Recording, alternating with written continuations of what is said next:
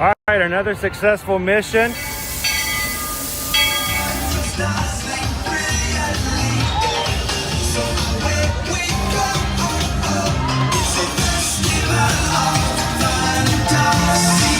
You just look strangely uncomfortable. Can you ask the raptor for motivation, please? Okay. She's very photogenic. Nothing can stop us now. Oh my gosh, I'm so excited. It's Chip and Dale. How are you guys doing?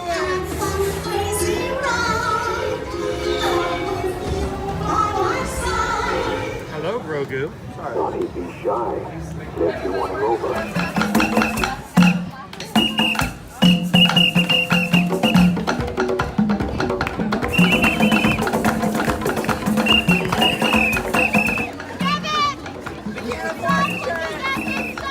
Universal Orlando Resort, Earl the Squirrel needs his own Christmas tree over here for the meet and greet.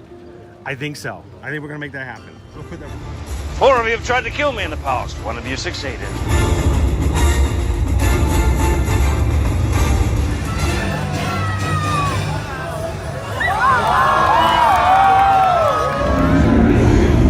Oh wow.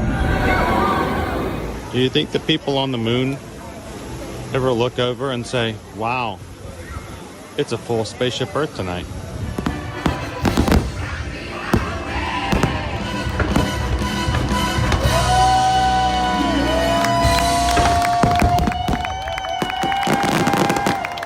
Well, welcome back to the sign welcoming you to Universal Orlando Resort. Terrifying, isn't it?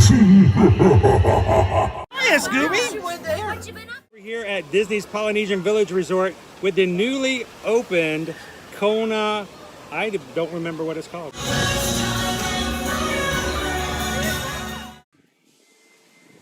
All right, and good morning, Magic Crew. Happy Thursday, October 17th, 2024. Live here at the Walt Disney World Resort. And look at the sun coming through the trees here at Epcot as we get ready to have another day at the Epcot International Food and Wine Festival. How's everybody doing this morning? Welcome in, Magic Crew. This is the first time you've joined us here on our Ear to Ear Magic live streams. Our Magic Crew is our community of people who come in and share their lives, their chat, and their taste for Disney food. All together, Monday through Fridays, we go live in the parks. And if you're watching today and this is the first time you've ever joined us, we'd love you to take advantage of the opportunity to subscribe and come back and join us every Monday through Friday as we come into the parks here at Walt Disney World Resort and the Universal Orlando Resort to have some fun together. And we're glad you guys could join us here today. Now, before we walk into the parks, yesterday, if you joined us yesterday, I was late getting started over at Universal Orlando Resort because we had an announcement from Disney. And I felt bad. You guys were probably watching yesterday and I'm so sorry guys. I hate doing this. We're over here trying to have fun at Universal and Disney makes an announcement and kind of steals the show. Well, you know what they say? Payback is fair. So today, as we get started to come into the Walt Disney World Resort, instead of being able to walk right into it and go right into the Disney bubble and enjoy Disney, I gotta share the announcement. Universal has just pulled the rug right out underneath them once more. Universal made the official announcement. Epic Universe, its third gate park, will be opening. I'm waiting for the drum roll. Is we get a drum roll? Drum roll? No? Owen's doing it. Brothers aren't really, they don't really make a lot of noise. May 22nd, 2025. May 22nd, just before Memorial Day weekend. We're going to have a summer of Epic Universe. So, great news. We've been waiting to hear about this forever.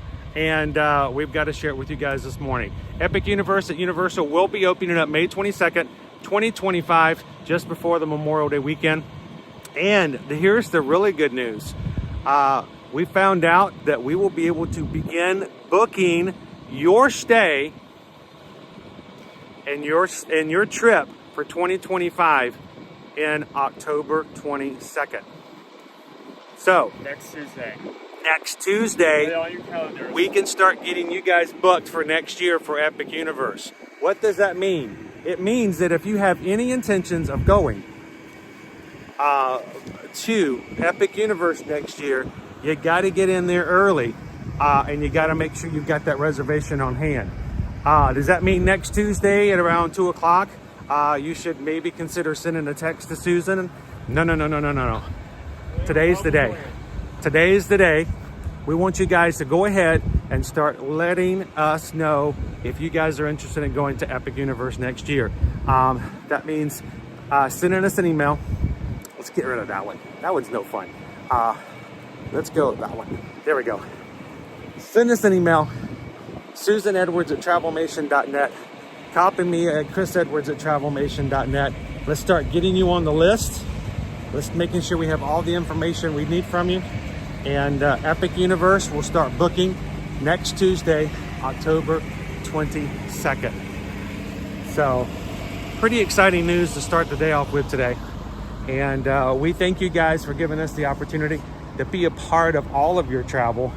And this is an exciting thing. This is a brand new park. And with all the portals, like Dark Universe, Isle of Berk, and Super Nintendo World, it's gonna be a lot of fun, guys. A lot of fun. So, all right, enough Epic Universe at the moment. We'll get back to it. It's time for an Epcot day.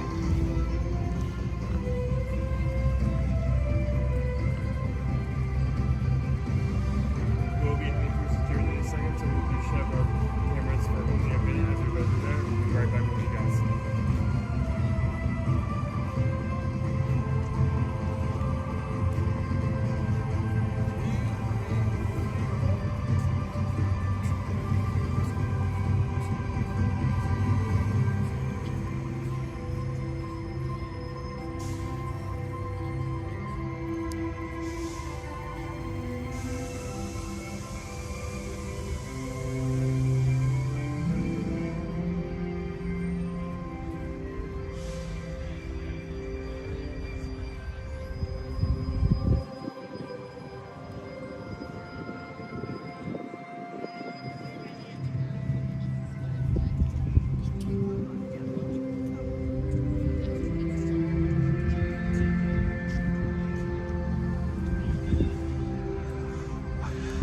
All right, let's get started.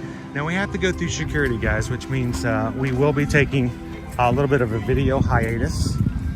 We will be putting you guys on hold for video so that we're not sharing any video or content from security itself. But as soon as we're done through the other side, we'll come right back to you guys. So hopefully it won't be too long.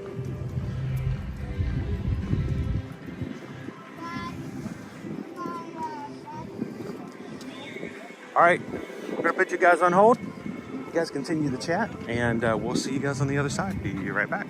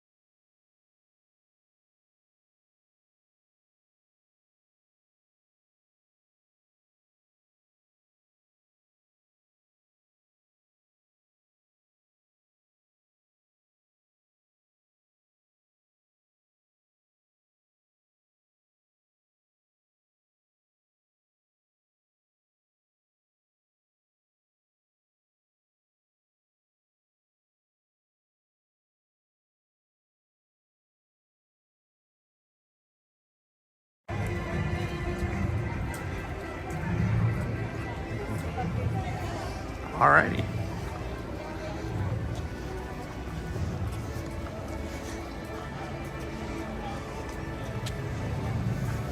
In other cruise news, it's cold enough for me to wear a hoodie for like 2 hours. I don't know if they can hear you. I'm talking very softly. What was that?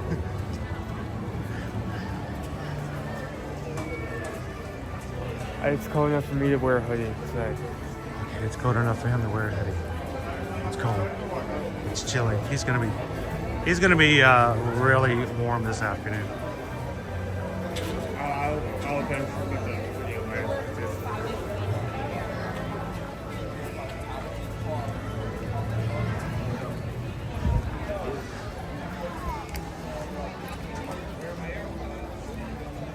Okay, I think there's just something up.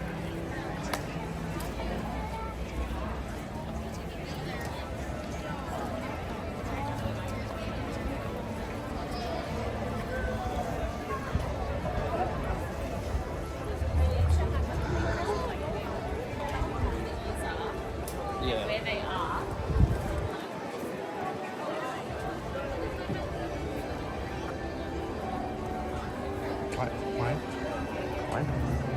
Why?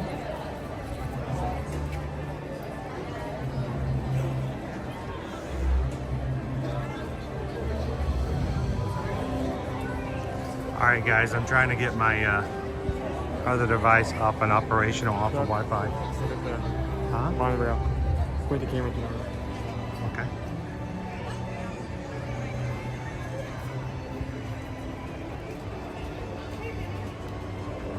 We're gonna be like looking straight up at its wheels though.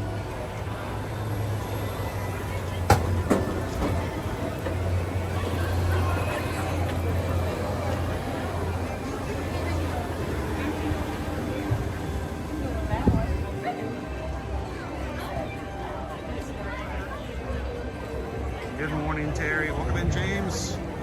Canadian Disney Mom, how you doing? I've been mouse ears and beers.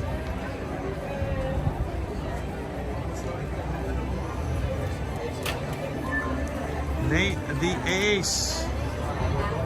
Thank you so much for being green in the chat, Nate. Nate has been a member of our Magic Crew cast for 15 months. For the first time in forever, Nate the Ace is in Epcot.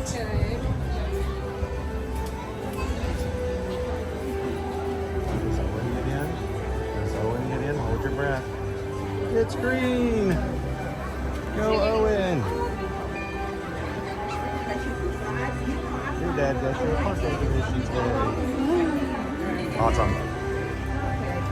He's in like Flynn, guys. Owen always worries about it. Today is his payment date for his annual pass.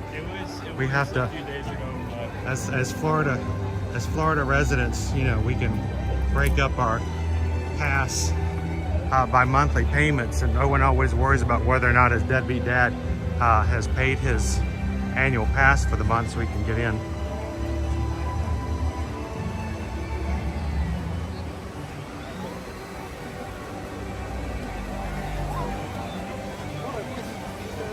Hello, Thorin! Loser Dorkface, good morning, good morning. Hello, Pinocchio!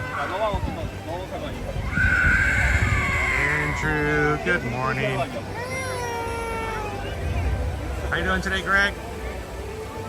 Charles is with us, gonna be here next Friday. Vanessa R. And you're right, Vanessa. I would love it if Brooks would bring back the character running shoes, because I would be that guy buying them just for that reason.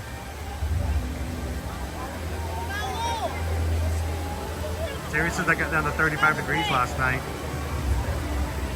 Hello, Antonio. Oh, you're fine. Canadian Disney Mom, so excited for Epic Universe drafting my email to Susan right now. I didn't even have time to create a graphic. I should have found a way to do that. On the car ride over where we got I was getting out of the lift when Susan's like, all right, the announcement's official. I'm like, timing. it's rough being someone who's in the field, who's supposed to also share this kind of information, because we have to do things on the fly sometimes. And it's not like I have a team like some of the bigger websites where they can just, you know, send it to their interns and it just shows up. So basically every graphic and every post on social media has been unfortunately touched by me. So Epic Universe opens May 22nd next year. We're going to start booking our clients their Epic Universe vacation for the inaugural year starting next Tuesday, October 22nd. So if you guys want to have a good chance of getting that in and making sure you can get to that park when it opens, next summer is the summer. Send us an email today.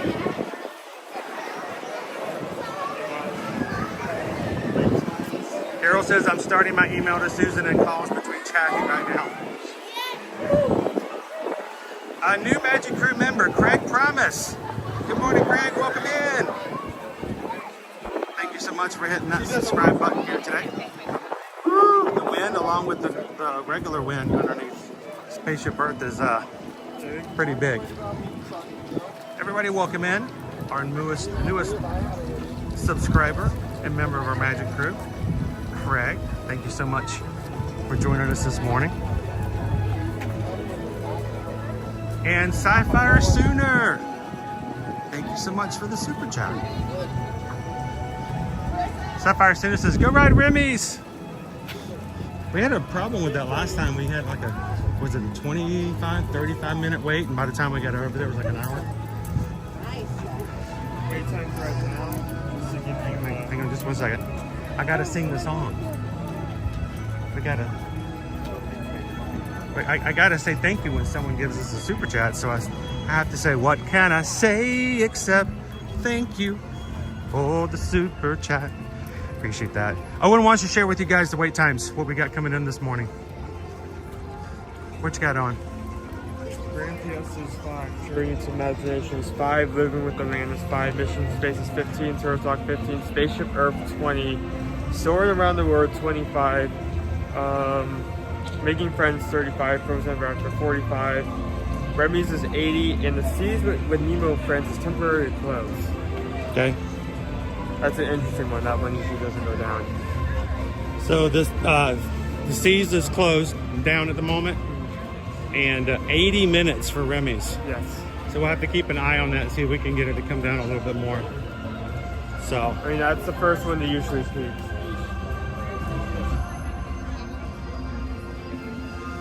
hello, Dreamaid. How you doing, Adam? Ghost Host says it was 28 degrees and frost here in Northeast Pennsylvania this morning. And we have Gus with us today, Michelle. Yes, we do. I actually duct taped him to my inner thigh just to make sure that we didn't walk out the door with him today. Yeah, we got into the lift and the car was like, wow, it's nice to study back. So with the nice cool breeze this morning, I kind of feel like, you know, especially since we're going to lose them here soon, I felt like I might need to get a pumpkin frappuccino, which I haven't. A pumpkin spice frappuccino. It's not real pumpkin, of course. But the line for that's probably just as long as Remy's. We do have a virtual queue for later on today over at Guardians of the Galaxy. But I anticipate that's going to be probably after lunch today. Vanessa says it's 70 degrees in Arizona this morning. That sounds amazing. Good morning, Sue Ann Cook. Lone Wolf wants to see the new Manatee. That might be possible. Just walking through the exit, yes. I mean, we can get the Turtle Talk, which I've been going against, just go through the back and just enter through there. Craig, I'm going to tell you, the people in this community are extremely supportive. They are extremely positive, and they are a lot of fun to spend time with. And, you know, I know everyone who streams goes, we have the best community. We're so awesome. Yay. But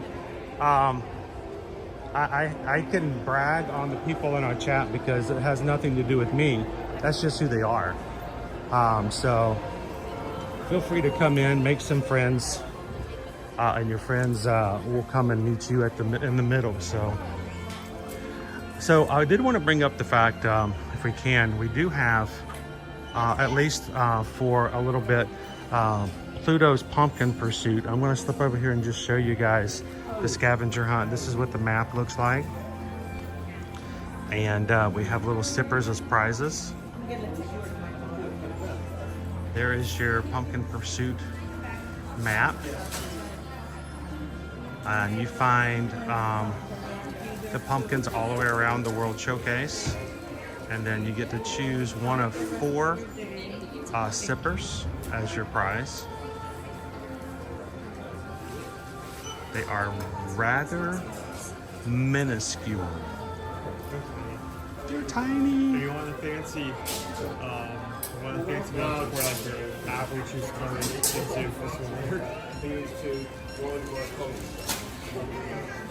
one? Wow, Tori's been working on her 50-mile challenge where she, walks or runs 50 miles. And she completed it 11 days. That's awesome. And I believe you get a Scooby-Doo. It's like a Scooby-Doo theme. Yes, and they still have the Remy scavenger hunt as well. The Remy scavenger hunt will go through the course of the entire festival. It's the Pluto that is just through Halloween.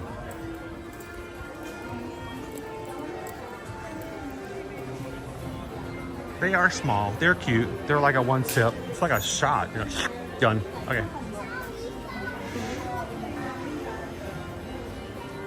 Oh, Pam. Pam brought Stitch with her to work today. Are you going to get anything done?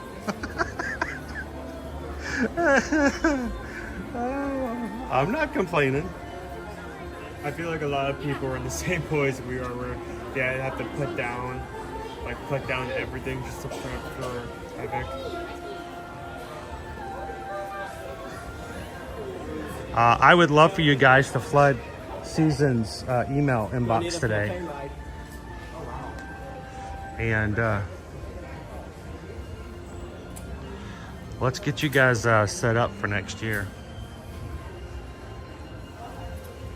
You guys are just popping in. They're already ready to wipe the Halloween area clean. Oh yeah. Oh, of course. They're ready. They're already ready to move on to the next thing.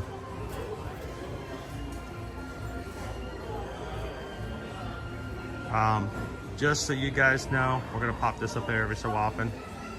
There's our Epic Universe opening date, May 22nd, 2025. Yeah, we're gonna be talking about that a lot.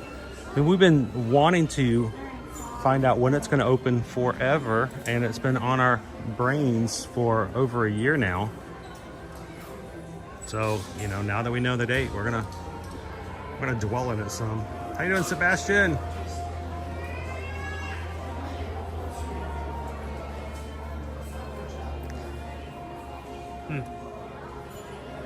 So Tori, when are you gonna come do an in-person race with us and run Disney?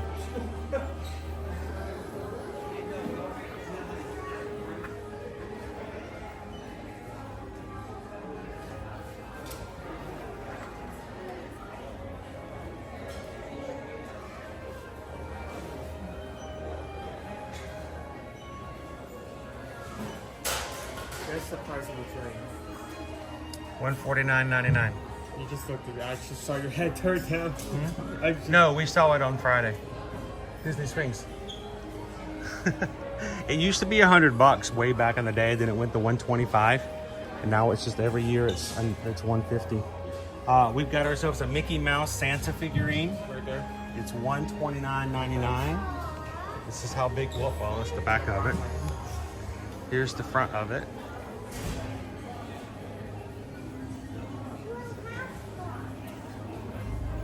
Morning, Andrea. Cake Toast is ordering his beaker costume today for our 5K. I need to do that. Marissa, good morning.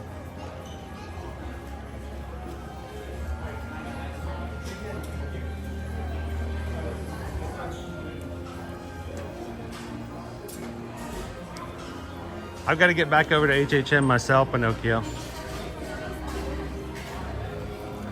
They still do have. Does it look like we may be missing some bowls? There's a bowl missing. When we were over at the counter looking at the pumpkin reward, there are only 3 bowls. Well, we have this one already. I think we have the other one. So we may be good. We need to get 2 more to get the set. If Susan wants to do that. So, howdy, howdy. I think I know who this person is. Hang on, since you're right here, let me turn this around. It has taken 3 weeks to find Lil Ducktator. How's it going? Good morning. Hey. Nice to finally see you guys. I'm the mama, little duck mama. The little duck mama. I love it. So I think, do you feel comfortable letting everybody know your name? 100%. I know all the patrons know who you are. Yeah. So all the patrons are like, I know who Lucas is already. So how are you guys doing? Yeah, we're good. We're good. It's a pleasure to see you guys. Yeah. Are you tired yet? No. We're getting our steps in, but we're good. Tell you what, you guys have been like all over the place, just like killing it as far as Alani. We started off there. It's beautiful. Just an amazing space, and I have yet to go to Alani. So even watching the photos and videos that you guys have put up, I'm like, oh, one of these days we're gonna get to Alani. That's beautiful. Yeah. This is Lucas. Oh yeah, of course. We're looking forward to this, Chris. Hi, Lucas. It doesn't happen if it's not on camera, right? Right, you gotta save it for later. And then you guys have been here for what, 2.5 weeks? Yeah. And then we made the mistake day before yesterday. We checked out of Animal Kingdom Lodge and went over to Universal, and we just It wasn't the same. The rides are good, but just the vibe and everything. So you guys were you guys over at Royal Pacific or Hard Rock? So we started off at Polynesian, and then we checked out the greenery was setting for our allergies. Right. And so we went to Grand Floridian. And felt very southern. It felt very southern. It's very uptight. It's very uptight. It really is like it's hard to relax for me at the Grand Floridian because it's like, everything's got to be just right. You're staying at Grandma's house, you know that touching thing. And then you went from the Grand Floridian to the Hard Rock. Hard Rock. Yeah, and we stayed there for a night. But the whole just vibe of the place. Animal Kingdom Lodge, right? Yeah. Did you get Animal Kingdom Lodge? Yeah. I need coffee. Then we went to the Hard Rock. So, Hard Rock, it's a different feel. Yeah. It is a completely different feel. It's too edgy. It's too edgy. Like, There's they need to round off some of the corners.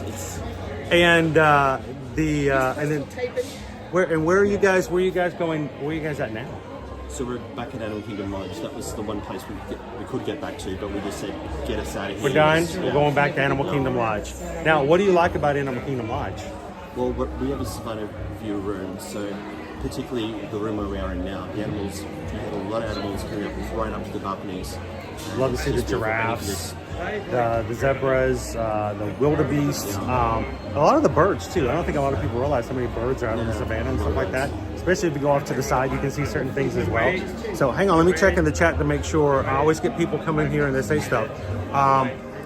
Steph says, good morning. I agree, Universal vibe is not my jam. So Haley says, hi, Lucas. Lori Loves the Magic says, good morning to the Ducktators. That sounds almost kind of crazy, the Ducktators. Mama Ducktator, Little Ducktator. So, let's see, I always get lost in the chat sometimes. Cake Toast says, Little Ducktator! You need Nevermore to join you. I haven't had Nevermore join me, my little bird. The Raven? Yeah, we're going to have to bring the Raven back again here soon as well. Good morning, Ken K. How's it going? Welcome in, Will. Good to see you. Laureen, good to have you in this morning on Thursday. Now, you didn't enjoy the vibe of the hotel for Universal, but did you enjoy the rides? I did. What was your favorite ride over at Universal? Rip Ride Rocket. Rip Ride Rocket? Which I got just idea of choosing the songs and everything? Yeah. I got a single ride in last time, but it's so hard to get out of the Disney bubble when you're working on it. But my first ride this time was Waterloo. We got back to Australia. So what are you guys gonna be doing? How much time are you guys here for? Well, we're here one more week and then we go to New York. Okay. So we're Big plans just for New York. Broadway. So Back to the Future, Gatsby, Cabaret. Oh, that's gonna be Lion King. nice. We've been trying to get to Lion King for 19 years. That's going to be nice if you can make that happen as well. Serendipity and And then after that, are you going to be heading home, or do you have one more stop? No, we go over to California. So we They're doing, this is like a big trip. For well, you guys. it's been a long time coming. We've had some tough years, and it's been great to. And I know bring Mom Mom's, back. I think Mom's having a good time.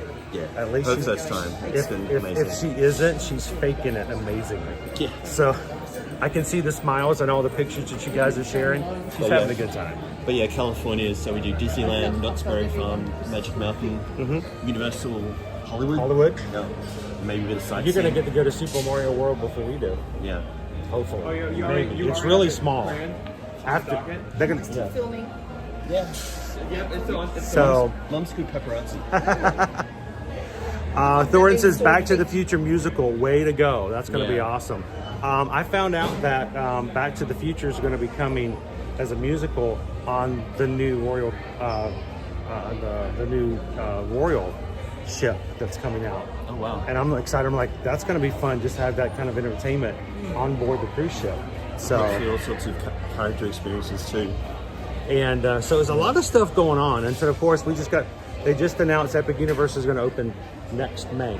Okay. May 22nd. So, there's just so much stuff in the future, what we're looking for and how we're doing it. But you guys have had an amazing trip so far, and you're not even done. No, we just Not even close. play through. Here, let me turn this around because there's enough of me. Everybody sees me all the time.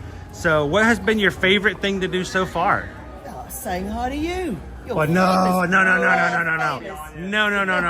That is not any fun at all. I'm just a blip in the matrix. I think all the gloriousness of the animals in Animal Kingdom. Oh, I And then love coming Animal home to the lodge and they're wandering around, giraffes saying hello and everything. It's just spectacular. I really do. You don't We love expect Animal that. Kingdom Lodge. The Yeah. vibe and the calmness of that particular resort is not matched by anywhere else. It's it feels so isolated.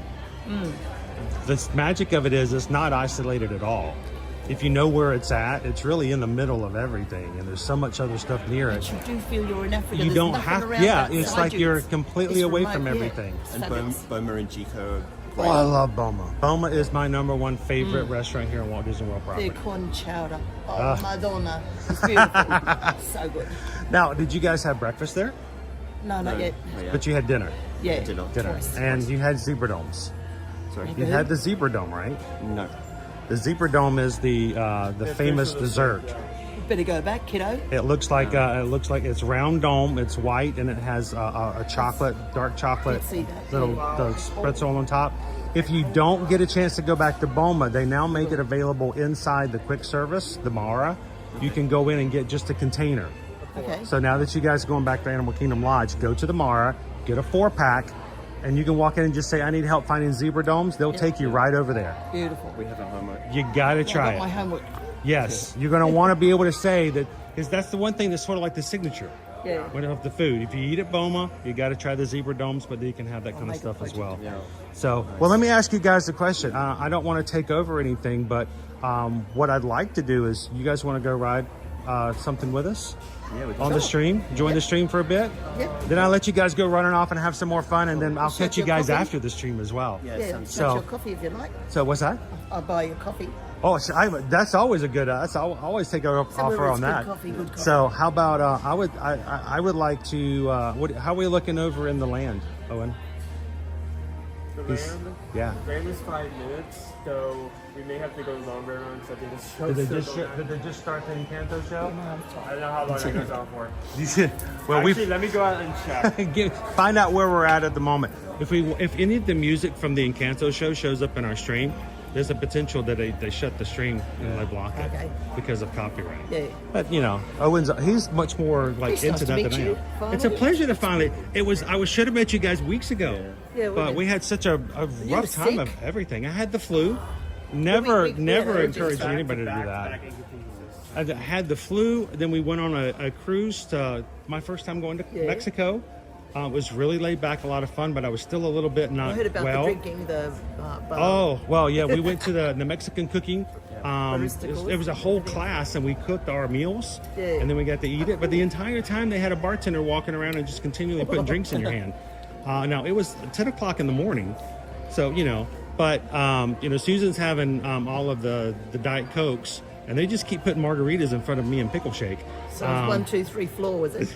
Pretty much, except it was 1, 2, 3, 1, 2, 3 second Arriba. floor. We went up to the second floor, sat at a table. I'm like, all right, what are we having?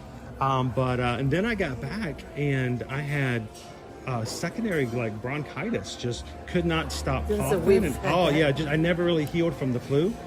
And then I pulled my back muscle last week. I'm like, it is just one thing after another. You need to buy a lottery ticket, Chris. All the kind of, I know.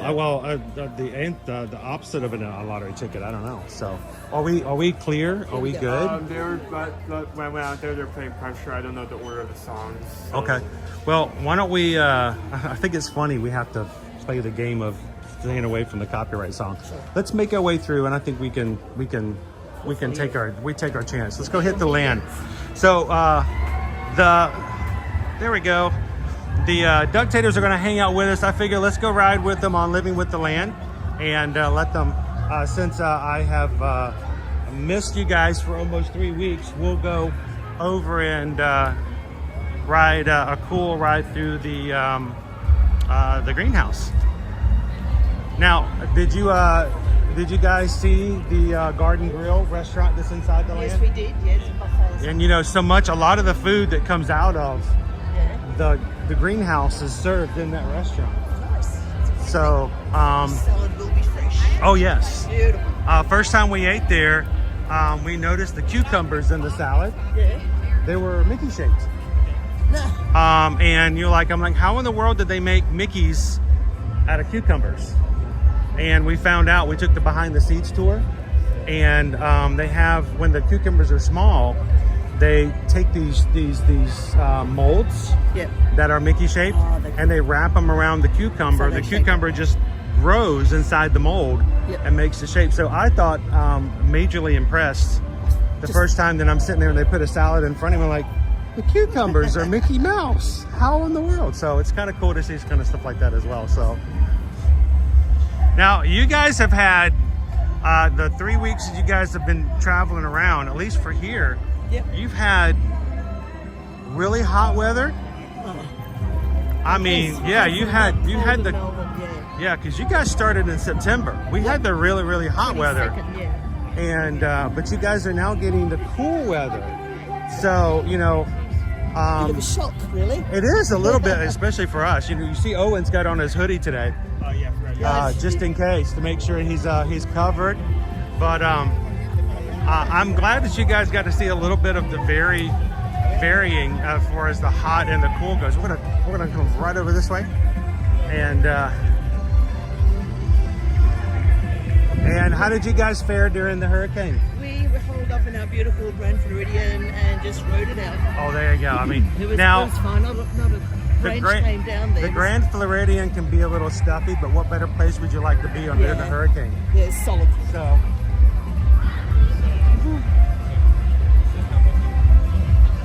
Sean says good morning from the very frosty Syracuse, New York. Syracuse is in the mid-30s. Gotta scrape that car now.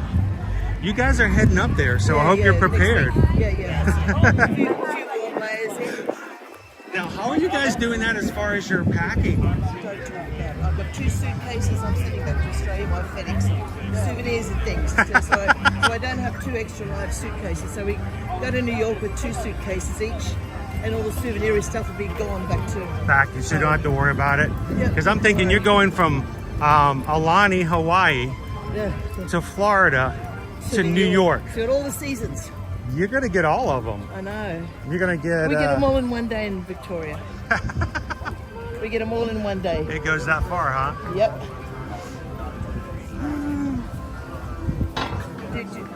Did Lucas tell you he's taking me on a Disney cruise for thanking me for coming over here? Oh, which We're one? doing Wonder from Melbourne to New I was about to Zealand. say now that It's a birthday present. Bless him. I'm glad that they have started with the port. Yeah. Now over, so they're going to have Disney cruises over in Australia. Australia too. And I'm really looking forward to it. A big Christmas cruise. We're going to do the land ride. Do Pirates of the Caribbean, so I better find some R stuff. Have you ever done a cruise before? No. Oh, they are so much Used to fun. have speedboats, but You know, not a beautiful big cruiser. You know, for us, we do group cruising and stuff like that. We've started doing the community because it is so much of a just fun thing to do. It's beautiful. But something to be on a ship like that and just to basically have your hotel go with you. It's so much fun. You guys are going to have an amazing It's time. got a beautiful stateroom in the middle, so if the ship's rocking with any wave action, we're stable. That's very thoughtful the way he's organised it. And he kept it a big old secret. We found out on my birthday. So he's a good kid. I mean, this is a really good trip, and I'm glad you're having an amazing time. Yeah. But boy, you get out of the Disney bubble into the dark side. You just want to get back. I couldn't get back quick enough. It's I felt very sheepish at the front desk yesterday, checking back in after one day away. we walked away. We came back. We came back. We came back, did the right thing. Then my giraffes were outside wandering by. Did the giraffes give you the look like, oh, you're back? Oh, hello. Yeah, they did. Annie says we're doing the Disney Wonder in Alaska next September.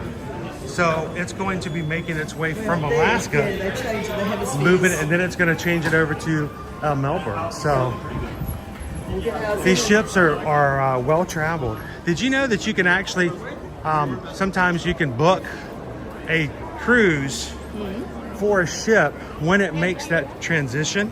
Oh, wow. And so, not always, but lots of times, like if they're bringing a ship down from Alaska and they're bringing it back down to the Caribbean, you can actually book to be on the ship when they make that like transatlantic journey. And I've seen people who do that before. There are times where they're bringing ships from Europe to here or vice versa. We have some clients that have booked a 14-day vacation before on a cruise ship, and it's just going from one side to the other. So no ports, you don't go anywhere, you're just going. We had friends in Australia, they just got one cruise ship on to another, on to another, on to another. So, where are we going? We're going to take a left here and go head on straight on down. We're so excited to meet you, Chris Smiley. I'm glad. All your stories, all your adventures, drinking coffee, watching Chris do it on the legwork. Jeez. I have hated it that I have been ill. I have missed so many of our community over the past few weeks because of me being out. But that's very unlike me. I never not come to the park. So. Where we going today? Yep, we're going to go right in here. Let's make sure we've got our guys with us.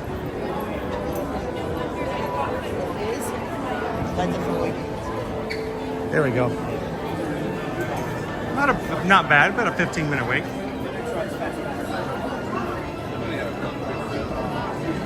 So, good morning, Stephanie. Says, had a tough experience Wednesday getting my son's disability pass approved. Not like Disney at all. He's autistic, had to meet with a cast member and a doctor. Need lots of Epcot positivity. Did you get it approved? That's the main thing. Hopefully that all came through and everything's good that way, right? So... How do your feet survive? That's what I need to know. Well, these are actually brand new shoes because the last ones, they were so warped. And I probably don't change them out as often as I should. But these shoes are probably good for about 300 miles. And I go through that really fast. So I don't really have too many feet problems. I also, this is what I've learned. Before I started doing streaming, I just wore regular Nikes, just whatever Nike I thought looked cool. No, you need something with a little bit more support. And I also learned something else I never knew.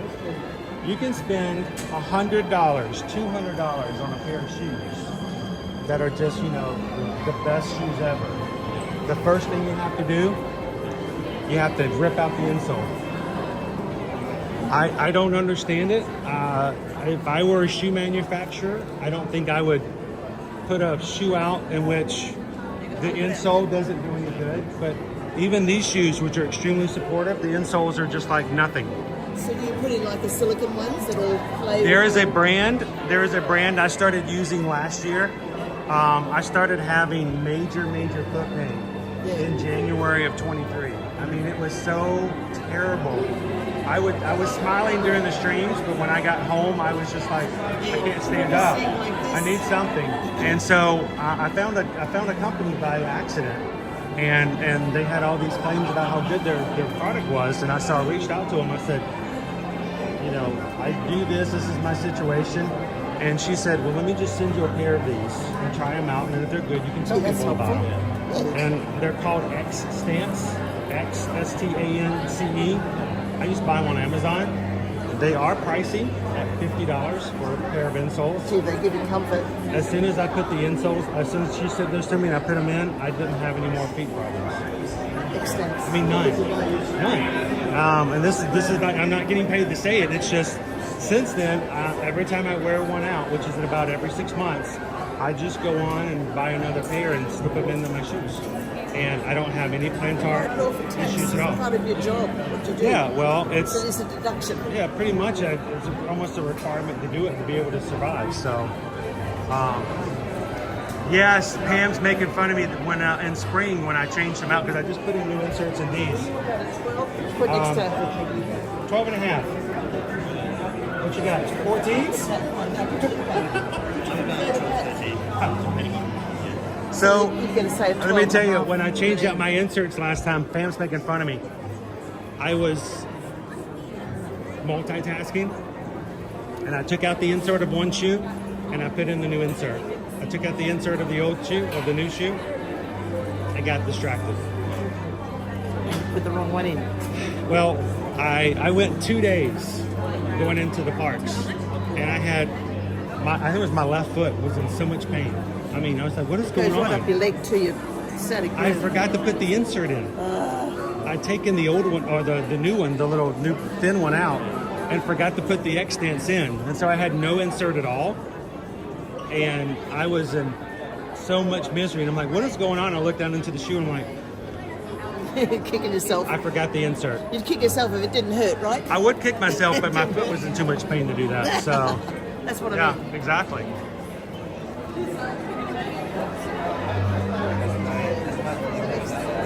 Hello, Michelle. Oh, Stephanie, it's good to hear that you did get it approved. I'm glad of that. I know I tried. Hello, Locust. How are you today?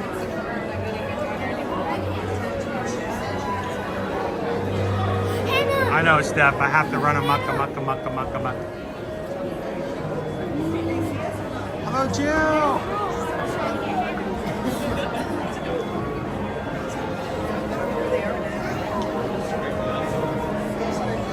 Just a little extra for you from Dream Aid.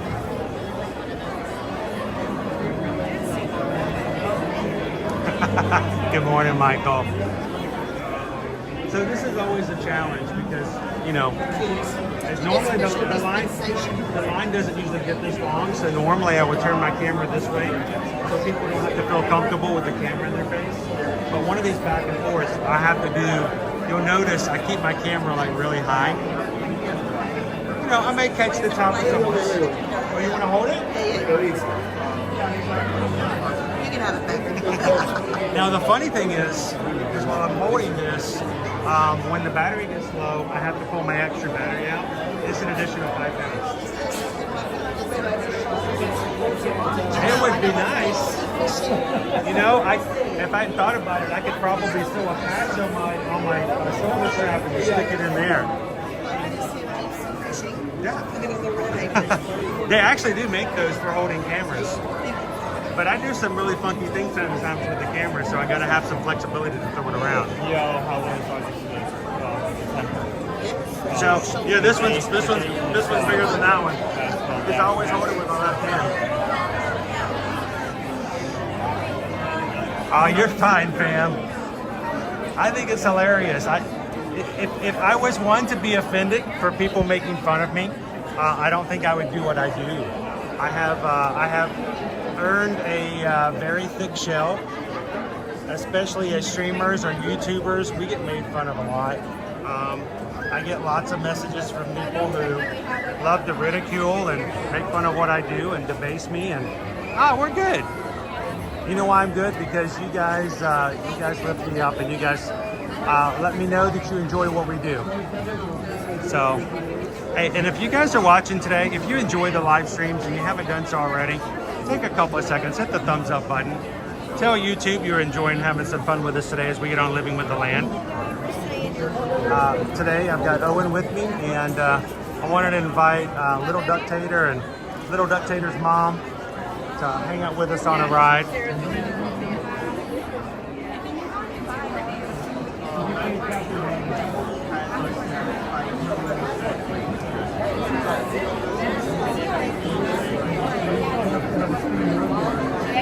And if you guys are familiar with Lil Ducktator, his name is Lucas, and he has been putting lots of cool things. He puts all kinds of cool photos and videos of his vacation so far over in our Patreon chat, just like all of our patrons do. So if you are part of our community and would love a chance to get to know, meet, and spend more time with people in our community, even outside of the live streams, go check it out, patreon.com/yeartoyearmagic.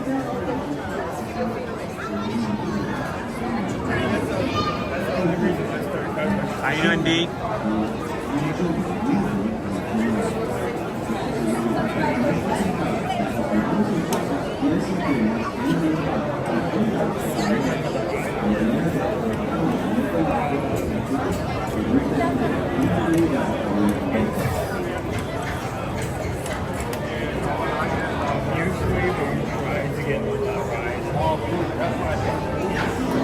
Beautiful sunland.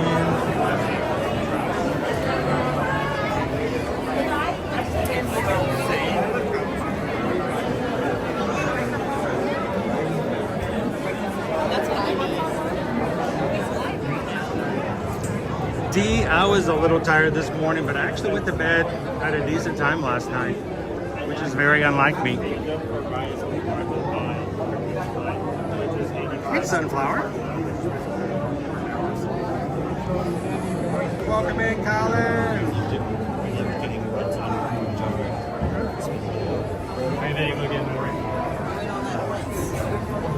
How you doing, Enchanted Belle? Now, Enchanted Belle, this is the first time we've ever joined us here on Year to Year. Signed up as a volunteer to be on my stream. Someone who might not feel comfortable with a camera in their face, I tend to be a little more off to the side. So, thank you for letting me show this awesome carpeted wall until we get into the ride.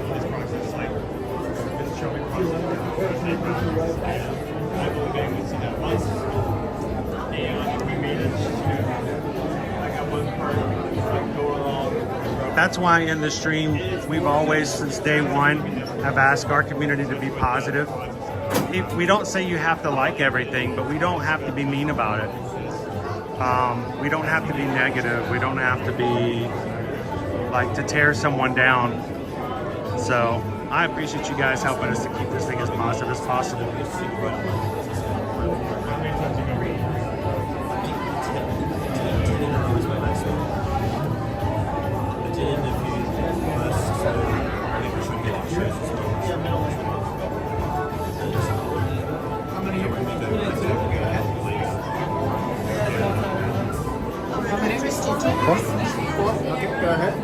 Do you talk in your sleep? I don't know. I've never listened to myself.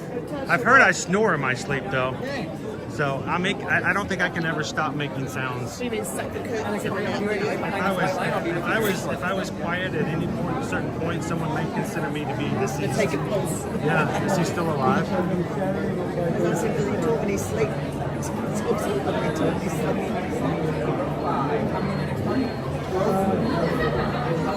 Pam, did the teachers get the majority of their items on the wish list? 4. 1 and 2?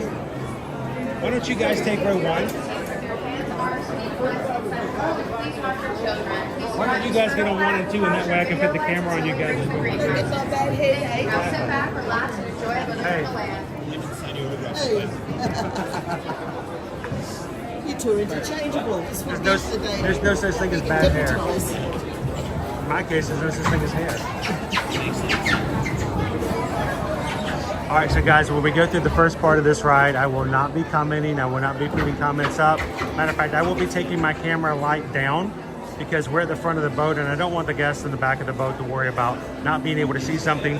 Maybe this is their first time riding and I don't want my camera to be in their way. So you guys continue to chat. If you have questions, feel free to ask the mods. If it's something specific for me, hold it until we get to the greenhouse and I'll be back with you guys in the chat after that.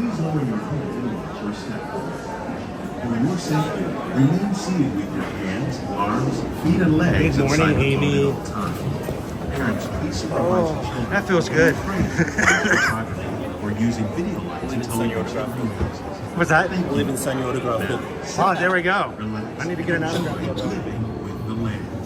Por su seguridad, permanezca sentado. All right, did you guys behave on the ride? Pies y piernas dentro del barco. Cuida los Behave. pequeños. A manera de recordatorio, no tomar fotos, flash y luz de video antes de llegar a la línea alterna. Discovery and awareness. The richness and sudden changes are sweeping over the land. The approaching storm may seem violent and destructive to us, but to nature, it's a new beginning in the cycle of life.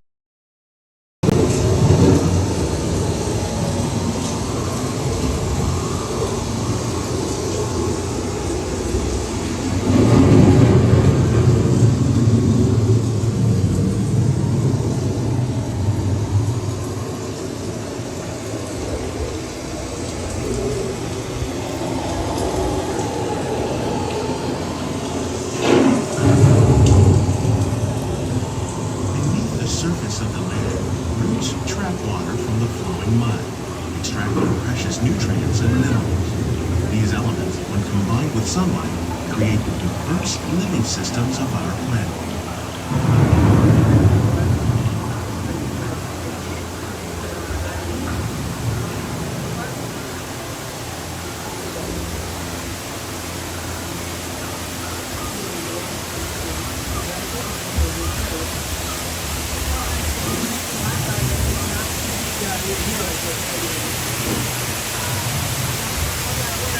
One of those living systems is the rainforest, home to the most amazing concentration of life on our planet. These dense and beautiful forests cover only a tiny portion of the Earth's surface, but they contain more than half of its plant and animal. Rainforests are also extremely rich in productive living systems, providing us with oxygen, food, medicine, and other elements essential for our lives.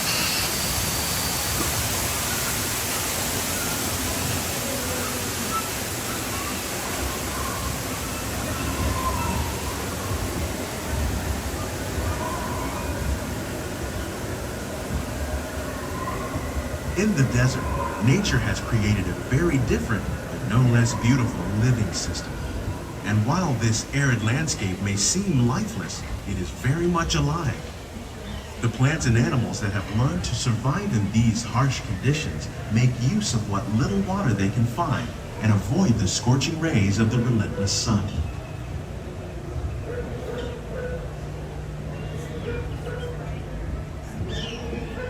The American prairie once appeared as desolate as the desert, but over time, rainwater and nutrients gradually penetrated the hard surface of this land. Even the hooves of the mighty buffalo helped create the rich soil that would one day become home to the American farm.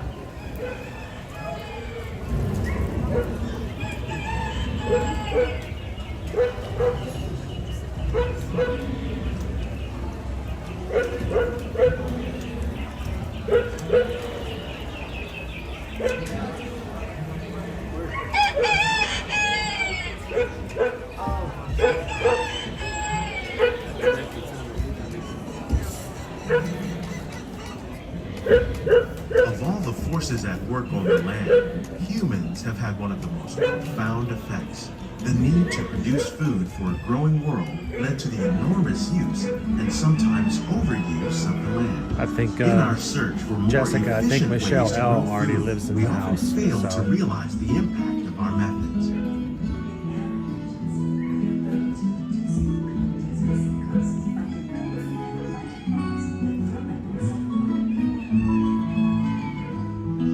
Today, we're learning to live with ways to grow food that will assure both human and environmental well-being. Here at Epcot, we're learning to reduce the need for chemical pesticides by breeding and using natural predators, like ladybugs and wasps, to control pests. In the farmlands across America, we're learning that by plowing under vegetation containing natural fertilizers, we can enrich the soil without the use of chemicals. In arid regions, we're learning to produce food on desert seacoasts by developing and planting crops that thrive on salt water. In Japan, we're learning that by mixing leaves and other living materials into our soil, we can make farmland more fertile without the need for chemicals. Here at Epcot, we're learning to reduce the need for chemical pesticides by breeding and using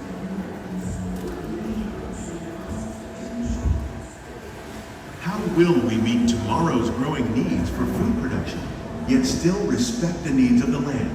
Some of the answers are being discovered just ahead. To help us maintain these carefully controlled ecosystems, and for your safety, please remain seated in your boat at all times.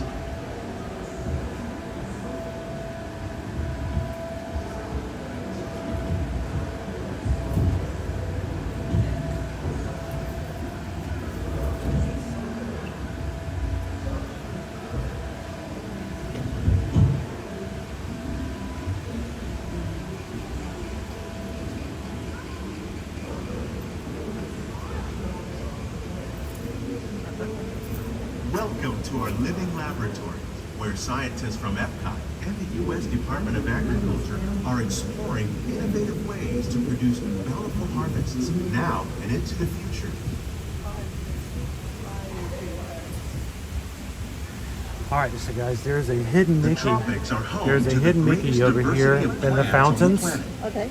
You'll Many see on one of the like levels papaya, up, you'll bananas, see those little stack of cacao, rocks. coffee, and rice are Look well around known there and you'll be able to around the world. find 3 rocks on the rock over These here are to the just right. a few of the edible plants that that have has been an important source the of hidden nutrition Mickey right for there on people top of living it. in the tropics. Many are rich in vitamins and minerals, while others Okay. are well adapted to growing in less than ideal conditions. Some, like the water lily, thrive in wet, swampy So, areas and waterways. nothing All like a parts little of this hidden plant, Mickey every even the now and flower again. petals, are edible. The starchy root of the plant has long been used to make flour It'd be lovely, for right, to baking. have a cut lunch on. It'd be lovely, right, to have a lunch to let One lunch. day, many Few of these margaritas. lesser-known tropical plants may be as important as the bananas growing on both sides of the boat. What's really rough is when you go through the garden grill, you can More smell all than the food 28 coming million down. tons of bananas are eaten annually, making it the most What popular time do you fruit guys in the not go for a world. break? Do you want to have right after this? We can go to the garden grill if you like. My treat. Well, you have to have reservations for the garden grill. I know your face. Surely the guy I will get us wish. in. I wish. Well, I'll just try I'll just say, hey, I'm from Australia. We're really hungry. And I know a Polish something. I think you can put a bowl up for us to grab something for like our food for today. We can grab a treat. In Australia, Actually, these are pests. What I really wanted to do, I would love to go with you guys over to the Australia booth. Did you go to the Australia booth already? I would love to grab something from the Australia booth and have you try it and go, well, this is really Australian. We can do that. I could be a star of stages screen. Of food, that's all the only star I want to be of is of lunch. To save millions of gallons each year. Our small We can fish channel our NEC going. 5,000 pounds of fish each year to These serve guys in in Australia are a noxious pest. Are they? Innovations like this Well, I'm sure they're quite invasive. and still protect natural resources. Oh, the freshwater shrimp are really small. Yeah, they're small. There's a big one at the bottom.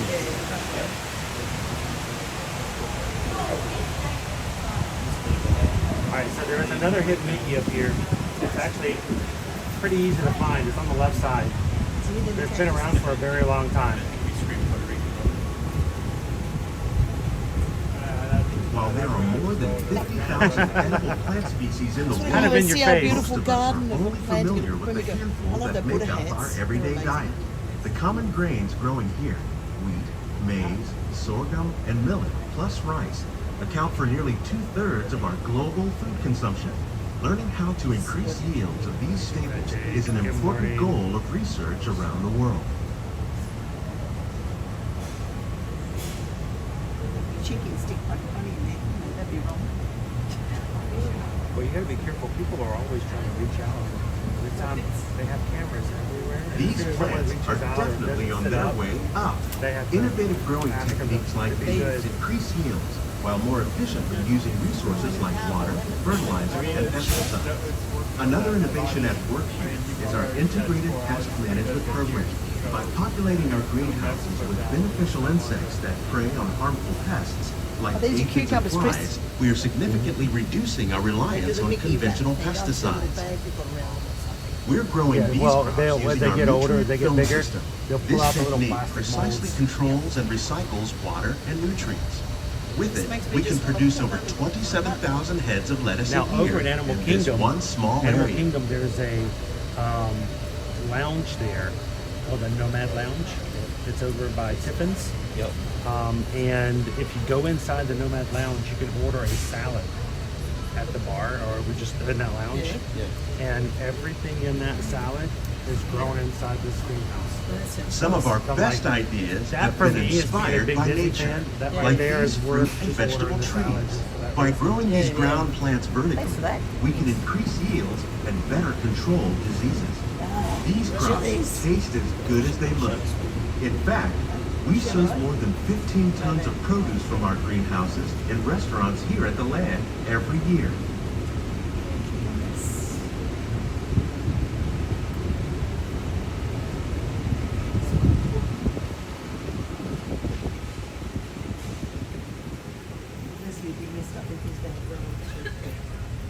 You should have an experience where you go through and you can pick from certain things and harvesting cook. harvesting Yeah. tour. Yeah. That would be fun.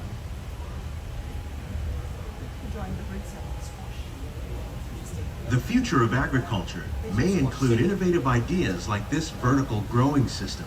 Plants grown in this way use a fraction of the space required by traditional growing methods. That saves water and increases production. The aquaponics system on your left combines hydroponics with aquaculture. The fish provide a natural source of fertilizer for the plants, and the plants help keep the water clean for the fish. It's another great way to produce more while using less. In our lab, Epcot scientists are working with the U.S. Department of Agriculture on a number of Of course, innovative during the projects. holidays, there's The lights. goal of these efforts all is in to these produce tunnels. higher yielding. So Christmas time we'll come back and there'll be all lights everywhere in the tunnels. Beautiful. That's okay. You can watch with us. You'll see them. I'll watch you. I'll follow you. All right, Wahharidi, it's time for your song, man. They love this song. These greenhouses represent just a scientists, farmers, and even backyard gardeners are doing their part to improve the quantity and quality of food that we all rely upon. We can continue to find more ways to increase food production and protect our precious natural environment. Living with the land.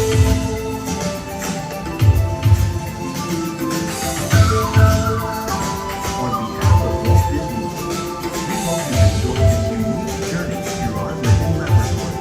If you like to click on and check out the behind the scenes walking tour, it's a chance for the whole family to get up close and personal with the plants and growing techniques in our laboratory. Please keep your hands and feet inside the boat and remain seated until the boat comes to a complete stop. Good morning, Chris K. Enjoying that bit of second time around. Man. Remember, guys, the ceiling on this is pretty low for tall people. Make sure to watch your head or watch your language.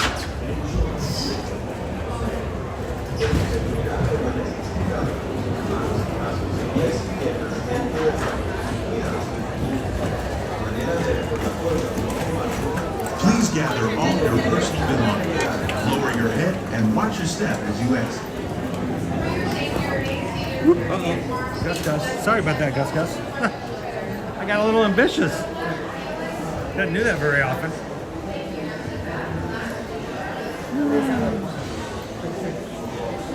Owen usually runs ahead and holds the door for everybody. That's a good boy. You got him trained. I wish I could say I trained him to do that. He just does it on his own. Welcome in, Raiden. Yeah, Susan put up the food poll for you guys to choose what we're going to have for lunch today to check out here in the Food and Wine Festival. You guys keep putting in some votes there. Owen, do we know where the Australia booth went? Oh, it's just It still moved. in the same terminal area. Huh? It's just still in the same terminal area. Like it did move, it only moved over like a few. Well, I don't think let's head on up. I don't think the permanent booth is ready, and I think they relocated it. So we may have to ask around. So hungry, I need a wombat. Have a ticket.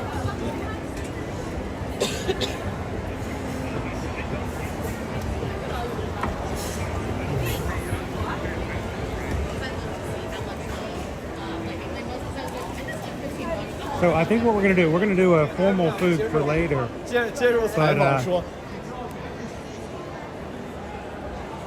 just for fun, since we actually have some actual Australians with us right over here. G'day, how you going? I think we have to actually go over to the Australia booth.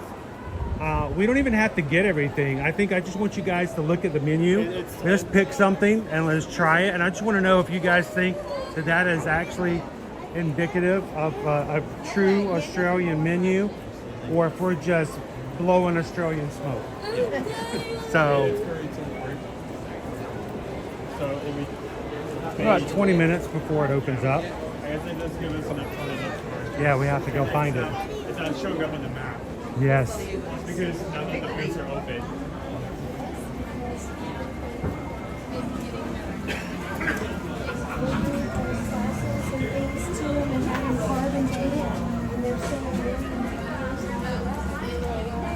So you guys know that these murals that were put up by hand, right? With the rocks and the tiles. Each of these murals is an exact mirror of the other. Wow. To the point where you can pick a space anywhere on this wall, walk over to that wall and find the exact same space. With the exception of one. They have intentionally, when they put it together, there is one tile on that wall that should be a brown color, and they made it a green, transparent green. Okay. And that's the only difference between the two murals. But you know, such detail. Yeah. I think sometimes we have problems in our lives where we have days where we don't think much of ourselves. You know, we think that because of what other people have said or done or their behaviors toward us makes us think less of who we are. Yeah. But I think sometimes we forget that, you know, and how we were created and what we were done, that it comes down to even the smallest of details makes us what happens and who we are. So think of us as that wall that we have been created through our own experiences, through our own things and how we do things and how we've reacted and how we've grown.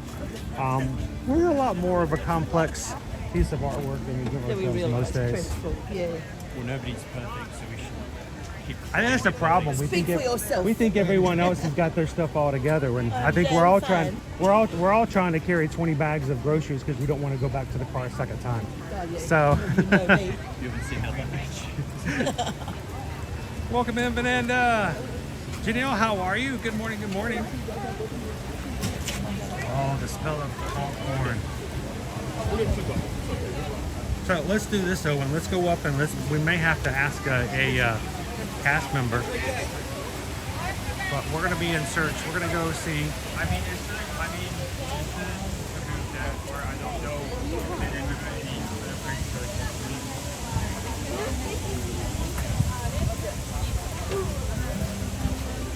Good morning, Blue Ridge fans. I mean, if not by sight, we can track it by the snow because if they're already prepping for like to open by 11, they should already have some things on the ground. The snow is really hard to miss. Man, this nice cool breeze. Just imagine 6 weeks ago, I mean, I was still just dripping with sweat. I know that's disgusting and nasty to think about, but it was just that hot. Yeah. And all that we did and moving around the parks. And now this is very, very comfortable, very nice. I can't wait until we can get this kind of weather back to back every day. It's going to heat back up in the next coming days, but I'm a Disney dad says my family compares me to my twin brother. That's extremely rough, being the fact that there's no reason to do that. But this is the other thing that gets me about people. Sometimes people don't get along with others because the other person doesn't think exactly like them. That's boring. If everybody you know that you're friends with is exactly like you and only likes what you like and you only like what they like and everybody's in agreement, then that takes the fun out of everything. So let's not all be the same. It's like driving into a neighborhood where every house is exactly the same. They're all the same color, they're all the same shape. You know, walk into that, when you walk into those neighborhoods, don't you get this cringe, that weird feeling that this is not the place to be? Yep. Ticky-tacky little boxes, remember that Yeah, song years ago? no, I don't want that. That's not the neighborhood I want to live in. thank you. All right, so there's Bramblewood with our lovely asparagus.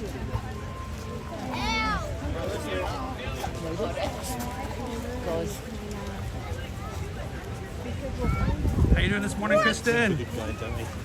So if you guys are just joining in, we have our friends Lil Ducktator and Lil Ducktator Mom Ducktator Mom hanging in with us this morning. We are going to do we have a food poll up, guys. That will be our full food review for later. But since we have our guest with us from Australia, this is just off the top of my head. I'm like, let's go to the Australia booth. I want them to read the menu. I want them to give us their opinions on what's listed on the menu. And then let's pick an item and let's get some and then let's taste it. And I want them to tell me what they think, if that is really an Australian dish or not. We had a member of the Magic Crew from Belgium 2 years ago who, when we were coming through, I specifically ran over to the Belgium booth and said, what do you think of this menu? They were just like, oh, this is terrible. We eat more than waffles. So,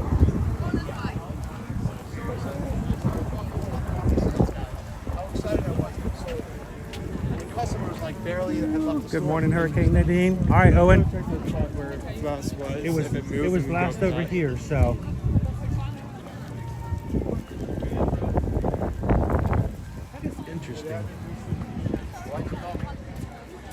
Interesting to have a tire track like this.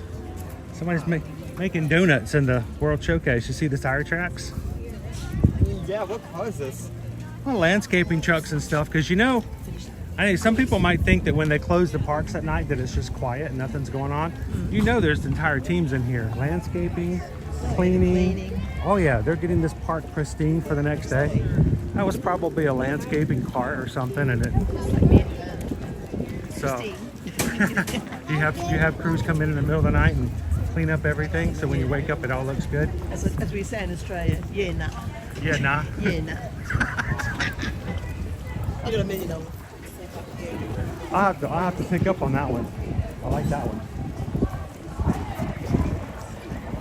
So Chris, in Australia we know that the wild dogs were dingoes. Okay, I apologize. What I had for breakfast. I apologize for all the jokes that I've done on It's a Small World. Oh, you're okay. Okay. Because you know what I have to say when you walk by, when you go past the one with the boomerang and the dingo. You got to do the Seinfeld joke, right? The dingo ate my No, you got to do vibrator. my joke.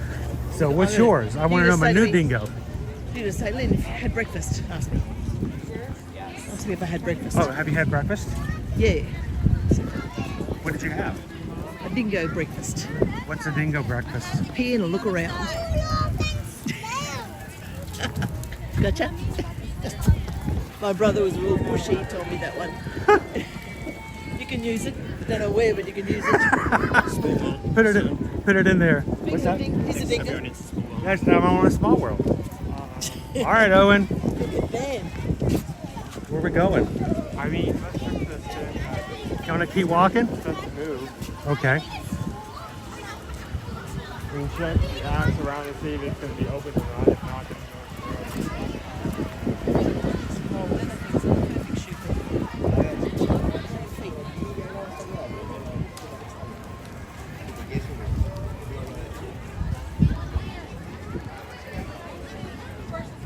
There's Asha.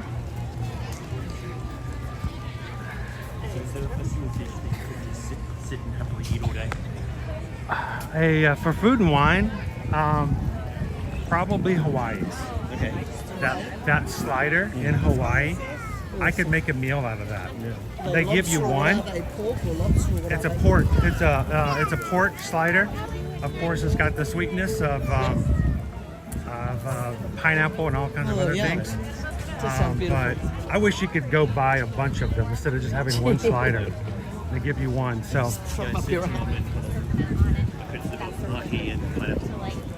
you good? So they moved. Guess where they moved to? Wait. Not at Small Waters. The land. Yeah, we're Where? The land.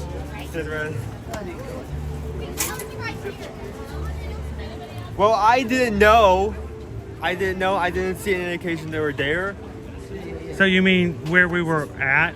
Yes. At the land? Yes. Was where we wanted to go? Yes. See, we've thrown your nervous system out. See, now you know why we had to buy good shoes. Yes, you got the right soles in today. And our cyclones as opposed to your hurricanes. You just go from left to right when we go right to left? Something like that, yeah. I mean, at this point, maybe it's easy. I mean, there's a reason why you say you most Pretty likely much. walk a 5K every day. We could walk to Australia by Plant now. a few trees to offset the... Our carbon footprint. Oh my goodness. Australia is in living with the land. That's the area we just walked out of and walked all the way here to find out. I knew it wasn't where it was supposed to be.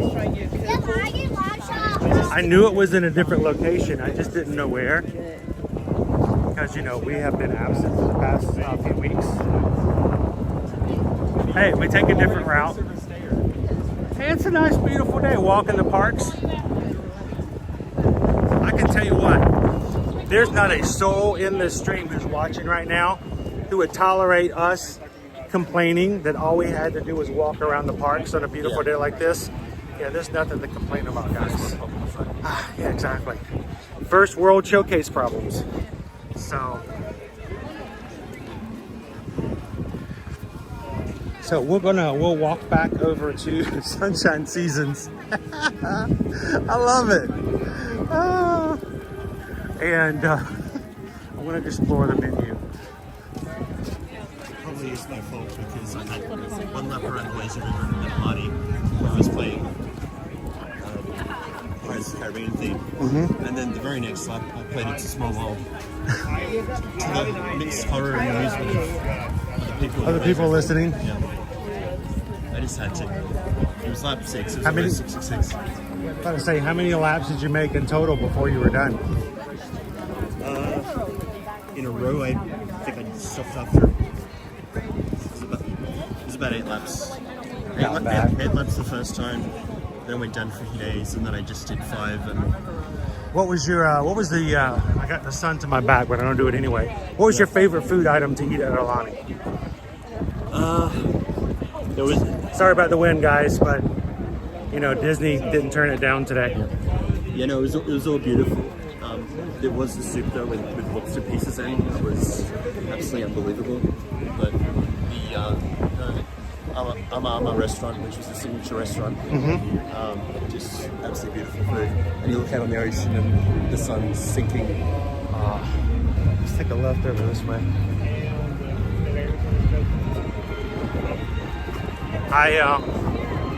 I think that when we would do our visit to Alani, it's going to be a lot about the food. Now, did you guys leave the Alani bubble at all? We did. We had a tour of the north and east shore. So we drove around and we saw different things. We saw a coffee plantation. We saw a Gilligan's Island, so the island that they actually used. Oh, really? Yeah. So that was pretty cool. We went to Diamond Head, where in Blue Hawaii Elvis has the picnic scene, right, with a young lady, and I teed up an Elvis impersonator and a puppet and an Elvis puppet on Cameo to record some custom lyrics, and so I had the Elvis impersonator serenading Mum on Diamond Head to Blue Hawaii. That's pretty awesome. And Puppet Elvis sang Blue Alani, which is my own little tweaked version. The Puppet Elvis, gotta love it. We don't talk about Bruno. We don't talk about Bruno. That no, it's cool. It's in the movie. Elvis's character's really excited, saying, this city has such a future, and to compare side by side, like what it looked like in the movie and what it looks like now. Yeah, so that was cool. What else? We drove past. We drove past and stopped in the valley where they shot Jurassic Park, and you can actually take horseback tours through that. Oh, that would be amazing. That will be on this is another time. This is my concern, is that when you come to Disney, oftentimes you stay on Disney property, you do Disney, and that's all Disney, right? Yeah. Well, when you go to Alani, it's a beautiful resort, but there's only so much you can do in the resort because it's not a theme park. It is a hotel resort. So I feel like you gotta take advantage of a lot of the other opportunities and things that are in the area. And I wonder if there are people who come down to the resort and hotel, never walk out the door. I'd say so, yeah. And that kind of makes my heart hurt a little bit, Yeah. So. Probably the major highlight was the luau, though. I was going to ask, yes, did you guys do the luau? Did you get a Disney touches? Like 15 minutes to stick their heads in, right, for about 5 minutes and then go, but just kept very traditional. And that was beautiful. Did you get up and dance? Yeah, I had a little boogie. I had my little Stitch, so Stitch got up and shook both sides. So, what about does the staff refer to you guys as cousins? Friends? I would have a hard time not calling everybody cousin. Family. We visited. We went up that way. God. We literally went up this ramp. How do we not see this? This is right here. I think you tripped over it when you came through here too. You tripped over and said, "Oh my goodness, I tripped over this large Austrailia menu sign." Now listen, talk serious now.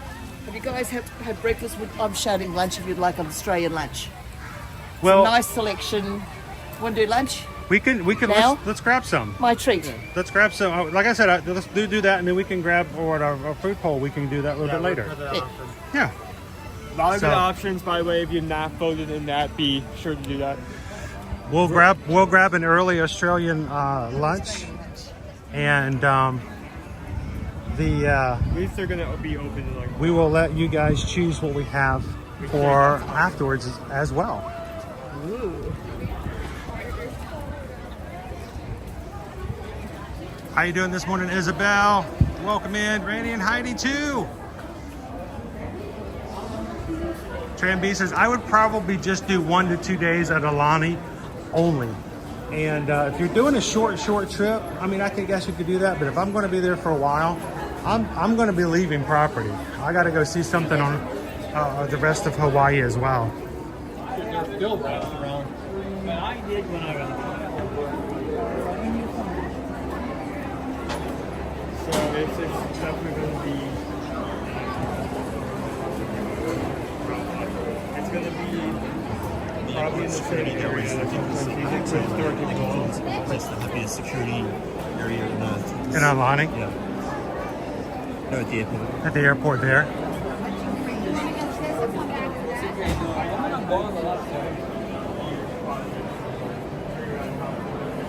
But yeah, they have Mickey, Minnie, Donald, Daisy, of course, Goofy, Pluto, Stitch, Shelley Mae.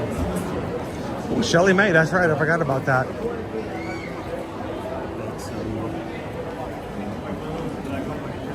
All right. I'm going to turn it here. There we go. Well, this place looks familiar. It's like deja vu all over again. Wow, Living with the Land is now loading at 30 minutes. I mean, if you're Owen, see your shadow. We're going to keep doing this. We could do this all day. We do all the time. How you doing, Three Strands? Welcome in. Thanks for Ninja watching today. Thank you to all of our Ninja watchers out there. Tori says, when my fiance left me, I took my mom to Hawaii for 16 days. I called it my mom moon. Yeah. There's a hunter's moon today, is there not? I think it's still active. The hunter's moon is like a big, giant, big moon. Like, yeah, you can see it really well. And today, I think here, Burger King is, in certain locations, they're serving purple Whoppers. Like they're coloring the buns purple. I don't know if they have anything to do with each other or not. So here's Australia. Okay. So this is what they say you guys represents Australia the best. Grilled bushberry spice shrimp skewer. Sweet and sour vegetables, coconut chili sauce, $7. The roasted lamb chop with mint pesto, crushed salt and vinegar potato chips. And then a lamington, yellow cake with raspberry filling and chocolate and coconut. So, how are you guys going to do this? Yeah, we can do this. I say we do it. Now, normally what we do is we just kind of get one of everything. Is that cool? Yep. And then we just all try it, and then we kind of review it together. You're not getting my lamington, I'll tear your head off for that one. All right, now So you want to just do the three? get the full 3 things each. There we go. That work? Okay, they're real Australians. They're from Australia, so we brought them here to try the Australia menu. Real. No pressure. So let's try wombat meat. Get out, try some. You want to get a try out? So, are you guys? Are the prawns from Malulabar? Bet they've heard Malulabar. Thank you. Look, you can see the they have the shrimp skewers. You're gonna hold them for me, Owen. There's the lamington. Oh, veggies, yummy.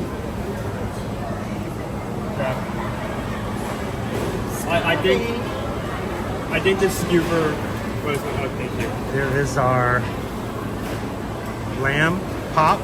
I think the with potato skewer chips was my favorite item throughout all of this, just because it is spicy. Like there's like wild berry actually fits it in because there's like a hint of sweet berry in the background, so you get this sweet and spicy. Where's the rest of the animal? It looks lonely. We've got all the shrimp skewers coming. Oh, with the sauce triple.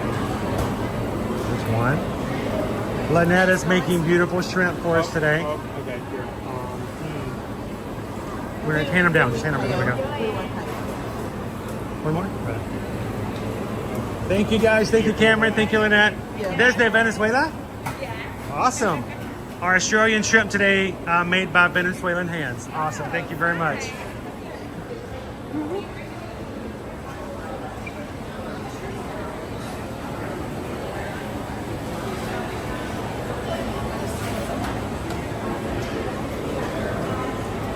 I've got water. I'm good. Yeah. Oh, Pam says that lamb looks bad. It wasn't my favorite the last time I tried it, but who knows? I mean, they changed kitchens. It's a different piece. I may have a different opinion. You never know.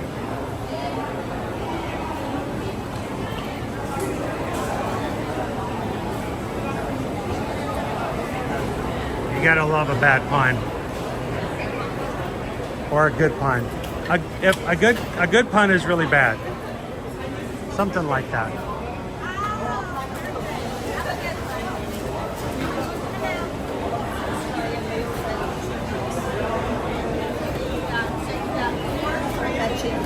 Or you tried them. So, Princess Audrey, this is not our official lunch. We're gonna do a bonus today, since the Ducktators are with us. They are from Australia, so we're all gonna eat the Australian menu items today, and that way they can tell us what they think of the Australian, and then you guys can continue to vote. We'll close our actual lunch poll later, and we'll review a second. So we'll have a bonus today. Really excited about the second pork option.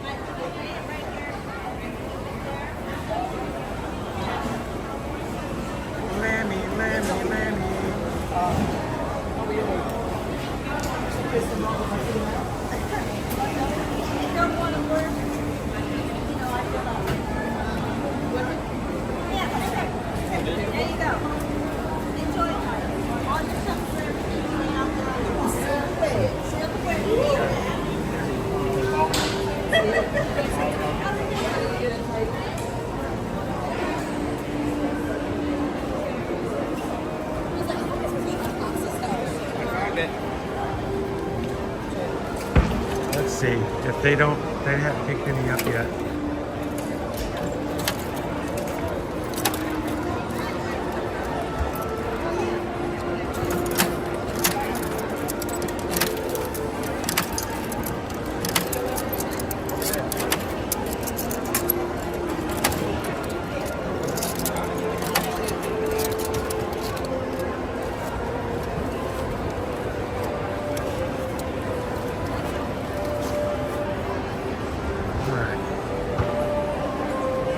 Welcome in, guys. If you're just joining us here, we are in Epcot today with some of our magic crew who are here and have been for a few weeks and have been wanting to say hello to everybody. Is that? It's good. Sit right here. I'll sit in. Let me sit in that seat though. Okay. I may have grabbed some on the way in.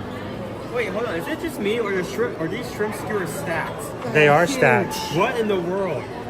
There's Chris, a big boy. How many shrimp are on here? 1, 2, 3, 4, 5, 47. 6, 7, 8, 9, 10 54. shrimp.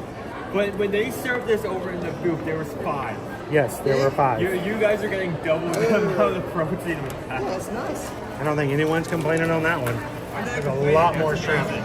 Considering how much I like that, I'm not complaining. My sarsaparilla, otherwise known as red beer.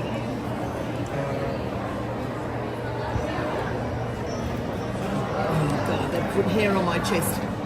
I need it somewhere.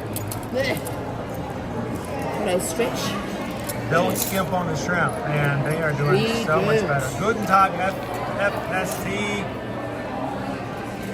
We have our friends from all over the world watching today.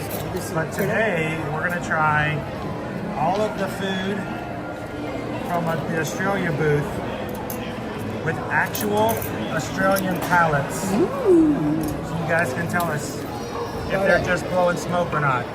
This is murder the chop. So, what are we going to try first? Let's go for the lamb. Yeah. The lollipop, as they say, the lamb pop. See, I'm sorry now, I Oh skipped yeah, hair and good makeup. mint jelly. The crisp, we don't eat it with crisp though. Everyone will laugh their head off you eat it with crisp. I was going to ask. That's not No. something I consider. If I go to a restaurant and I American. order lamb, they better not be putting potato chips on it. Serve it on mashed potato. Is that sort of a play on the potato thing, I guess? Yeah. Oh wow, this is bigger as well. This is a better location, I think. So Here we go. what they are chomping down on here is a lamb mint. It's very good. Top. Mint jelly. And it's got the mint. Can you taste the mint? Very much so. And instead of potatoes, they have potato chips or crisps. Crisps. We have mashed potato in Australia. Big pile of mash. That I may just be this may just be a placebo effect considering how big this is, but I think this tastes better. Since the last time I've had it.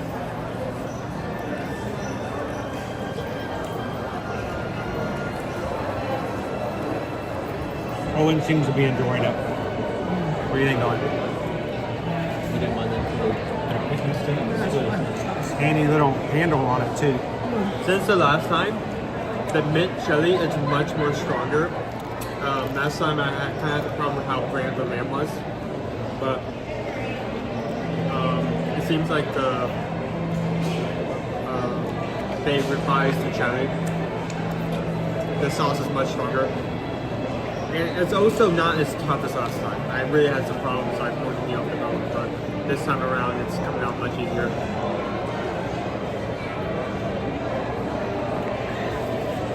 We all know Owen doesn't like to eat off the bone. He's not a carcass eater.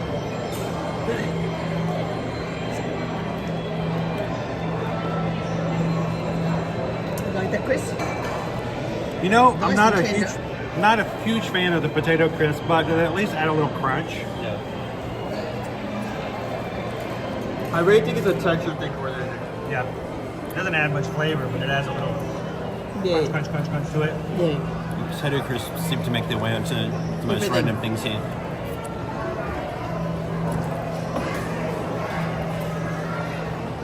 It's actually a very good bite. Do you eat racks of lamb here? Like a lovely rack of lamb? We do. It's nice. Do you guys find it with your farming in Australia? Do you have a lot of lamb? We will have shoulder of lamb, lamb in a lot of Asia. It's nice and tender. We need a doggy under the table to give all the bones to, don't we? Oh, Do you have a pet at home? Nova would go crazy over that. I think we have to tell her because she got to the boat. But she got nothing done. Okay, so when we review things, we review them on a scale of 1 to 5. And we think about the value, in other words, how much you pay for it and how much you get for it. Portion size. 2, your presentation. How does it look? Do you want to eat your presentation? How does it look? Do you want to eat it? Yeah, Because that makes a big difference as well. Yeah. And then the actual flavor. And think about if this is something you could, would you have it again?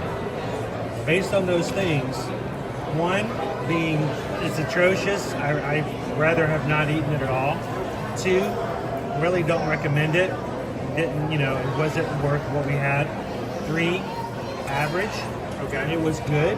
It was okay, but nothing special. 4, very, it's a very good thing. Enjoyed it. Had some notes. Would eat it again, but it's good. 5, just the best. Yeah. Or Put it on your list. So I think meat quality and flavour and cooking, I'd give it a 5. give it a 5. But we lose the crisps. Find some mashed potato to cook with it, or a little potato I salad. mean, how expensive? How expensive kids? It's about the same price as Australia. That's about equal to one shop. I mean, I know in the grocery store you can get these really easy, bags of dehydrated potatoes, and it's not that hard to add some water to them. Even that would be better than just Crisps. Yeah, absolutely, yeah. So, have you ever had crisp or lamb? Never. It seems like it takes away from It's it. a mortal sin in Australia. You have potato, Oh my gosh. or you have a loaded potato on the side, something like that. So there you go, guys. Take the crisp off. Give us some actual Give some potato. real potato. What about you, Lucas? I agree with what Mum said.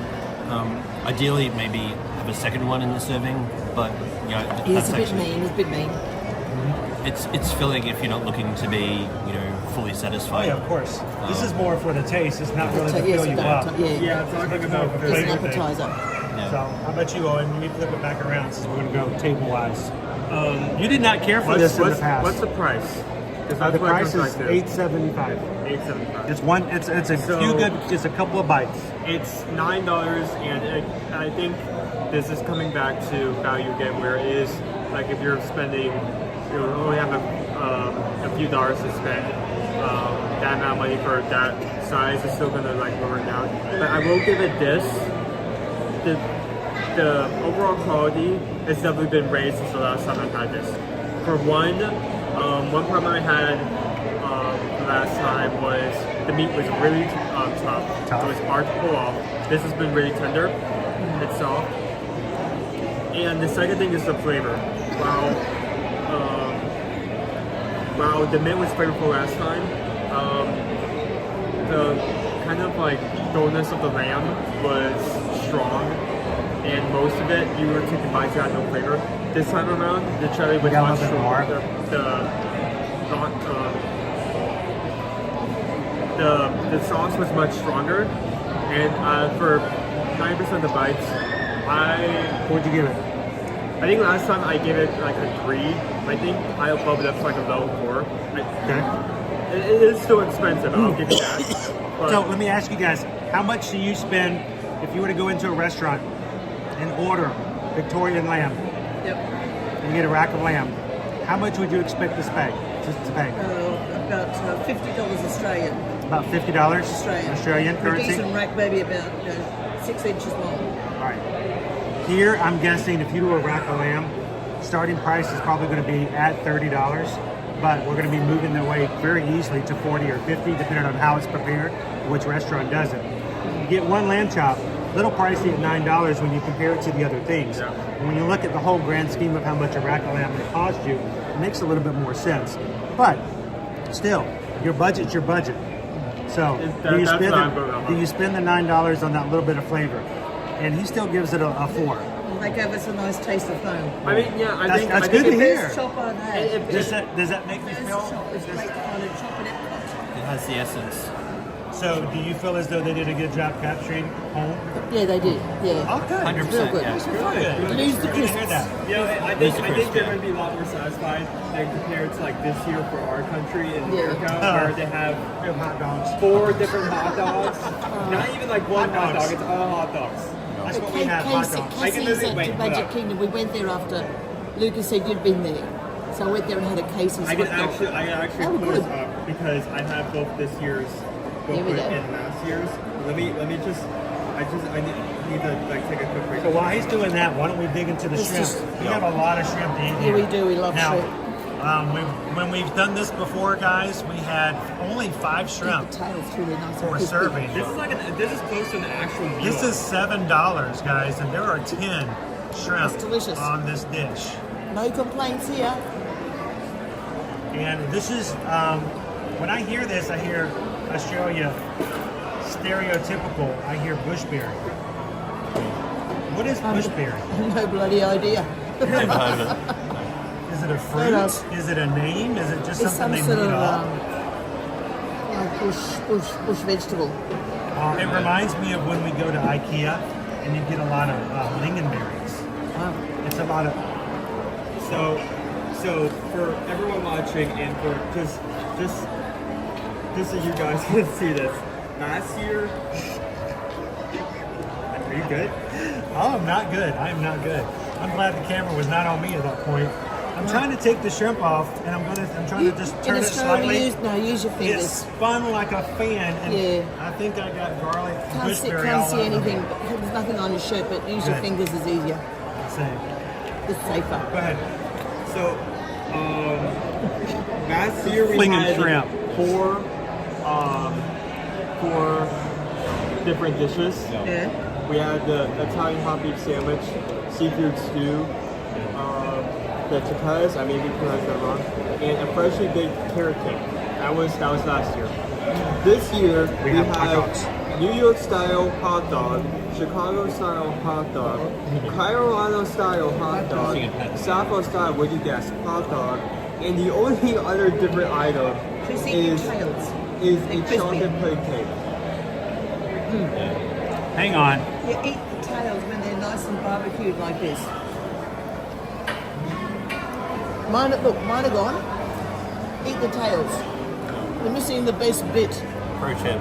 The flavours in the shell. You guys eat the tails? Yeah. I didn't know When that. they're crispy like that, When they're nice and crispy. the flavours in the shell.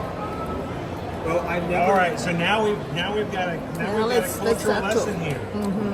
We never eat the tails. Well, man up and eat And the when tails. they give us pasta and they've done the shrimp like that, as a diner, it means I have to go into my dish and remove the tails before I can eat. That's a different sort of dish. When it's barbecued like this, you can feel free to eat the tails. They're delicious. When it's barbecue. Only when it's barbecue. Yeah.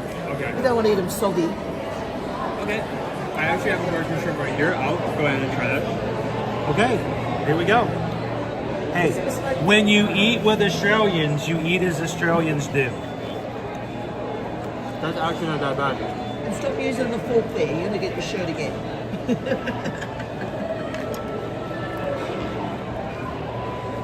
I'm going to take him to the restroom and wash him down after this. That's not actually that bad, but it's crispy like that. When they're crispy cooked, they're delicious. It's like when you go to Japanese teppanyaki and they'll take the shell off and they flatten the shell. Bit of salt. They're delicious. Like eating a prawn chip.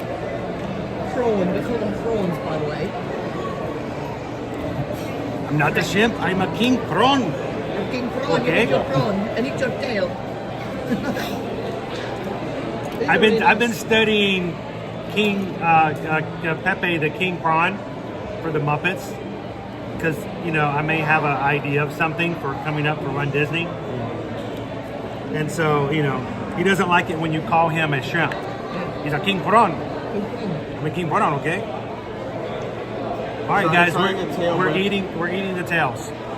Trying a tail with the shrimp. I mean, trying a tail with the veggies. Veggies are nice too.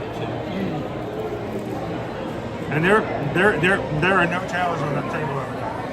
Look at that. You like that? It's crunchy. I'm actually glad we have to do this because I think from now on, if they're barbecue or grill like that, I think I'm just gonna use straight up. Now, what do you guys think of this spice? Because it actually adds some texture. Bit bitey, but it's nice. It's tolerable. What would you do to make it more something? I would have put the prawns over some rice, coconut rice or something. Just jasmine rice. Now, is the heat good or more? Plenty of heat on the vegetables. The prawns are perfect. Except they're too small. In Australia, we got the big king prawns. Yeah, they're kind of small. Oh, and you got a lot of shrimp to take over there. I mean, for reference, last time I had this, it was 5, and there's a Now lot. there's 10. Now it's 10. So, it's double. what's really crazy is this is $7. This is a lot of shrimp. You know what? I'm just gonna. I feel like this is better value than the chop. I just de-skewered that time.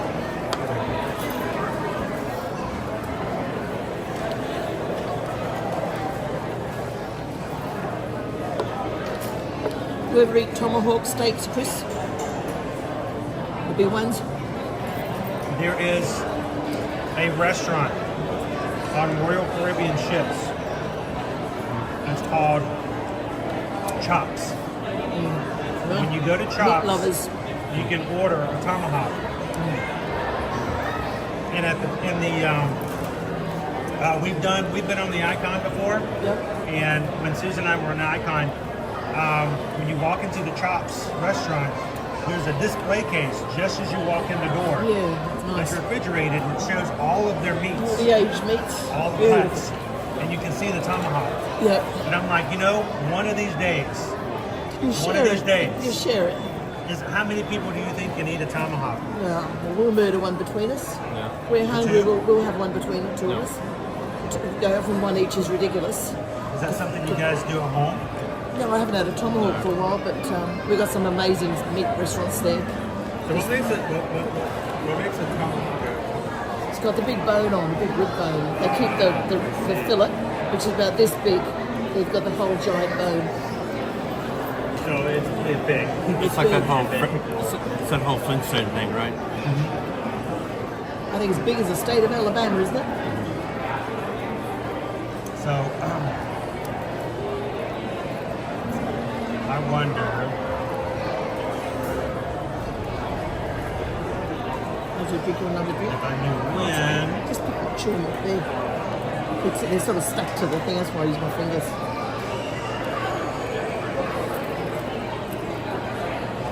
So I'm going to try something real quick. And the flavor on these is really good. Flavors, yeah. I love spicy food, especially when it kind of like gets close to the knife. Like not being too spicy.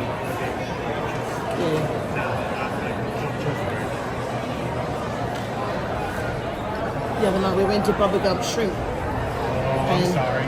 Huh? Yeah. Well, the chowder was lovely. We had a New England corn chowder. Yeah. That was great. Then we had these shrimp that were done. They were stuffed with crab meat and covered in lobster butter.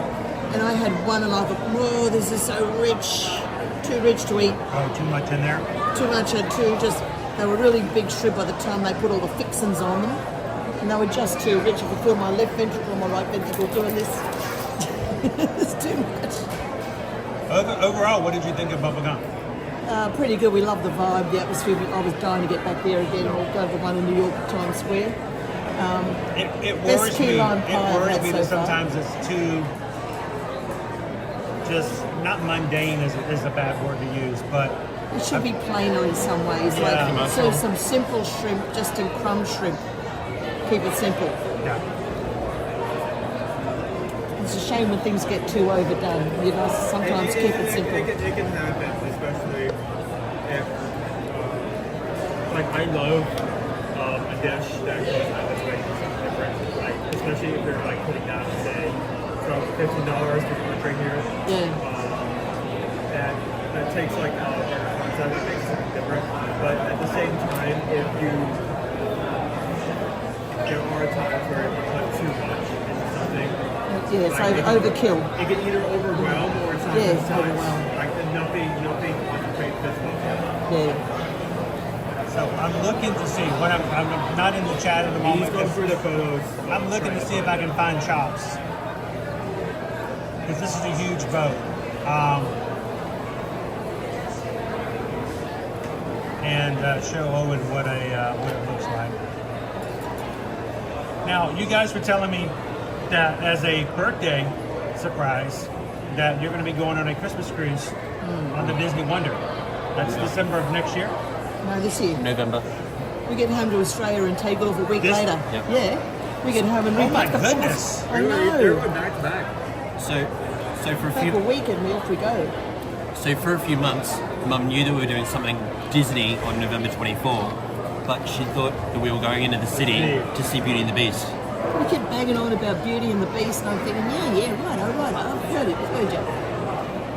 Oh man, Wow. You could use them for crutches. So what I was looking for, guys, this is on the icon. This isn't chops. That is one of the tomahawks that they have that you can order. Now, in the display, in comparison to the other meats, you see how big those are your other fillets and cuts. Look how big that tomahawk is. So, yeah, that will have to be on our wish list one of these days. So you guys are going to be on the Disney Wonder almost as soon as you get back. Yeah. Right. Yeah.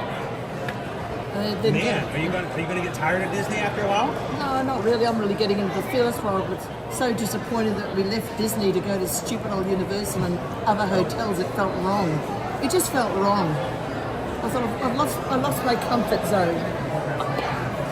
And I mean, having worked for Disney twice, having worked for Disney twice, like it's never left my heart. Yeah. So I've wanted all these years to bring Mum back, and well, here's the thing. Now I'm here a lot. I can see that.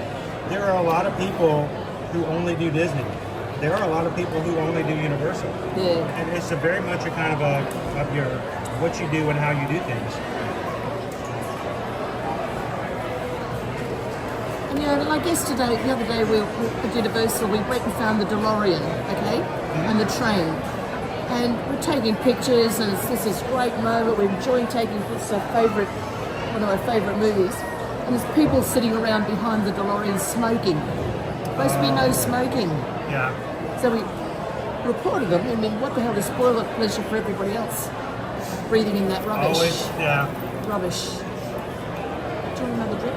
But I don't know if people try and sneak that here, but I think the vibe maybe over there is they feel that they can actually get away with it. Lots of stuff like that happens on the regular. Yeah. So let's talk about the shrimp before we move on to dessert. Shrimp are great. The sauce is very spicy. That'll upset a lot of people walking around the park. Do you make it that spicy when you make it? No, I don't make anything like that. If I do shrimp like that, I'll do it. How do I do shrimp? Prawns. Prawns. I'll do garlic prawns. I'll do prawns and pasta. I'll do barbecued prawns. But I won't put a lot of heavy sauces like that with it because it's overkill. Maybe a light chili sauce, but nothing that's going to take your breath away. Not that it's just now you're eating all the flavor. Yeah, you're focusing on the shrimp itself. Yeah, they're beautifully cooked. The flavors are great. And we still don't know what a bushberry is. Google it quick. That's what I have Who my in the executive chat knows what a assistant. bushberry is? Because they always talk about bushberries. What's a really nice herb in Australia, Chris, and you have it with lamb and stuff, is saltbush. You know when you crispy fry basil leaves? Mm-hmm. Okay, you crispy fry the saltbush leaves. And they're beautiful. They're great. It's a bush that grows wild near the ocean, and it's got a salt tang to it. And it's just beautiful flavouring meat and everything like that, fish. So it's saltbush. What's your fan? It's a generic term. Any of various berries or fruits resembling berries. There's no pictures? Born on bushes. What? Any berry that's on a bush is a bushberry. It could be raspberries, gooseberries, currants. Oh, really? That's a what weird Brent thing. says. It's just in a berry from a bush. Well, they just did you guys wrong. Or somehow bushberry is yours. Well, I would have thought it would have been a lily-pilly berry. That's the real native one, a lily-pilly berry. Lily-pilly's a big tree. Gets its pink berries on. And I think that's probably what they were using for this. Because they probably put into it's probably blend, crushed down to a... Turn on your camera. There we go. That's probably what it would be. Lily-pilly berry. So on a scale of 1 to 5, how would you give that shrimp dish? 4.5. 4.5? Yeah. I'll take the half full for the extra spice, but the prawns A little are too beautiful. spicy? Yeah. And I like spice. I give it a 5 because I like the spice, but I like too that it's probably better value than the chop. The value of this is amazing, especially after we took shrimps from 5 shrimp to 10. Because keep in mind, the base price for most, like the base minimum price for most festival items is going to be around somewhere around $6. This is a seafood item and it's $7. It's always going to be more expensive than it. That was a good value. It was generous. I'm laughing because Rance was making a joke about it's a berry from a bush, but it turned out to be 100% correct. And you get more value if you're barbecuing prawns to eat the tails. There you go, because you have more food out of it. More value. The tail is crispy from now on. I'm going to send you straight up. As long as you clean all your prawns properly. You've got to clean them. All right, we got one last thing. The lamington. The lamington, the national cake of Australia. Is it? Is this? Pretty well, yeah. Yeah. I would say lamington. Do you make lamington? No, you can buy. No, I don't make them. You buy them everywhere. Yeah. It's like going to buy Krispy Kreme. It's like donuts. Like croissants. You just go and buy them. Just get them. Yeah. Now, is it always the same with the filling? Usually you don't have it layered through the middle of cream like the jam like that. Usually it's a square that's just dunk it in the coconut and chocolate and coconut, and then you'd put the cream and jam on top. On top. So it's not normally in the filling. Where's the cream? It makes it fun. Should there be cream? It's okay. Well, in Australia we have them plain or with cream. Plain or with cream? With the jam on top. Sort of like a white cream, like you get in the middle of an Oreo? Just fresh cream. Fresh cream. Oh, just like a whipped cream or something. A swirl of fresh whipped cream. See, now I feel like I'm missing something. Well, it tastes nice. The chocolate's a bit weird. It's a sort of a Hershey chocolate. It's not like a chocolate ganache. But it still tastes nice. I wouldn't grab knives in case anybody wanted to be really fancy. It's nice having something that looks Australian too. It's nice, just a nice nod. We're enjoying this today. This is good fun. This makes me feel really good. The fact that you guys are eating this and going, okay, yes, this is something that I think I can have at home, and it would make it look like it fit in. The thing about Epcot is more showcase. It's definitely trying to show into other cultures. And it's the reason that even though we're in America, we have America because just in case anyone's coming here wondering about that. So I'm glad you guys say this is a good representation of like your.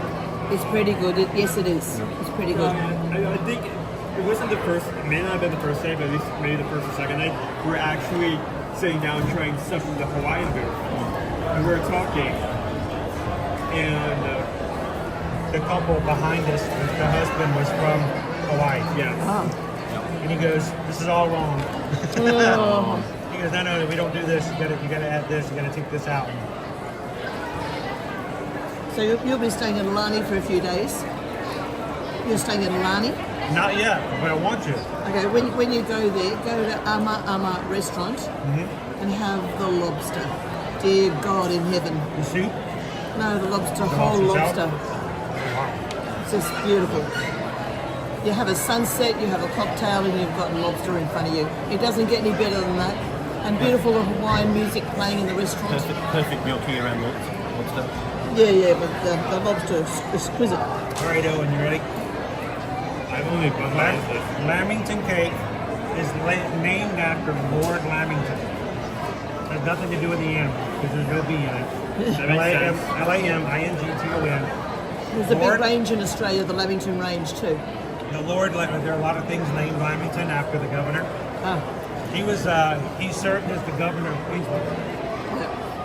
He served from 1896 to 1901. So if you serve for 5 years, you get a cake named after you. It's a pretty good deal.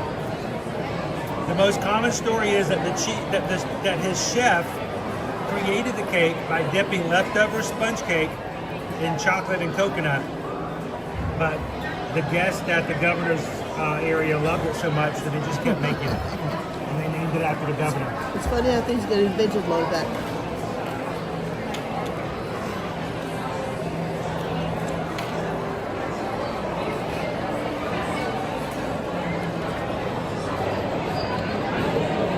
So, again, we've got the yellow cake. It's got the raspberry filling. Again, I feel like this is higher quality because let me actually pull up the photo so I can check that I'm not like losing my mind when I'm saying this, but It's pretty nicely done. Yeah.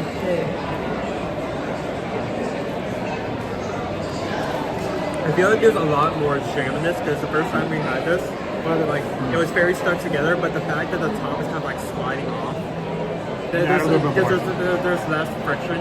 Yeah, that's right. That's why in Australia, because that's a whole square, and on the top you have jam and cream on top. And you use your fingers. Is it entirely cased in coconut chocolate? Sorry? Is the cake entirely encased in coconut chocolate? Yeah. But you said they were like pinafores, They're right? squares. No, they're big square. squares. There's nothing mean about them. They're big squares. Well, I mean, granted, the chocolate is like 3 solid inches by 3 inches. and like not melty. Because like the thing that comes to mind is like grabbing it and like the chocolate like it's like slightly warm, like in your hands. That does sound good though. Yeah, this is like it's dipped in a. That's it. These are like they're dipped in a Hershey sauce. It's got that Hershey sweet like Hershey's. sauce. Okay. It looks There's your like it tastes like Lamington right Hershey there. sauce. Those look like mouth poppers. You just pick them up, pop them in your mouth. Yeah, no, they're too big on it. They got a big mouth. So you have to take like 2 or 3 bites. No, they're about say 6 or 8 bites. So yeah, those look pretty big. Yeah, that's it. So each one of those squares is kind of like a slice. But not everywhere has the stuff through the middle. Right. Just rolled around, squared, this side, this side, this side, this side, this side, this side, 6 sides, chocolate and coconut, let them A little dry. bit of cream on some of them. And some cream and some jam on top. That was pretty good. For American Lamington, they've done well. This makes me feel better knowing that this is a real thing. And you call them lamos. Lamos. Lamos. I have a lamo, thanks.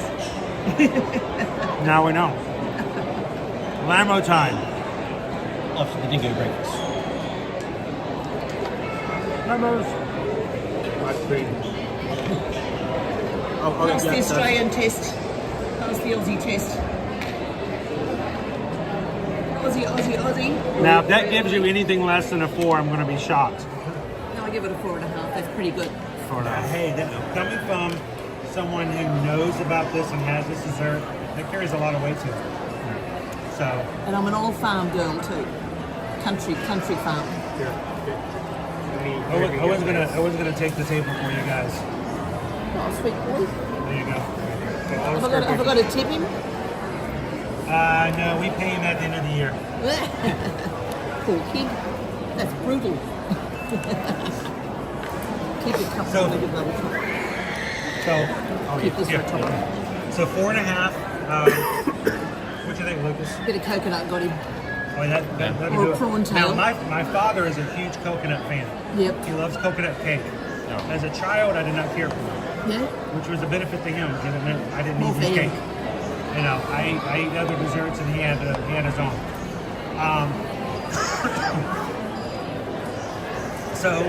But as I've gotten older, I've got to appreciate coconut and things like that as well. That was a good dessert.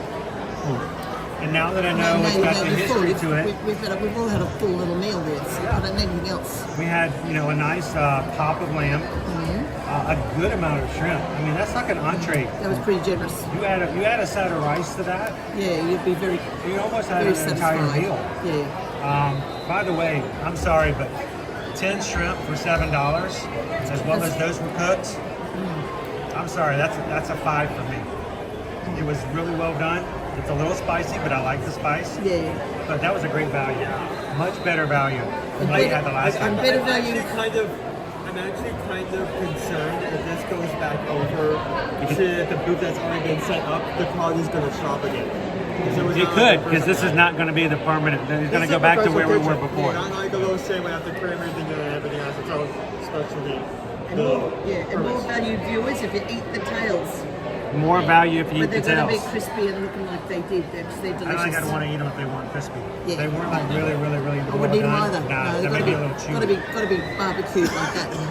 I think it may be better to do that here because that actual room. Could be. So what did you think of the lamos? Loved it. Yeah, usually I'm not so big on lamingtons, so I actually prefer that to the traditional. Oh, really? Yeah. Okay. I really love the Fill filling the and jam a everything. little You're bit. turning yank. Oh no! I better leave him here. Well, he's been here long enough. He's going to start to be influenced Yeah, I after a know. while.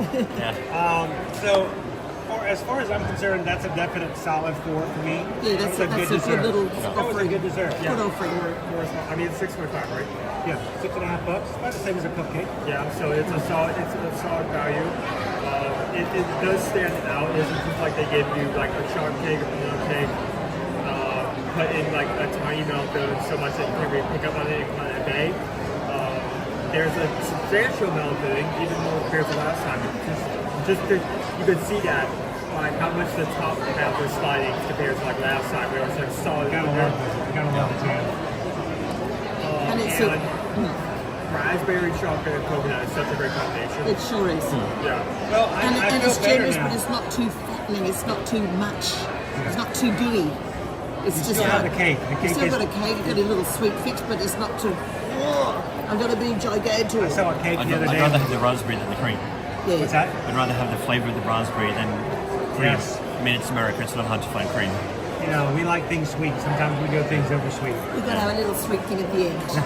You do. So, I'm going to let this last part be just for you guys. We took you to Australia. To the Australia menu. Overall thoughts? Did they do a good job? Did you feel like that they... Yeah, they did. It's a you nice feel little like Aussie. you went back home for a day? Just for a little bit and Yeah, I come did. back. bit Yeah, it's before you great. make it back to It was Disney? real nice. It was very satisfying and enjoyable. It was a pleasure to eat that. Yeah. It was a pleasure. That was awesome. It was an Good experience. That's good to know. Yeah, When you guys really come, good. when you guys, for the rest of you guys, when you're coming to the Food and Wine Festival, you can sit there and know that when you're dining in Australia, that you're getting a flavor of the intended, it was intended and what it was intended to be. So, Food and Wine Festival goes all the way through November 18th, right there before Thanksgiving week. And I think they are going to be in their permanent location here soon. So check to make sure if they're in the land before you leave the land, if you're looking for it. But, on one hand, that was unfortunate. On the other hand, there's tons of it. oh yeah, it was fine. Hey, it's pivot. It's how we work around here sometimes, right? So, let's see. Let me check a couple of things. We have a virtual queue. Yeah, we need to keep my eye on that just to be on the safe side. Like depending on that, we may have to hold off the poll for later. So that goes through. Let's see. By the way, guys, my Disney Experience account does have a new version now. So make sure you update your My Disney Experience account if you're using it. I think that they've added some things in here for the Lightning Lane Premier Pass, but you just need to update it just to be on the safe side. Checking my queues. All right, we're almost there. So what I want to say is, I want to say thank you to you guys. It's good to see you. We're going to let you guys go back out and have some more part time, but we're going to be here all day. So when the stream is over, we'll get in touch with you guys again. Yep. We'll circle back and make sure everything's good. I'll just work off my lamb chop now and my lamb chop. Yeah, now I'll walk it off. You had your lambos and your lambs, so you're good. That's it. This was a lot of fun. Thank you guys It's been so lovely much. meeting you. It's been fantastic. Yeah, no, our pleasure. If you hadn't offered for this, we would have never tried it here. We wouldn't see like the quality boots from last time. So it was a lot more enjoyable knowing that it's coming from you guys and to hear that as well. So it's nice to meet you. What does your wife do when you're doing all this? she does a couple of different things. She balances a lot of stuff actually. But for instance, one of the reasons we came in for a lift today is she is taking Liberty to a doctor's appointment this afternoon. Yep. And while she's doing that, she's also always has her laptop with her. She usually is watching and making sure everything is going good on the backside for the live streams. Yeah. But the other thing is that we're always telling people, hey, contact us for travel. Yeah. Anytime someone's emailing or has an issue or is working when it comes to travel, she's doing all the behind the scenes as far as calling Disney, calling Universal, calling the cruise lines, getting their reservations taken care of. Yep. Whenever there's something that goes wrong or there's an issue, she jumps in and does it for them. So most of the time, if I'm done with the live stream, I will call her up. She won't answer the phone. She's just working. And she'll send me a text going, I'm on the phone right now with Royal Caribbean. Yeah. Or I'm on the phone with Disney now making some payments. Yeah. Today, today they just announced Epic Universe opening up next year. Next Tuesday, we're going to start booking Epic Universe. So she's getting prepped and ready. People are emailing her today going, I want to go next year. So she's creating spreadsheets with everybody's information on it so that we can get them ready to book next week. She's always doing all the behind the scenes travel stuff while we're here talking about what's going on in the parks. So it's a good way of me getting out there and knowing the information, seeing what's happening in the parks. And she's doing all the stuff in the database, in the program. Working with Travelmation, she actually books through Disney's system. Yep. Through Universal system.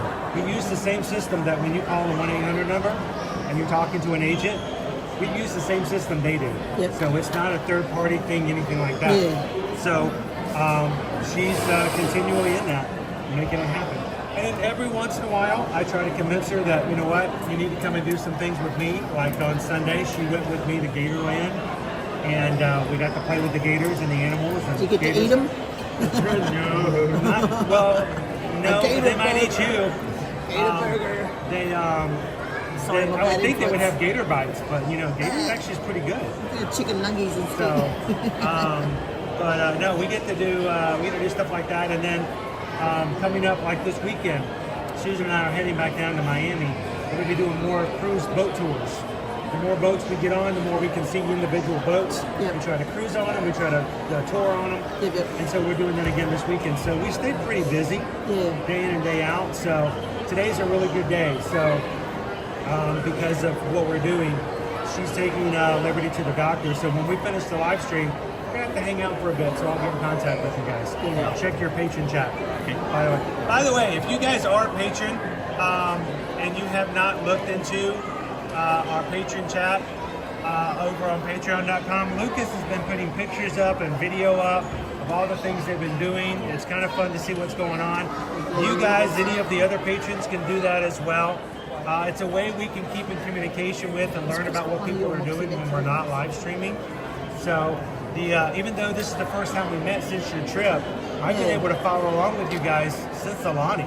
Now we caught up. This is good fun. Yeah, so when you guys make it to Broadway, and when you finally make it out to California, I have a feeling we're going to still be able to follow along and hang out with you guys as well. Absolutely. So, looking forward to it. Well, guys, thank you so much again. Thank you.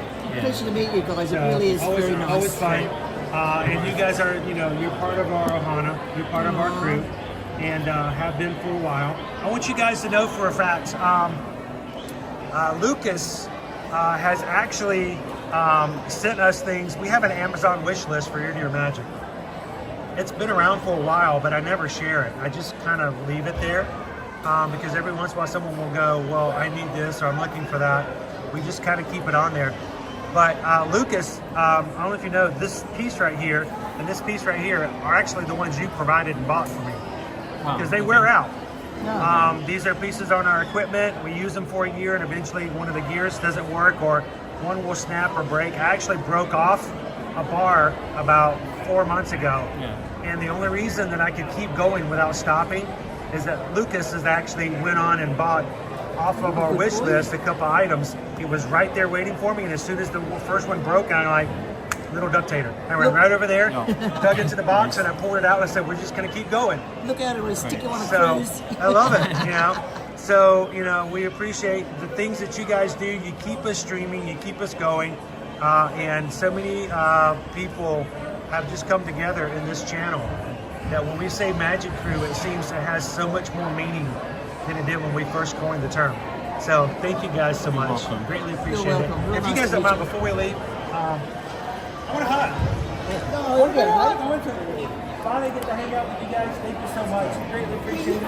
Thank you, Ducktator Mom. It was a pleasure to meet you. What are you titled? And, Ducktator Mom. yes, you can do that. LDM. LDM. There we go. That's me. So, guys, we'll probably see them later on today. When are you guys leaving for New York? 23rd. So Wednesday. Yeah, from Friday. Okay, so we might run into you before then. So we're running red doing everything. Yeah, as far as the live streaming and stuff like that, we'll do that. We'll catch you guys after today's live. Thank you guys so much. It's awesome. I appreciate it. And in all the months we were watching, we couldn't be here. We were going through stuff, and you brought the magic into our homes. And I just turn it on and make it a place for you guys to be a part of it, and that's the big thing. So, and get some more sarsaparilla. There we go. Get as much as you can. Go for it. Thank you so much. So have some more fun, have some more rides. So nice birthday. And like I said, as soon as we're done, I will get in contact with you in the patron chat. So keep an eye on it. We'll come back out and meet you up with you guys in just a moment. See you guys soon. Get back in touch soon. Chris, I bet you go straight back to the prawns. Yes, we're going to get more shrimp.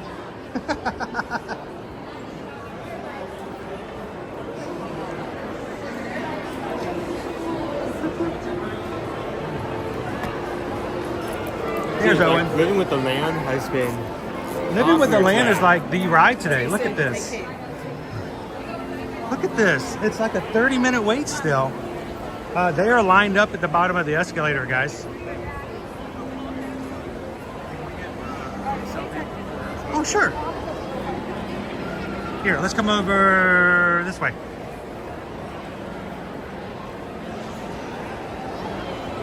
You get stored in the background?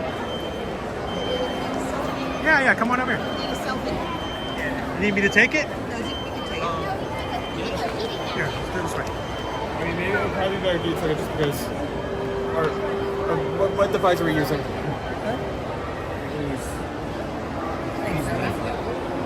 Here, Dad, you get on this side. Here, hey, why don't you hand it to me? I'm a, you know me, with the camera. Multitasker. Okay. Well done, you. Steady hand too. Take a view. Wait for people to get out of the picture. One more like this. There you go. Thanks, Chris. Thanks, Owen. Yeah, I've got a whole bunch of B-roll that I can send you later too. Awesome. Perfect. And you can pop it into the chat too. 100%.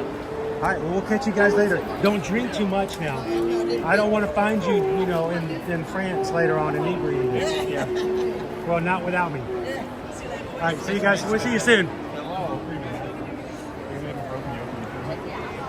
All right, so we're gonna make our way over. We're gonna be able to hopefully get into Guardians of the Galaxy today. Not that we need more food, but we still have a food poll open for another booth today. Yep. So if you're like, well, wait a minute, I missed lunch. We're gonna do 2 today because we have to cover another. We have to get another food booth under our wing too. What's that? Because it's like when you want to go like close the poll. Let's wait a bit because we still have a Guardians of the Galaxy coming up. You want to do the like go to the booth that won the poll after we ran Guardians of the Galaxy? Yeah. I agree. We should probably do that as well. Yeah. That being said, let me look at wait time to see what opportunities we're going to have at the moment. Oh boy. Okay. Grand Fiesta is 5. Turtle Talk is 15. That is the second. That is the second lowest time on the list. Spaceship Earth is 20. Turning to Imagination is 25. Living with the Land is 30. Big 8 Friends is 45. Mission Space is 45. Frozen Under Outdoors is 55. Remy is 55. Soaring Around the World is 85. And the Seas with Little Friends is still 200. Seas is closed. 85 is the highest wait time right now. It's been a while since Soaring has took a nap. Like taking that first place rank of like last time. So let me see how far we are for Guardians.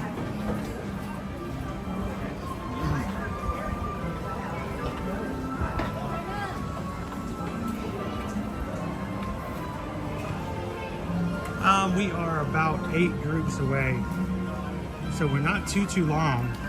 I don't think it would be. What would you suggest, bud? I'm forgetting how nice it is outside, guys. It just feels so good.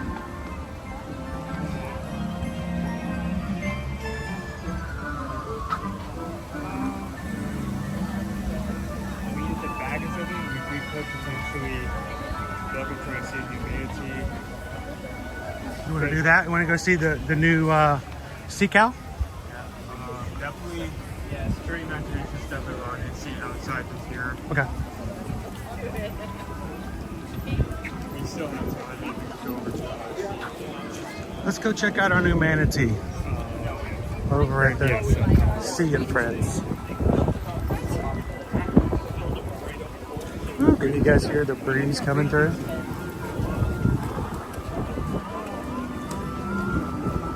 Oh, to be a duck just living here in Epcot.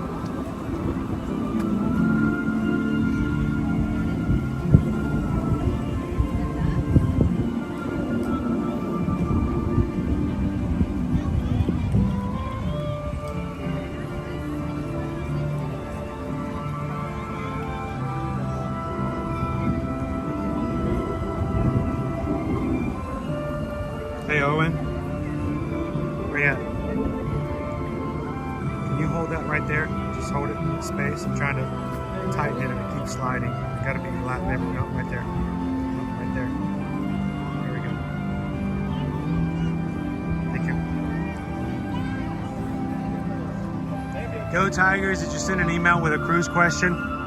I'll follow up with Susan about it and we'll take a look.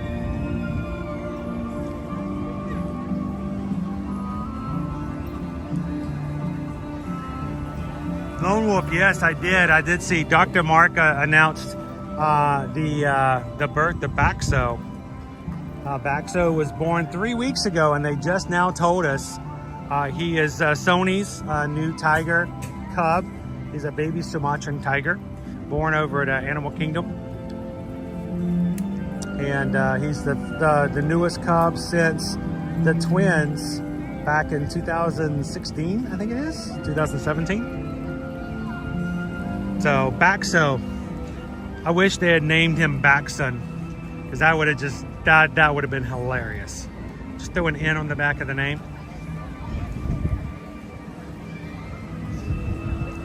The duck life. How you doing, Sergeant Cody? Nick, he is in the family business for now.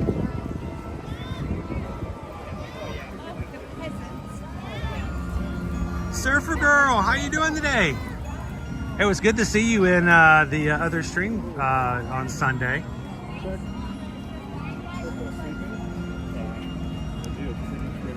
Said happy to be seeing you in 24 days. Looking forward to it. How you doing this Thursday? It is a beautiful day here in Orlando, guys. What can I say except thank you for the super chat? Appreciate that, Surfer Girl. I hope you're having a blessed day as well.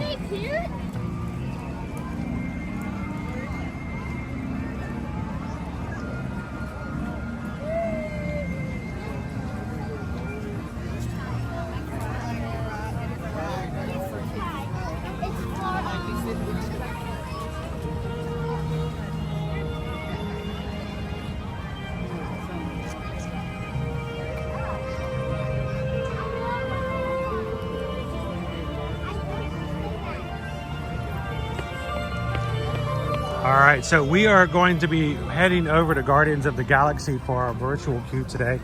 Well, we're going to take a couple of stops before we get over there.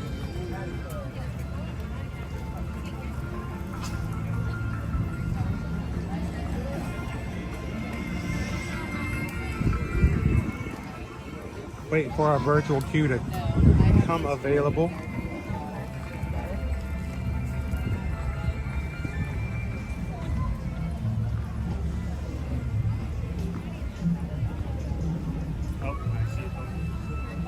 What? Oh, there's a pumpkin up there.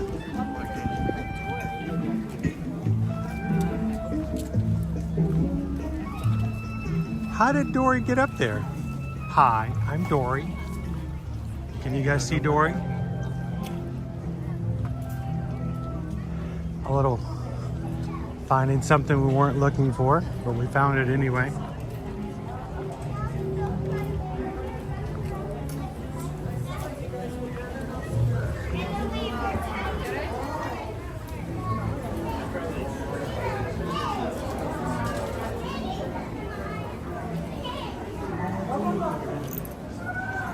I gotta get my eyes accustomed.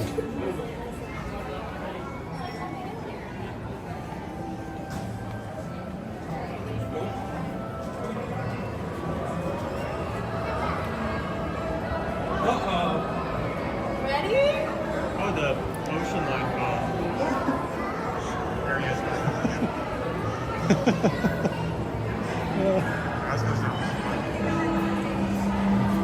Yeah, I'm definitely not eating the tails on the koalas.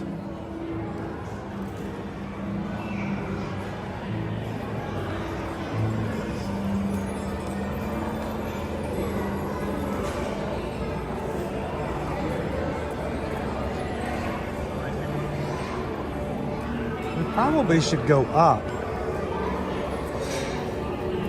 but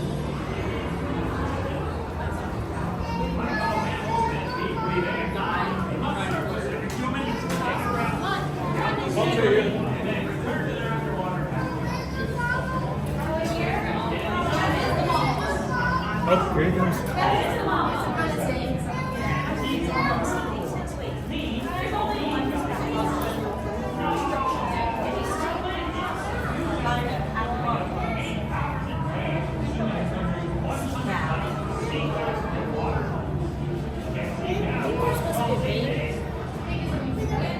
Wow, they are going fast. There we see the baby here.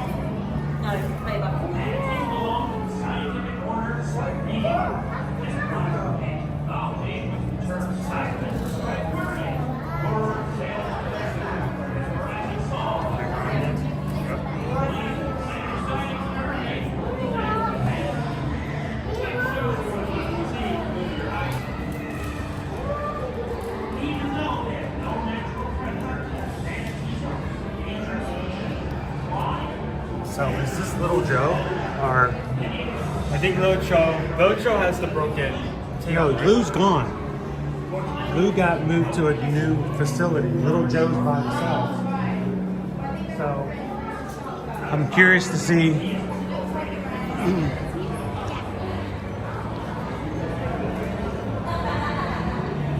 Someone said that there may be another manatee in place of Lou. So let's go up the top and see if we've got another name up here.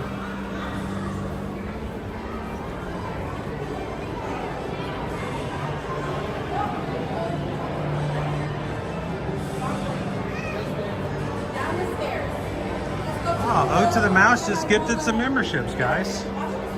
Thank you so much, Ode to the Mouse. Making others feel welcome and a part of what we do here. Ode to the Mouse is paid for 5 people's inclusion in our private YouTube membership program. Thank you so much, Ode to the Mouse. Who received them? HRA Night Eagle, Kim Morrison, Pinocchio, Surfer Girl, and Pesky Parrot. Congratulations, guys. All right, so our new one is Indigo. He is a little smaller than Little Joe. This has to be like showing that the Little Joe goes big.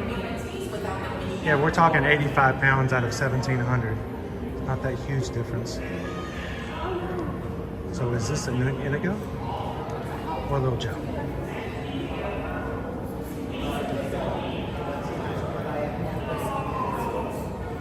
That's you! That's right, the next month was on Ode to the Mouse. So who do we have swimming with us today? So Inigo is resting over there to your left. Yeah, I was gonna say that. Oh, there we go. Here, we were looking for our new resident. They're just swimming here.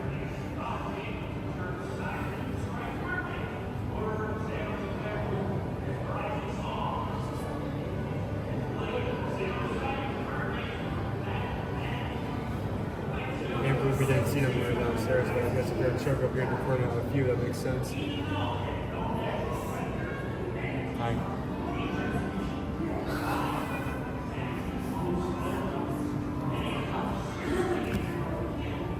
So we have a new resident in here. Indigo is about the same size as Little Joe. How you doing, KG? Other than the barely, like the barely, like the slight change in weight. Oh, there's Little Joe. Hanging upside down over here. And of course our long-term resident now, Little Joe. Not so little anymore.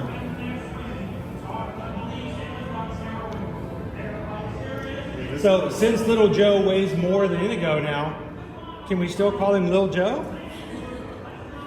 And does he ever get promoted to Big Joe? Biggie J! Eating salads, doing well. Considering the two are almost similar in size and look, is there any way to tell them apart? So Little Joe has that scar. Scar right here. And on his right side, he also has an RS that's a freeze recorder. And then Nico, if you look at his paddle, he has little scars on each. Yeah.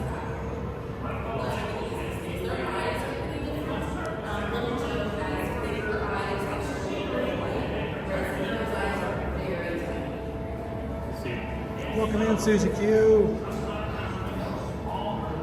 Yeah, our new resident's kind of shy over there to the side, just kind of taking it easy.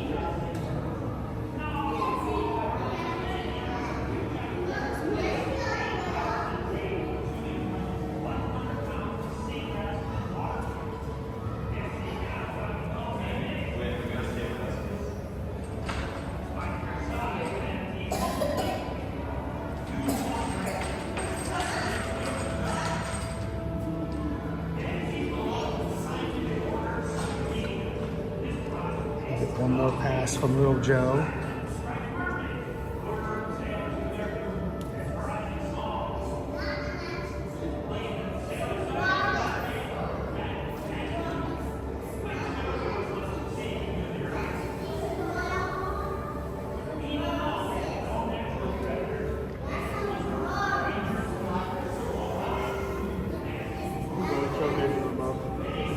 Both of them in the same area.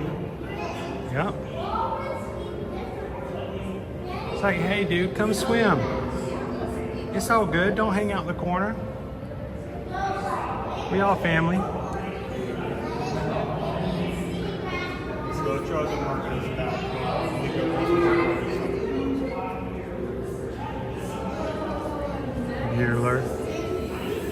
Bueller.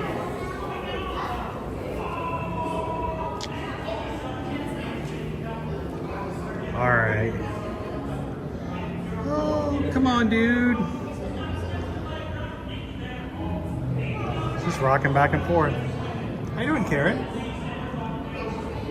They really are. Hi, buddy. Got a little breath. Little breath.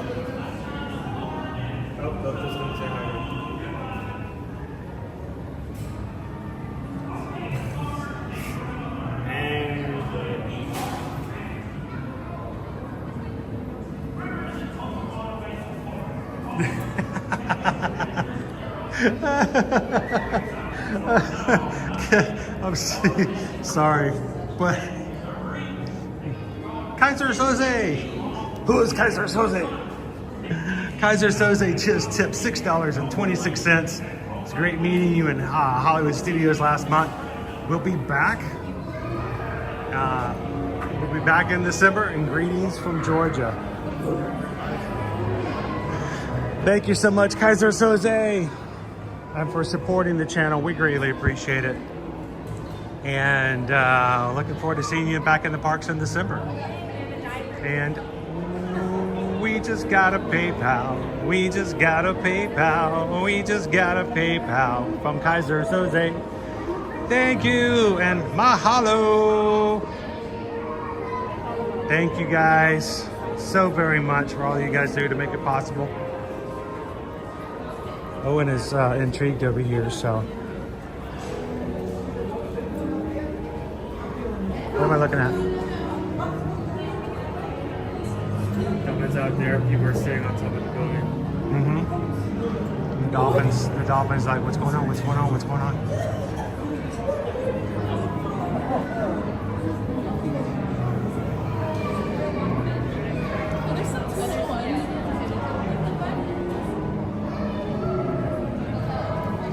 So, no, we're still doing the lunch poll today, Anthony.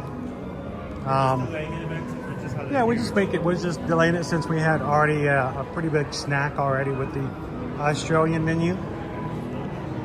And so we're going to let you guys have more time to vote on it. We have a Guardians of the Galaxy virtual queue coming up. As soon as we get finished writing Guardians of the Galaxy, we'll find out what's in the lead, what's winning, and we'll make that happen today as a bonus food and review.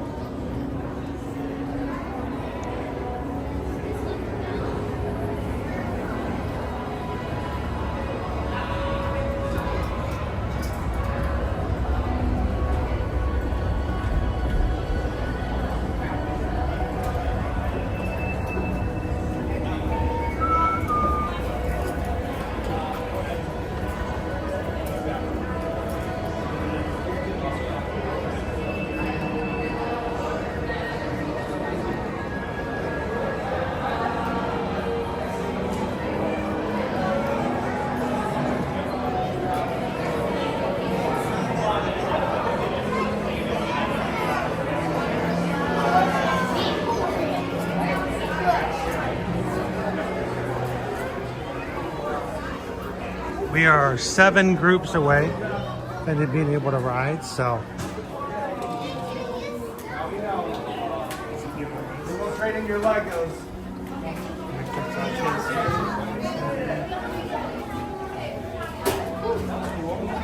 The good thing is that Owen is with me today, so even if we only get one of everything, we can easily share it.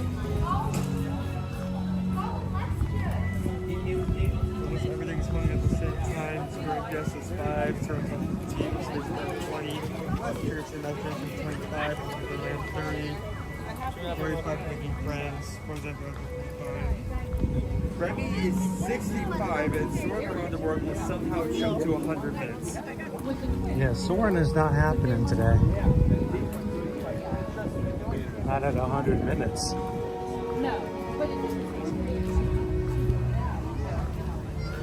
I'm kind of enjoying being outside though today.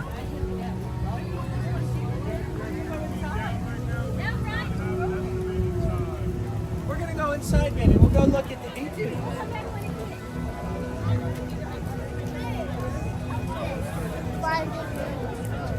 It's down.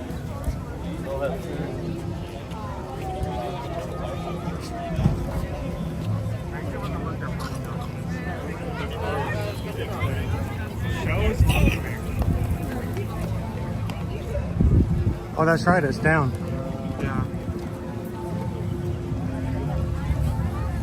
Yeah. No telling, there may be an animatronic malfunctioning or something today. Squirrel.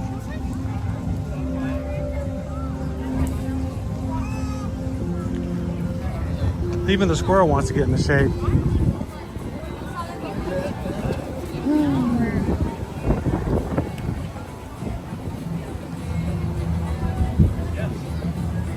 We're getting slowly to the weather here, the time of year where it actually may be uncomfortable if and when you get splashed with water. I'm glad they moved the meet and greet line to Moana to the other side of her meet and greet area. It meant that this space over here was available. They do have to wrap around. It's so cool today that Moana has to wrap on.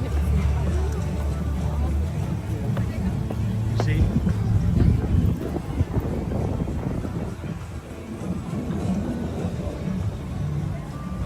They should bring Hey Hey in for a meet and greet. Little chicken comes in.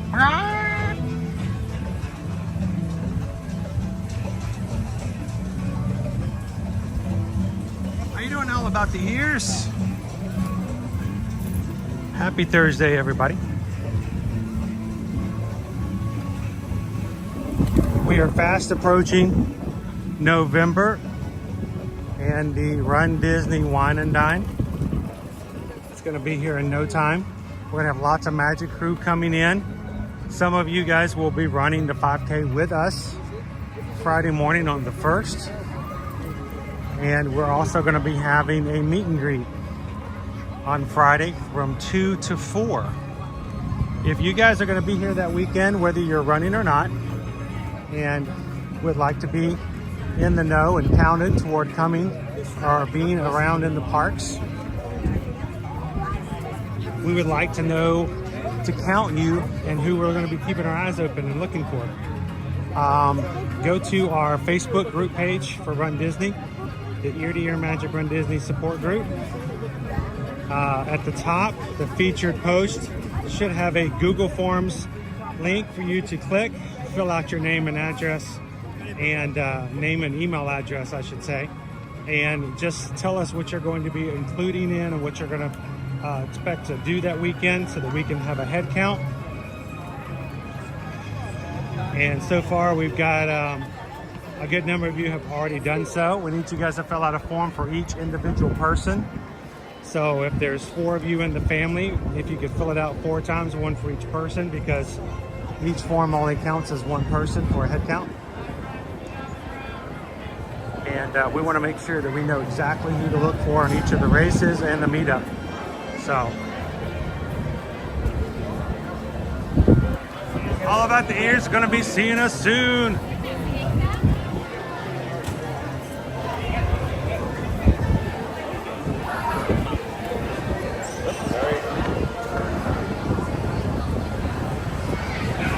My best friend's wife, Hatbox Scotia, said just got a call to get to the hospital.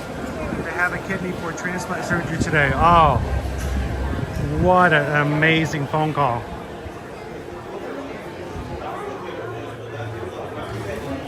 $2024. About time for 2025, isn't it? Tammy B's gonna be here tomorrow. I know Tammy B is excited. What time do you think they're gonna finally like do away with it to switch out? I think they're probably gonna start showing 2025 stuff in about 4 weeks. And then all the 2024 stuff will go on clearance or find its way over elsewhere.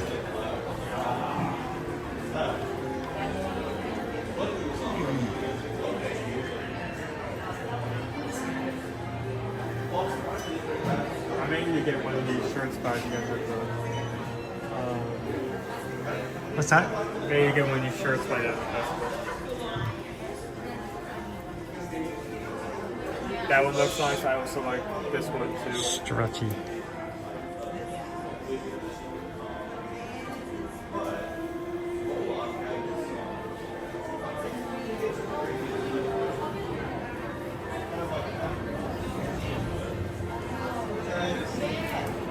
A few wine festival pins.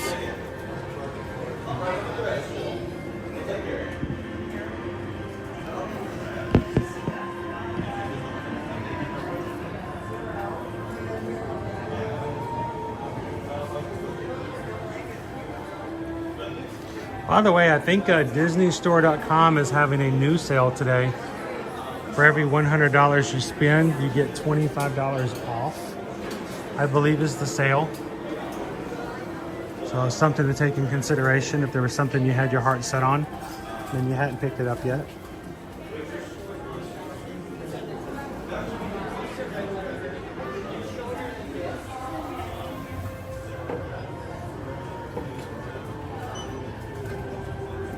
Test track? What's test track?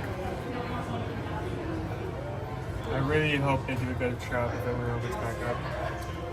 Opens up next year. Hopefully pretty soon. I don't even know if I told Owen, not that it makes any difference because his old man hasn't ridden it, but you know, they're going to be closing Big Thunder Mountain Railroad in January to do, you know, upgrades. And it won't be open again until 2026. Wow, that's a long time. Yeah. So I guess that conveniently fixes the problem of like power storage in the area.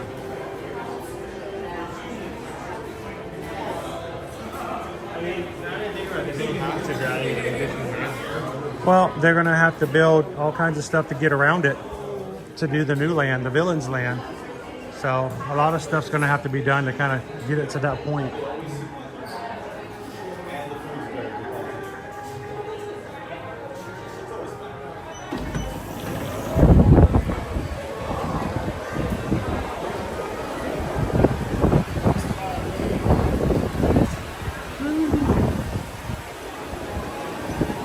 Check over in this gift shop. It has been, because of sickness and travel, I haven't been here in a very long time. So it's good just to kind of pop in and see what new or different thing is available.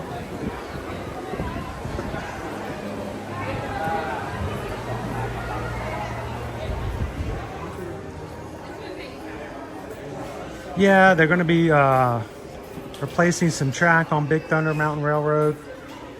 We expect that they're going to do some enhancements like they did over in Disneyland, where they have added projections to the explosion scene at the last cave and uphill. So I have a feeling we may get something similar to that.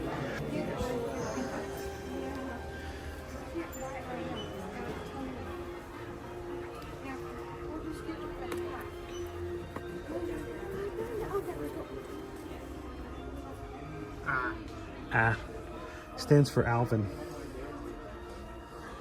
We're the Chipmunks. Dun, dun, dun, dun, dun, dun, dun. We're the Chipmunks. I didn't know they did Chipmunks hats. I'm gonna get an email from that one. Every time I say something silly or inaccurate, even if it's on purpose on a stream, I usually get a message or a comment later.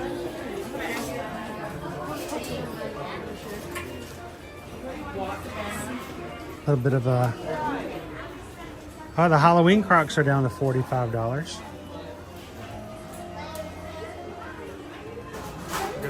much honor to keep that way. Do you already have some pins, Sammy? Are you going to be picking some up just for trading? How you doing, Amanda? Yeah, that's the problem. When anytime you come in January, usually that's when, you know, Splash Mountain was down. You know, you have other rides that get taken down. They do a lot of stuff like that in January, unfortunately.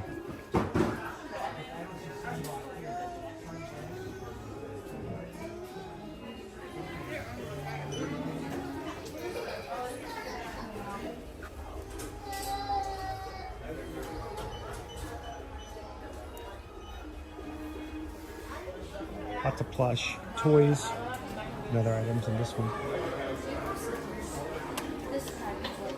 Playhouse.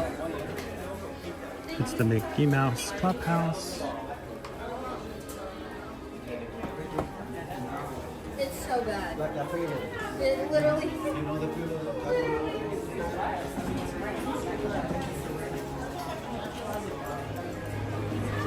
Ooh, the wind.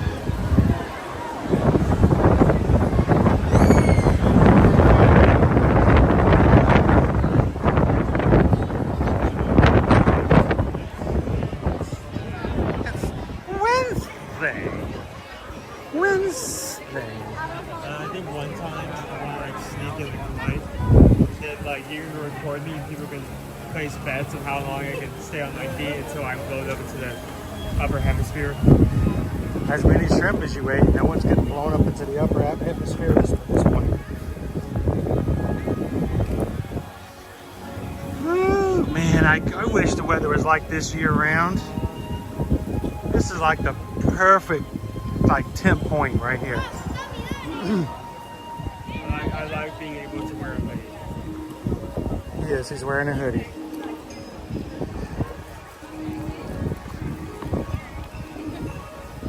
He's got his hoodie on. I thought by this time you'd already have your hoodie off. Oh, it's going to start heating up around 1 o'clock. When I mean, back to there.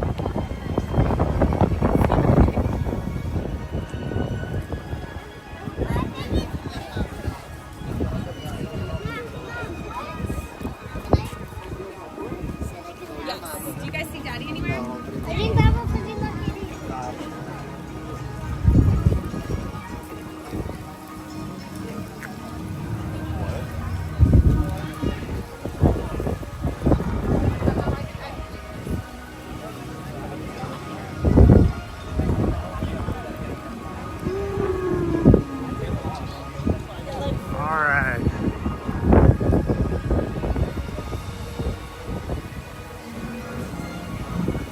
Isabel, we only had 2 nights that we had purchased for Mickey's Not So Scary, and then the party sold out. But we are going on Halloween night, so we will be live streaming a bit. We will not be streaming the entire party, but all of the highlighted events in the middle. A lot of the crew will be with us that night in preparation for next morning's 5K. So everybody will be there in our family except for Owen. We kicked him out. It was my first 5K. I didn't want to see that right before. Owen's going to be in his first in-person Disney race the next morning, and it has to be up at 2 o'clock in the morning. So we thought it was wrong to make him stay up till midnight just to get back up at 2. So we want his first in-person Disney race to be a better one. So we're gonna force him to go to the hotel room and sleep, so you'll be in a better mood when you're waiting. Hello, good to see you again. I haven't seen you in forever. Are you guys doing well? Oh my gosh. You're not allowed to have that much sugar. I'm just kidding, I had 2. Now you're gonna be running across the lagoon. I had the Russian one and the Viva, the raspberry. The Russian one's the best. We love the Beverly. You love the Beverly? Yeah. That's because you keep eating all those shrimp tails. aperitif works. Like I said, you're going to try the koala. Chris, why don't you do the wall with alcohol? What's that? Why can't I do this with the alcohol? We'll see you guys.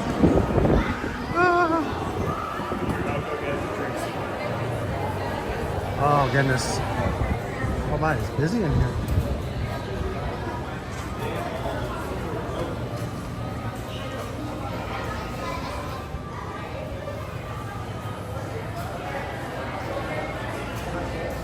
Alright, so we are four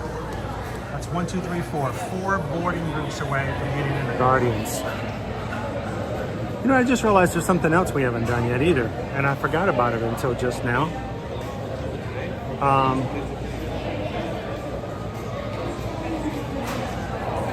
Thank you, sir. Where is he at?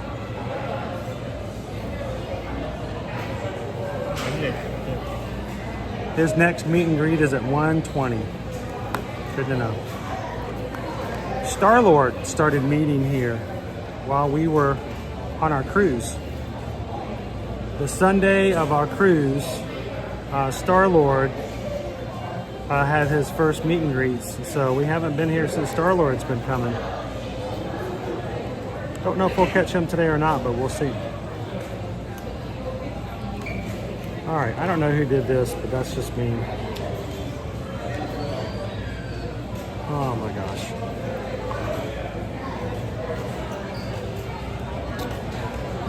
Ah! One more. There we go. You know about this, Owen? Right here? You didn't know about what I showed you on the other side of my screen? No, what? He started meeting the Sunday we were on our cruise. His next meet and greet is not until 1:20. But Star-Lord is now a character you can meet and greet. So they're loading groups 54 right now. We're group 58, so not too far away. So Russian Sprite. It's the best drink. It's the best drink out. That's it. So you say anything else wrong. Would you wait in line and go, wait, who's Star-Lord? That's terrible. So cheers to the Magic Crew, to all that you guys do. Well, what? You just walk up, oh hey, it's Peter Cool. Oh, hey Peter. Hey Pete, what's up, Pete? That's terrible.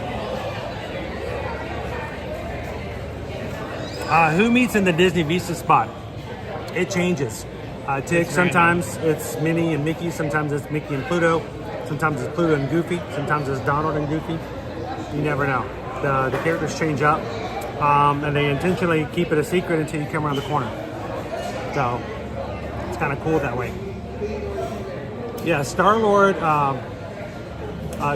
meets like right over close to where the Groot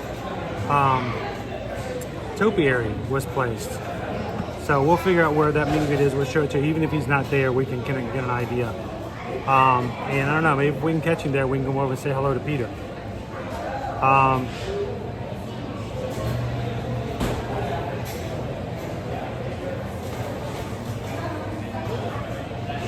We're just catching up with some of the things I missed in the chat. Cake Toast, yep, we are not going to sleep that night. Yes, Halloween night, we're going straight from Mickey's Not So Scary Halloween party. We're gonna finish the party. We're gonna go back to our hotel, maybe change a shirt, I don't know, and go right back to the buses and get on those. So Owen, we will wake Owen up as we come in from the party and immediately get him ready to go out to the 5K. Owen is wearing, come over here. Owen's wearing, show everybody what you're wearing today. It's funny.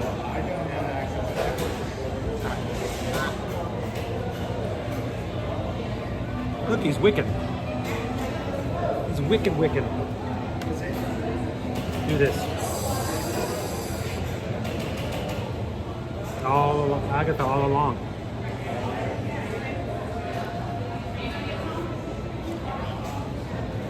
We won't spoil things from last night. Random C! Thanks so much for subscribing today.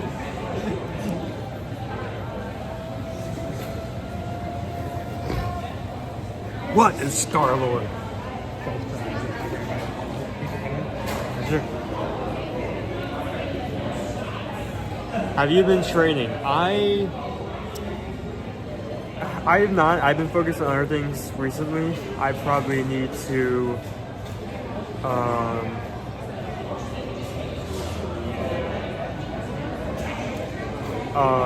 be sure to like go to the gym to check myself.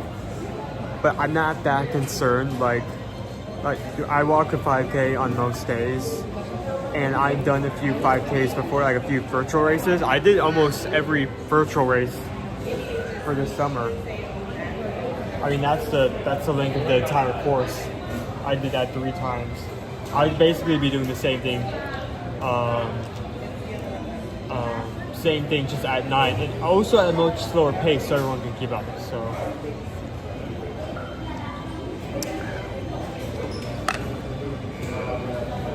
But yeah, if you guys are going to come that weekend, make sure you fill out the Google form, letting us know that you guys are doing it. Mods, do you have that link in case somebody were to ask? We can pop the link in. Please don't fill it out if you're not coming. I know some people are like, that might be funny to fill it in. Well, we want a real count of people who are coming so that we know who to be looking for. Mainly, we want to make sure that if you're going to be running for the 5K with us, that we know that everybody's there before we get started. And if you're not there, we know to go looking for you. We're going to be exhausted. We're going to be Disney tired. So Disney tired, Jill. It's going to be crazy. Make sure to fill out that form. Other thing to remind you guys about, this morning they did make the announcement at Universal. Universal Epic Universe is going to open right before Memorial Day weekend next year, May 22nd, 2025. We, as your Travelmation travel agent, can start booking you for this 2025 vacation experience next Tuesday. So that means if you haven't done so already and you plan on making this happen for your family next year, we need you to send us an email today. Let's go ahead and get your information together. Let Susan know that you're interested in Epic Universe so that we can go ahead and get everything we need on Monday, before Monday, so that on Tuesday when things open up as travel agencies go, Susan can jump in and start making all of your bookings as soon as possible to make sure that what you're looking for, availability for rooms and tickets and everything else, is going to be available for the time that you need it. So send an email if you guys would like to do that next year. And let's get it on the books earlier than later. So big announcement from Universal this morning. Oh, appreciate it. Thank you. All right, we're 3 away, bud. Let's go find the Star-Lord area. Give a quick look and see what's going on over there on Test Track, which is going to open up in 2025. And then hopefully by the time we get over there by Guardians of the Galaxy, we can jump on with you guys. Susan just confirmed as well. She got in touch with our business development manager with Universal. All dates for 2025 will be open next week when they open up on Tuesday. So this is going to be really big to get into this park, guys. So if you are serious into getting into Epic Universe, let's go ahead and put it on the books as early as possible.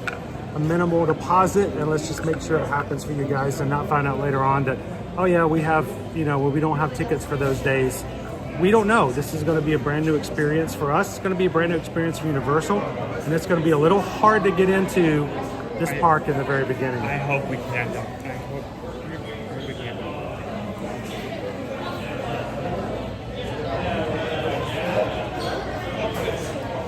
Okay, give a drop down. The 1? Just whenever. If it's 1, just say we're going to do it at 1. Hey, Diz Nerds! How you doing today?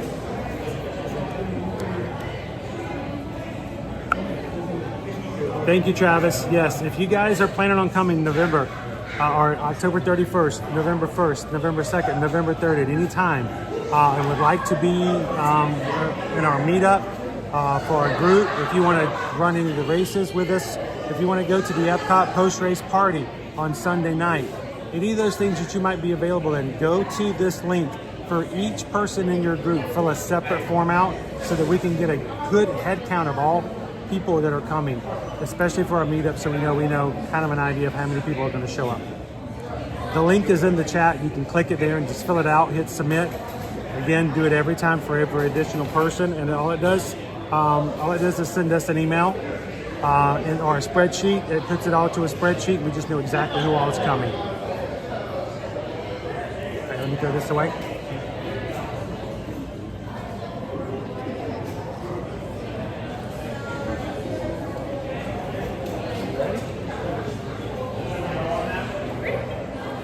We're just kind of killing some time because we're so close. 2 groups away. We're ready. Any minute now. Let's go.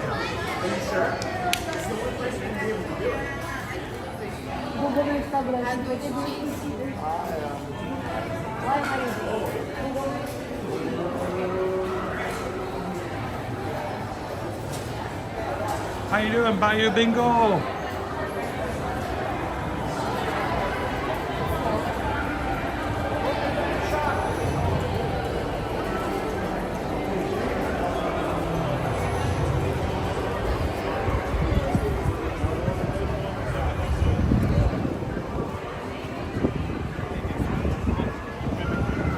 Let's see if we can find our meet and greet location for Star-Lord.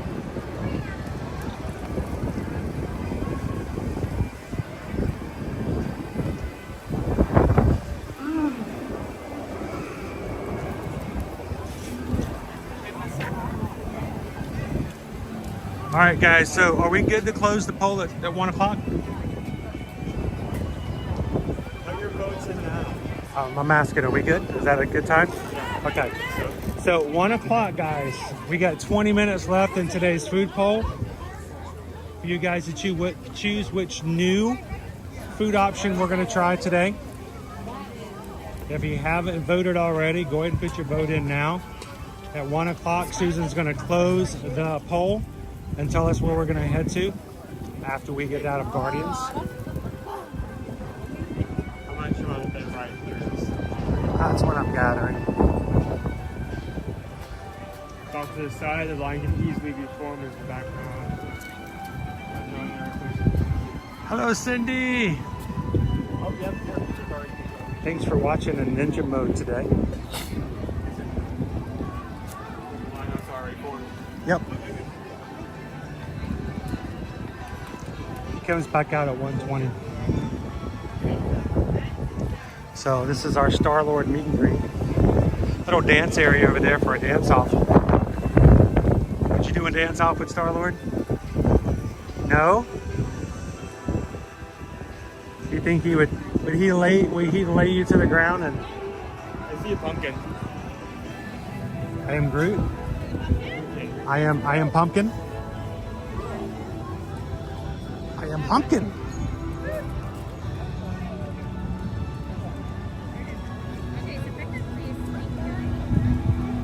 Doing good, Bayou Bingo. Good to see you today.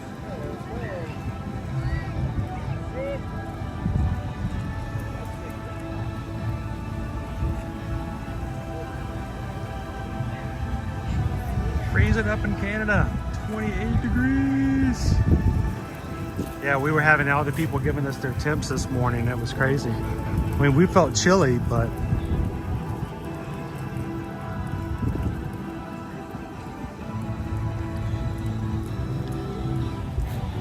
I am Pumpkin. I am Pumpkin. That's so hard there.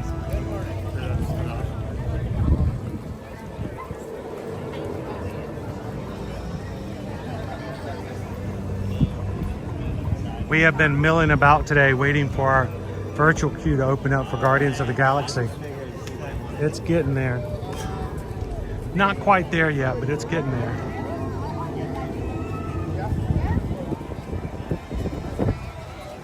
You know, if we had a Premier Lightning Lane, we could just walk right on in. think you'd also have to be paying probably at least $300 minimum. You think it's going to be $300 here minimum for Epcot? I don't remember the exact price, but I mean, Animal Kingdom is just so much. That's at $129 minimum. So I'm thinking at least $250, $300 for a Lightning Lane premiere, which you and I will never get because, well, you have to stay in a deluxe hotel. We don't tend to stay in the hotels. We tend to stay at deluxe our house, which doesn't include it, you know.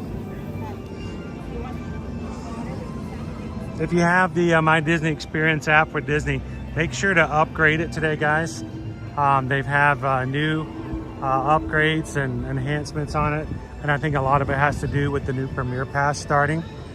So it's always best to have the latest version.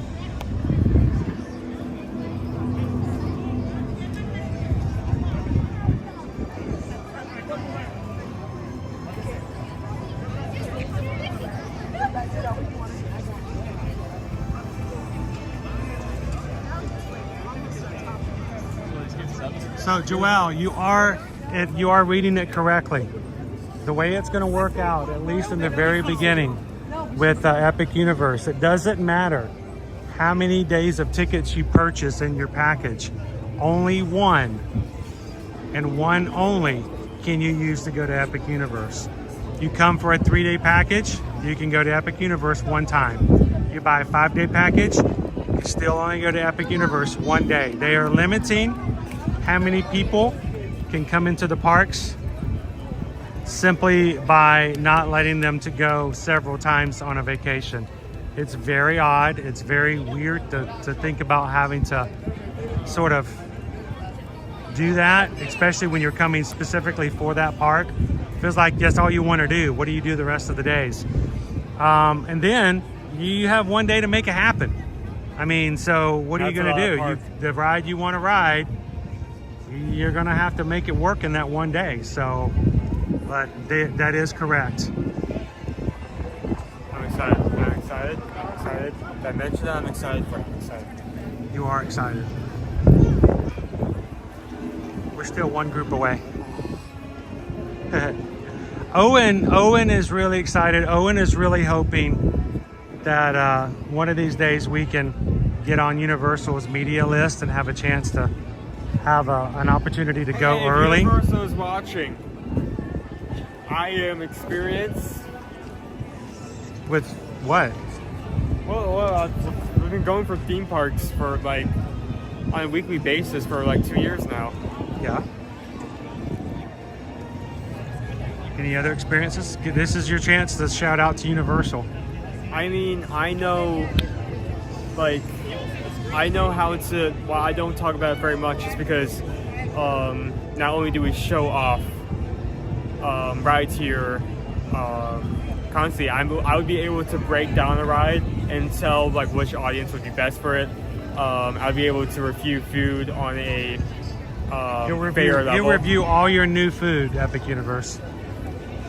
And I give a fair opinion. How much food do you think you could actually get accomplished in one day? We went to Epic Universe. Because here's the thing, you'd want to ride the rides, right? Yeah.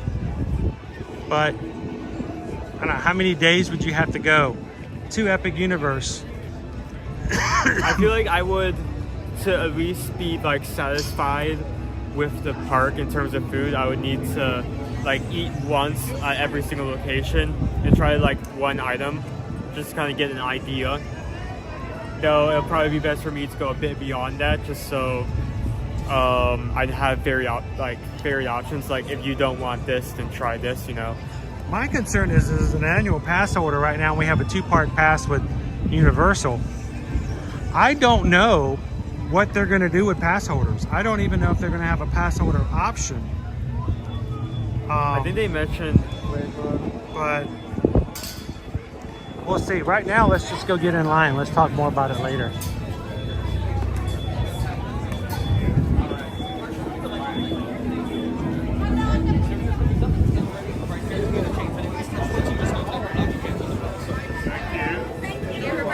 All 4 touch points are virtual concerts opening. once we stop inside,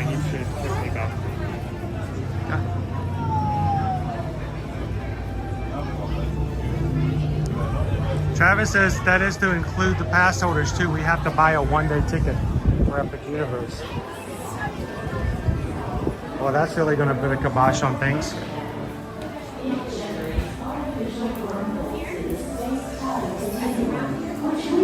Jump points. Jump points allow for ultra-rapid space travel. Thank you, Michelle and Dennis. Ride through space and the time it takes for me to play one tune on my mixtape. So, we just got a PayPal. We just got a PayPal.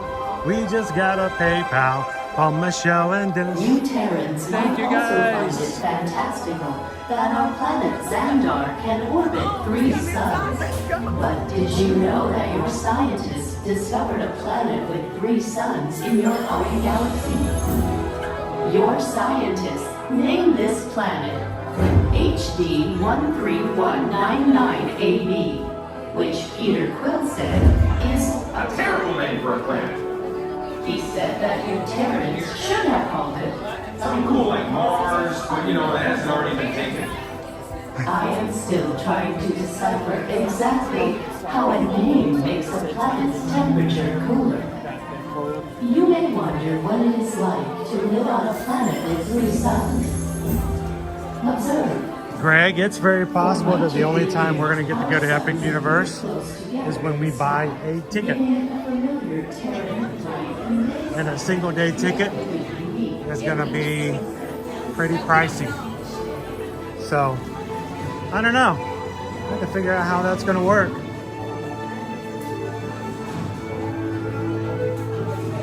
Especially since I doubt we're going to be able to actually ride anything when we get there. Not at least in a stream.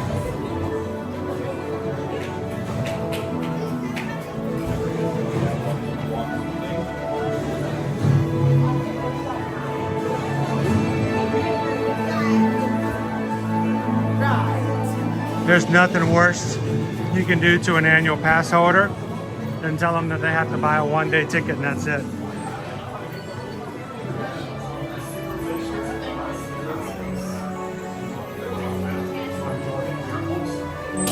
Our import-export centers facilitate the trade of vast quantities of goods from all corners of the Andromeda Galaxy and beyond.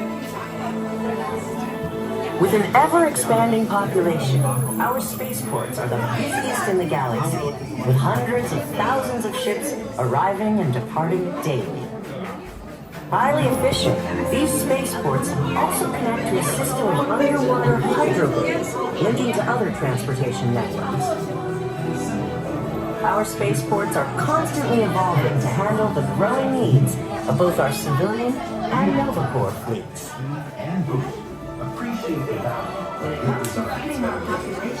I gotta go and take the view here at Epcot. With 3 suns, our land-based habitats are capable of producing immense quantities Thousands of years ago, the first citizens of Xandar settled on this planet, drawn to its incredible beauty and ice-breathing waters. Well, they'll probably at least block any video on rides. Oh, they definitely. But Considering how strict they are do now. that on their current parks, so. As time passed, Xandar became a galactic hub for advanced technologies and innovative urban planning. From the start, Xandarians embraced the design principles that promoted a All right, if you guys are joining us, we're here in Epcot today, getting in line for Guardians of the Galaxy Cosmic Rewind.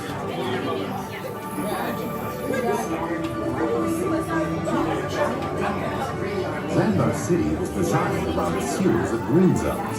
I hope if they do that, you know, we might be considered as a possibility. I mean, Universal, and this is kind of unrelated to the topic, but Universal is so great that every now and then they'll just like come in, say something, then leave without explaining anything. Merchant shops, dining, educational campuses, those aren't the guys. medical biodomes, Those aren't the guys who make the calls. transportation networks, That's and true. more. All designed to provide our citizens.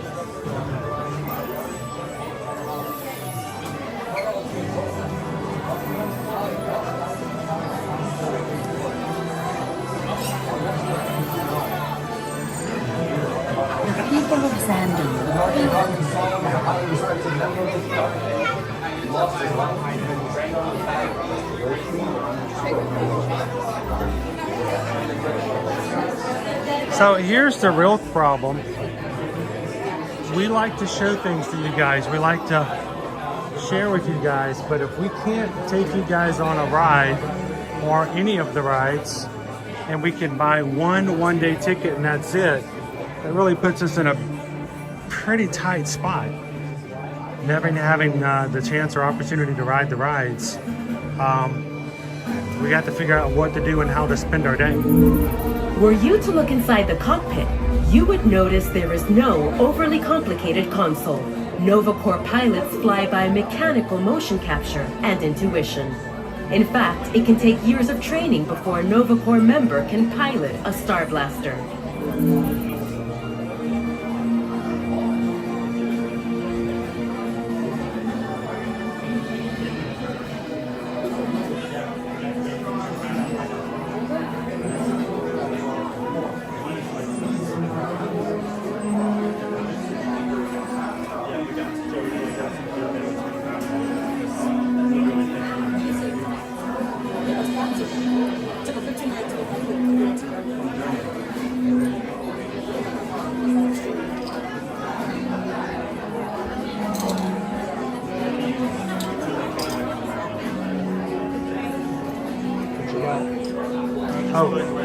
Owen found a dime yesterday. Do I want it? Sure, it can help pay rent. But these sleek vessels aren't all coolly calculated function. There's also beauty in the design. Notice the complex geometric patterns in contrasting colors, blending the glass of the cockpit seamlessly into the metal of the rest of the ship.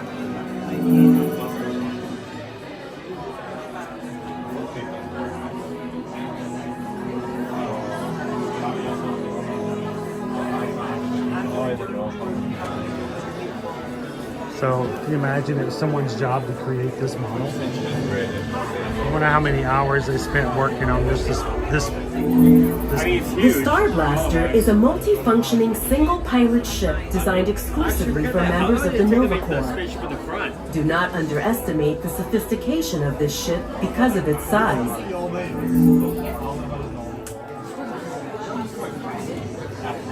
Hey, if you guys haven't done so already, let YouTube know that you're enjoying the stream. We are a very organic channel in the fact that we do not buy views, we don't buy subscribers, and we don't pay for anything other than the food. So, love it when you guys can hit that like button. It means a lot more to us as far as the algorithm's concerned, that real people are coming in and having a good time. So, thank you so much for taking a couple seconds to do that. Anti-gravity device.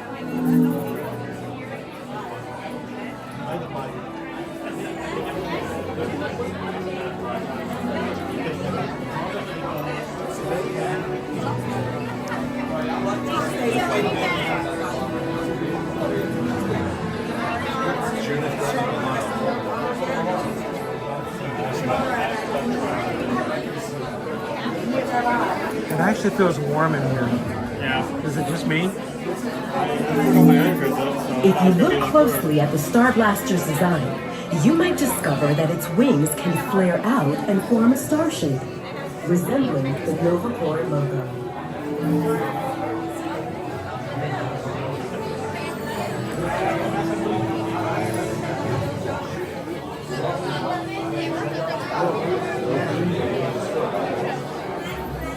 Eternally grateful for this service. Last, but no way least, Corbin. I suppose now is a good time to introduce myself. I am Corbin Ritter. I recently graduated from the academy where I specialize in intergalactic studies. I hope to move up the NovaCore ranks. Collaboration, which is why I request with this, not this one. I'd like to know ways to do you. Not too bad today.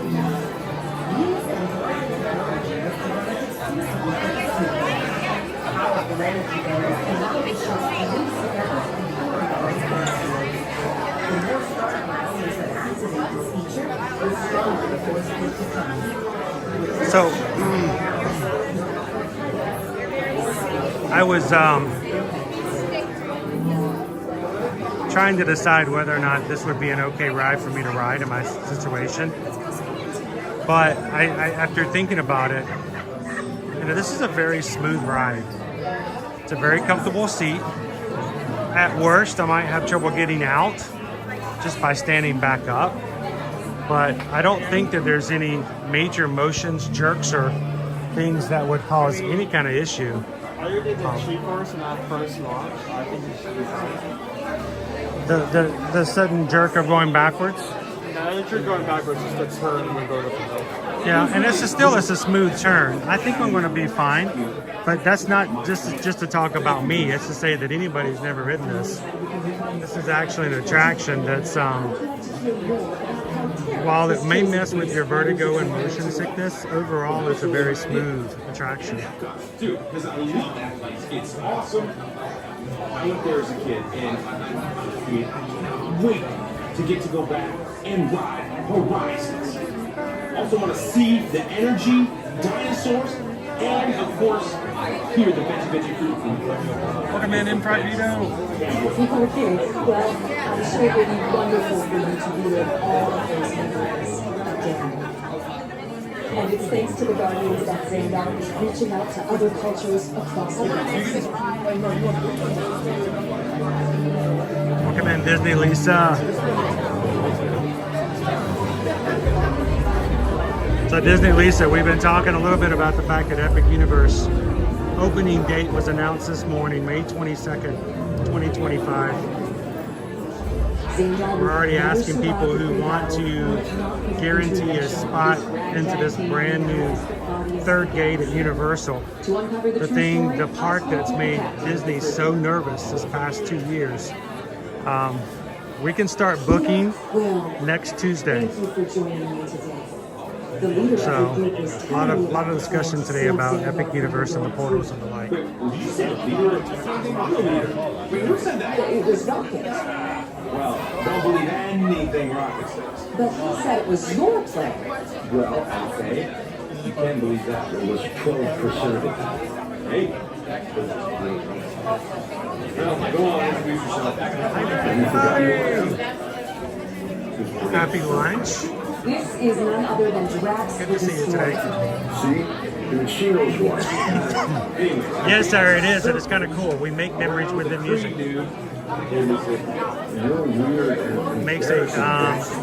Makes a big difference.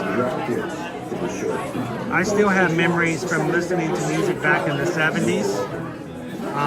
That when I hear that music, it inspires something within me. And you know, this is just one example. KC and the Sunshine Band. Anytime I hear a KC and the Sunshine Band song, it reminds me of when my brother, who never let me in his room because, you know, I was a little kid punk, he would let me in his room and he would play some of his, you know, disco music for me. And I just remember listening to KC and the Sunshine Band. That stuff always brings about good memories. That goes with all types of music. We assign emotions, memories, experiences within those songs. It works the other way around as well, but hopefully you have better memories to music than bad. So I am absolutely thrilled to speak with the leader of the Guardians of the Galaxy. Yeah, I'm the leader. And I'm also the captain. Captain Leader. I thought the leader was Star-Lord. Yeah, we only let him think that. And don't call him Star-Lord. His close friends call him Peter J. Quill. Noted, thank you. So, it was your idea to help Xandar? More or less. Okay. It wasn't exactly my idea. Is this the famous Hey, Owen, your mom closed the poll. To save the rest of the Guardians that day of the battle. Tell us more. Macetizers. How Is that macaroni and cheese? Yep. He's got what you call a Macaroni and cheese. What he's trying to say is That sounds very American. And this year's context, yes it does. so fast, especially when you water him. it would appear so. So back to my original Actually, but question. since we're not moving at the moment, I mean, pull out the booklet and just review the menu. He had this half-baked plan, and we saved his butt and his story. Okay, it was 3/4 baked. But we were all We have upset. traditional mac and cheese with herd panko. I'm not sure we'll get that. It's just mac and cheese with panko. Let's see. cheesesteak macaroni and cheese with shaved beef, peppers, onions, and breadcrumbs, truffle macaroni and cheese, and impossible chili cheese macaroni and cheese with sour cream and sugar. Actually, now that I think about it, all of these items are on the cheese hunt, right? Are they? There's 4. So that's 4 stamps. Without the Nova Corps forces There you go. unusual allies like the A lot of mac and cheese. Do you already have a stamp? Did we get the I don't have any stamps. The one stamp we got, I didn't get, remember? No. What can you do? It's not often one gets to What can you interview do? the most dangerous woman in the galaxy. Welcome, Gamora. Wait, who called me that? Peter Quill. So we're next to get into the room Oh, I was told he hates for the first pre-show. So Oh yeah, he does. He really hates it. now remember, guys, Guardians end up teaming up with the Ravagers. They normally there only is the work for transporter room. There will be flashing of lights. There will be strobe lights effects. That's something that you're sensitive to. We'll You mean the plan remind that you, they transporter recorded room with is where all the completely bright up. strobe lights are going to be. So if that affects you, look away during that time. So thank you guys all for watching today. And here he is. Looking forward to riding Guardians of the Galaxy What with do you you have to guys. say about this? You know, I guess, I mean, it was really a group effort to execute my plan. Thank you, Gamora. I only saw it because you told me to. So far, I would love to so hear more far about how away. Terra was chosen for this Wonders of Xandar tour. Flock of seagulls. Well, that was totally my idea. And Epcot, too, because I love that place. It's awesome. I went there as a kid, and I cannot wait to get to go back and ride Horizons. Also want to see the energy, By the way, dinosaurs. hi and, Ella. of course, Thanks hear for the watching with us Magic today. You're gonna ride the rides? Hey Owen. Ella's watching with us today. You wanna say hi to Ella? Hello. Ella is 2 years old. 2. You're gonna be big enough to ride this ride in no time, Ella. So thanks for watching with us today.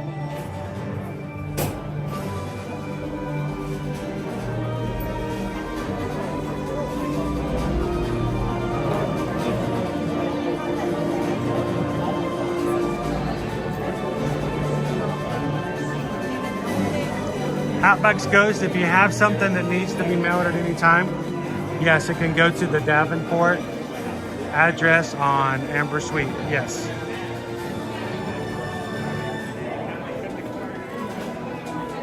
So Vicky, it's not really cold. It's mid-70s, but we've got a nice fall breeze coming through, so it seems cool.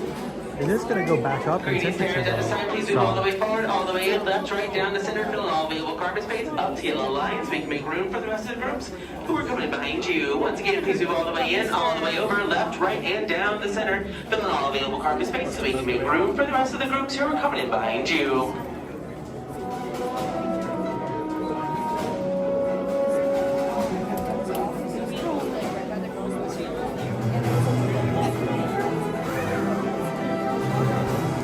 There must be some sort of breeze coming off the water.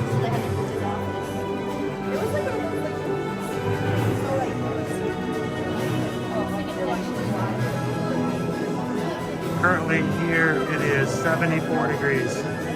Tonight it's going to be a low of 62. I was walking Nova last night and I got a chill. And man, it's a little breezy out here.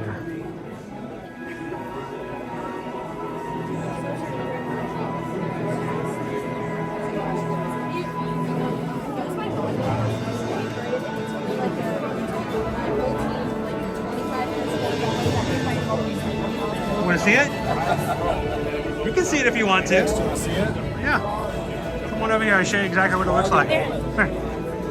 So we've got all the people watching, and we have right now it says 566 is locked in, and we have actually 640 people we're about to ride on the ride with us. So what they do is they get to talk in the chat right here, and I get to see it all pop up here. And if I'm talking with somebody like Josh Green here, he's in Utah. I can talk to Josh by selecting his comment, and it pops right up there so everybody knows I'm talking to Josh. So Josh gets to sit there and talk with us as we ride the ride. Do you ever watch live streams? So it's a lot of work in the behind the scenes, but it's kind of cool. It's hard to keep up with everybody talking though. A lot of reading. Oh yeah. Oh, you do? Where are you guys from?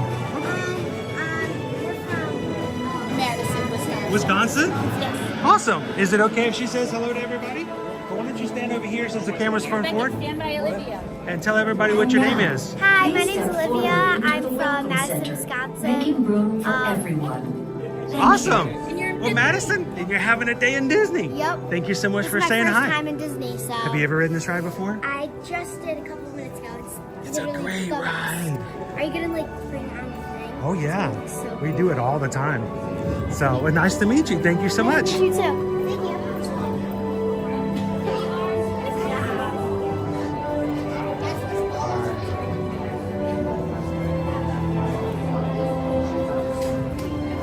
Vicky, you have a fellow Wisconsian, is that right? Here with us today. Greetings, Terrans. I am Nova Prime Irani Rayal, commander of the Nova Corps. On behalf of all Xandarians, I hope you have enjoyed exploring the wonders of Xandar. As you have seen, your world and ours were born of the same moment, one which you refer to as the Big Bang. As such, we are all galactic neighbors in a vast universe which we and countless others share. For you to travel to Xandar would take 2.5 million years, assuming you had a ship that could fly at the speed of light. So we decided to come to you. But even we could not have reached you so easily were it not for the Cosmic Generator, an advanced piece of Xandarian technology that creates jump points, artificial tunnels that act as shortcuts, linking distant points in space. It is our desire to share this wondrous technology with your people so that together we might explore new worlds and create a brighter tomorrow. And now, as the culmination of the wonders of Xandar, you will be teleported to a Nova ship above your planet for a demonstration of the Cosmic Generator. I trust you will find it an unforgettable experience.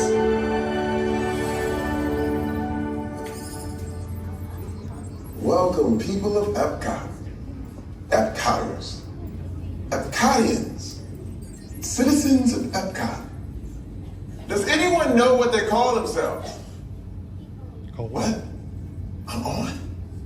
Someone needs to tell me what I'm on. Welcome, Epcot Terrans. I am Centurion Tal Merrick, and we're just about ready to teleport you up to the ship for the demonstration. As you're about to enter a secure Nova area, I must ask you to put away your Terran communication devices at this time. Recording of any type is strictly prohibited. I am very serious about this. Now, please step forward into the chamber. You're gonna love this. Remember, everybody, the next room contains strobe light effects that may be disturbing to those who are sensitive to those effects. So.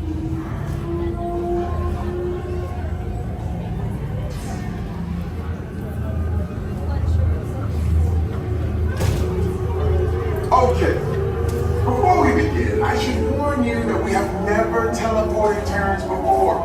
But since your molecular structure is very similar to Xandarians, it should work. It'll work. So long as you are standing inside the lighted ring. You do not want to know what happened last time someone did not stand where I told them to, okay? Stand by for teleportation. Here we go.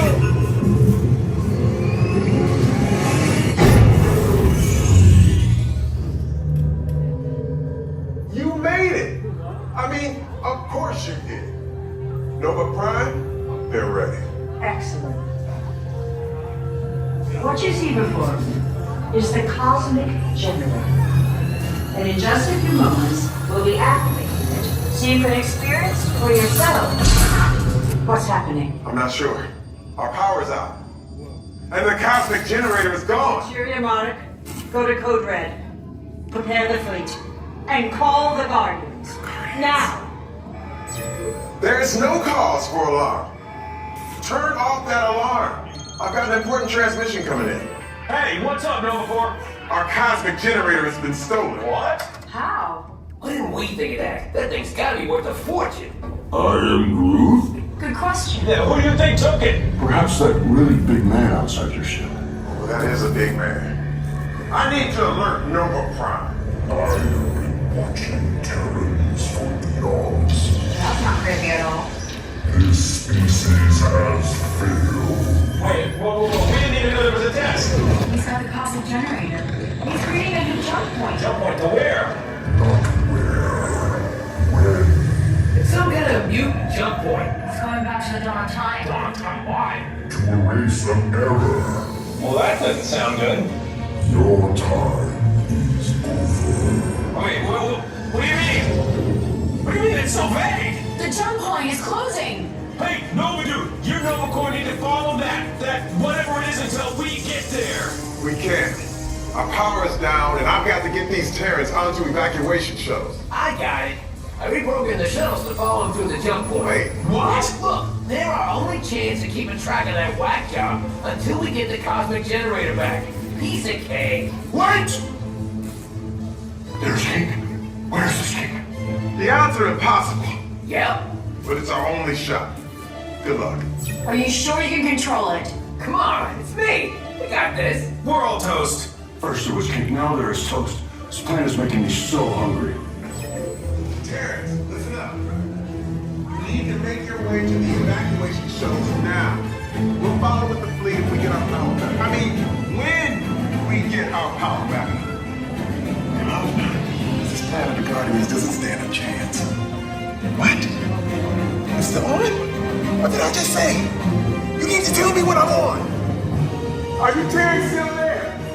Everything is under control. We're rebooting our subsystems and we'll have the power back soon. We do hope you enjoyed your brief visit with us. Over now. Could this day get any worse?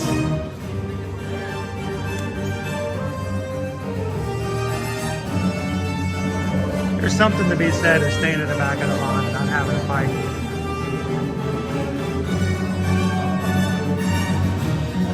Welcome back in, everybody. Good to see you this afternoon as we're getting on Guardians of the Galaxy Cosmic Rewind here live at the Walt Disney World Resort here in Epcot.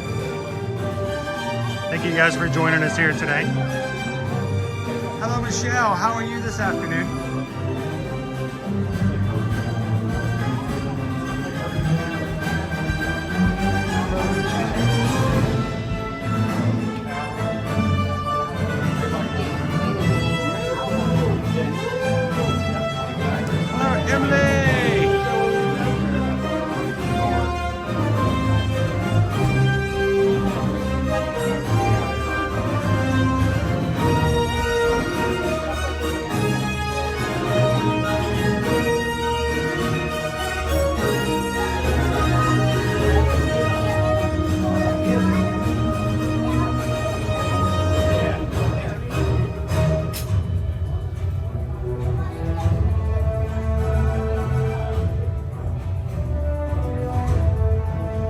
We're at the back of the line anyway.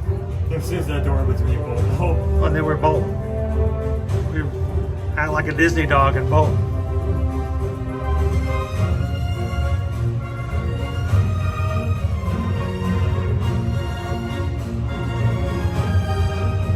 There's the blue light.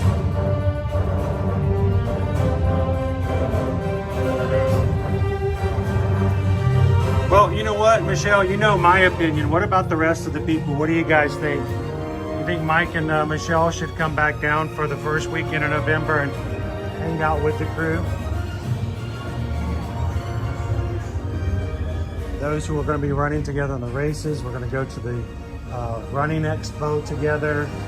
If you so choose, we're going to give you recommendations of which parks to go to each day of the weekend if you can, so that you can increase your chances of running into other people in the Magic Crew. We're going to have a meetup on Friday And there's even an Epcot post-race party that anyone can buy tickets to and hang out with after. Epcot closes on Sunday night. So, I don't know. What do you guys think? You have to... I could try to convince Mike, but I think you guys would be a lot better off and giving some good reasons and justifications for coming and hanging out with the crew in a couple of weeks from now.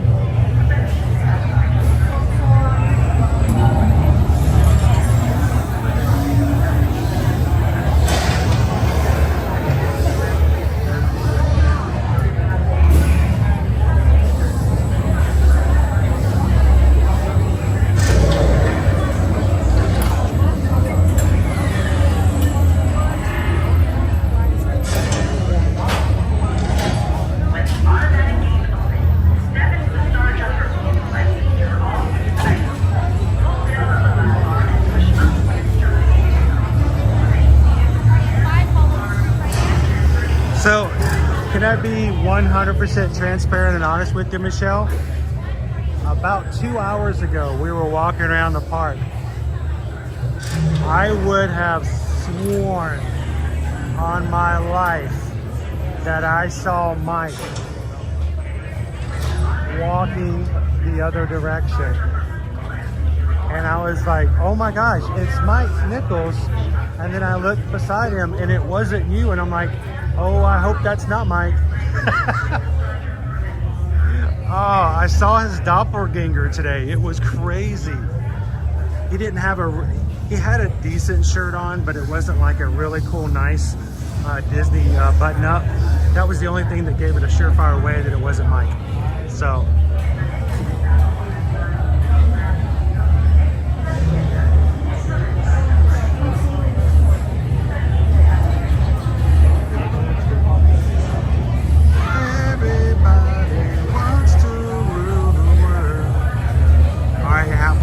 Have a great day. Thank you so much for popping in. You know, it doesn't matter if you come in for 5 minutes or 5 hours. We're always happy to have you guys come in.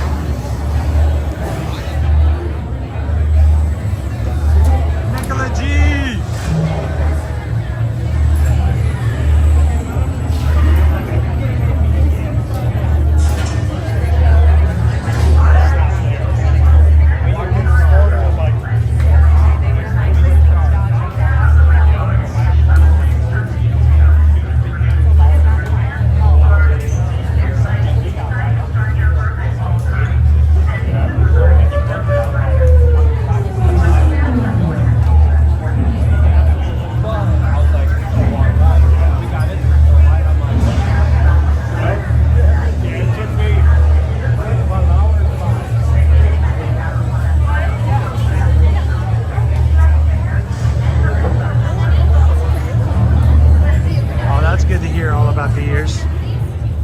You know, certain times you get certain rides and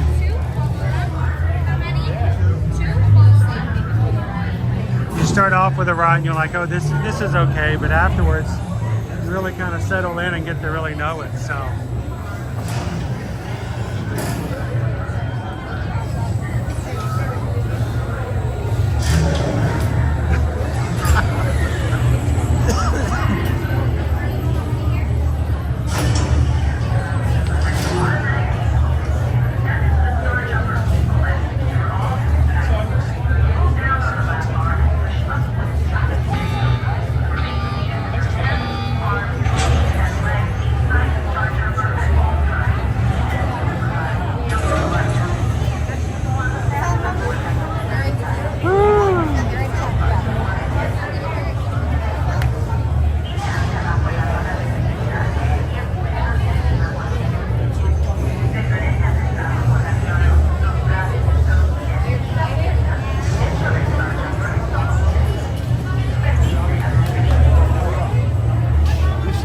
oh, the front and the back are awesome. But they tell you to get in row 2, Emily. A lot of people go, I want row 1. But row 2 allows you to be in the best seat on the launch. But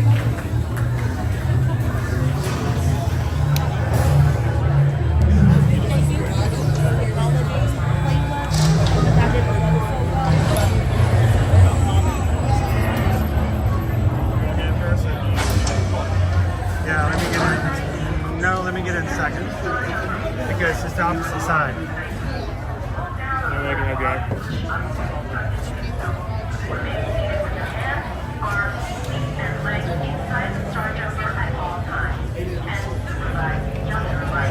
Alright, we need a smooth ride here today, team. No jerks, no craziness. No back-breaking turns or inverts. No coming off of the track like on Donkey Kong Country.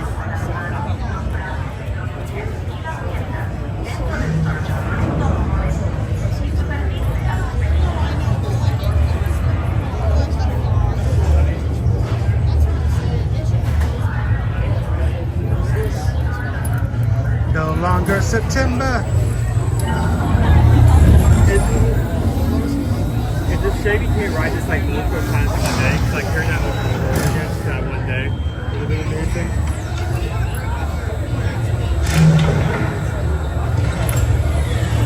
Alright, place your bets into what song you think is going to happen today. Who's going to win that?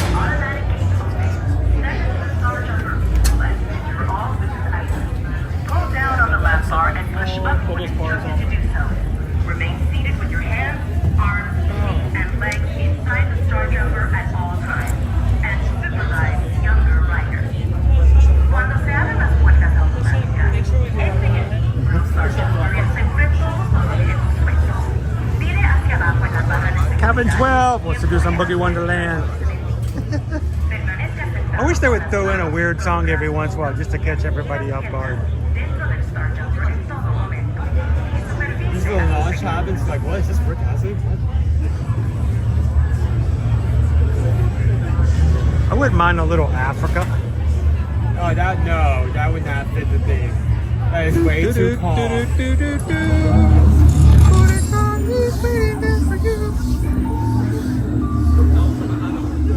Welcome in, Bowser. Okay, they're headed for the jump point. This plan is never gonna work. Rocket! Well, okay, I've locked onto your vehicle. We'll be right behind you. Nothing to worry about. Unless we cannot stop this unusually large man, then you're likely doomed. Good luck. You're gonna need it.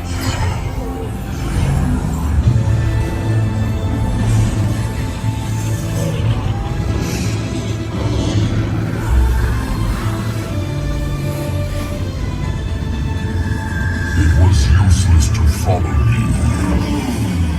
What is that noise? Noise? No one's gonna stop rock and roll from existing.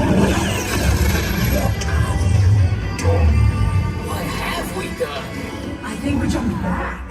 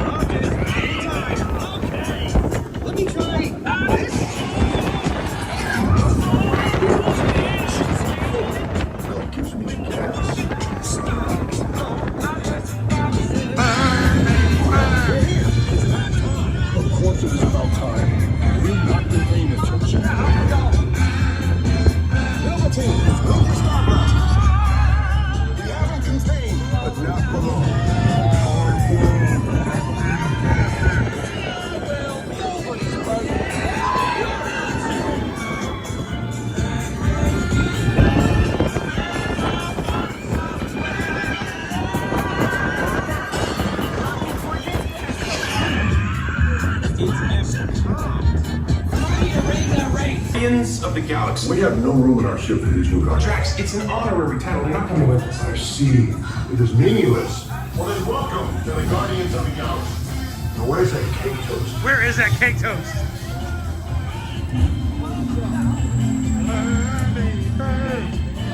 Good ride.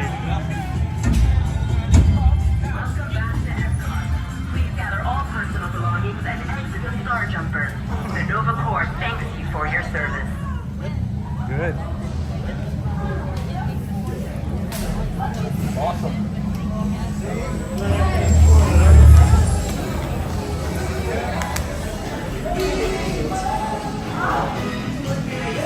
Oh boy.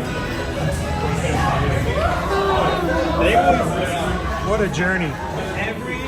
Every time, like, my middle school, like, church group, at any time of the event, they would make us all sing this for some reason.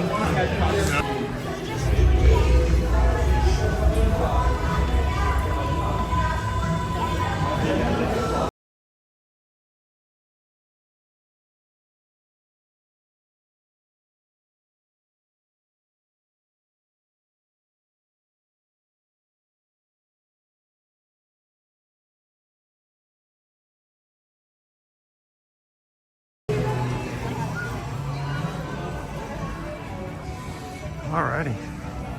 Yeah, I can't really anymore.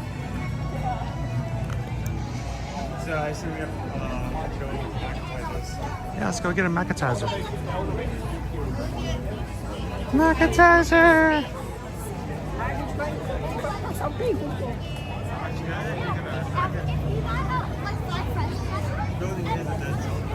It is a dead zone, but we can always get it and take it somewhere else. We can take it outside and eat it at one of the tables if the Encanto show hasn't started.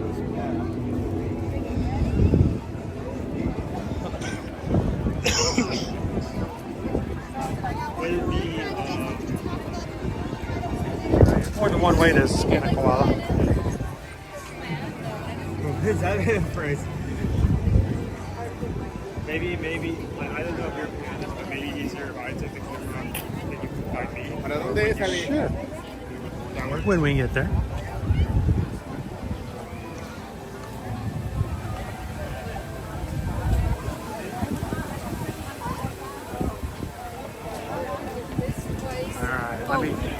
I'm turning everything back on. When I'm on the ride, I turn the screen down, I turn things off, I take the equipment apart, so I have it as small as possible.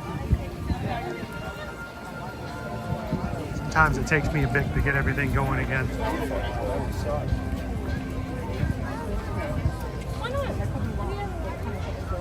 And you guys in today's lunch poll chose the Macetizer as our food and wine festival location for today. Keeping it here in the World Celebration. We haven't been into the World Showcase other than that failed attempt to find Australia. That is so funny. Like, it was, yeah, it was inconvenient, but I don't think I would have had it any other way. Walk up. Yeah, go back to the place.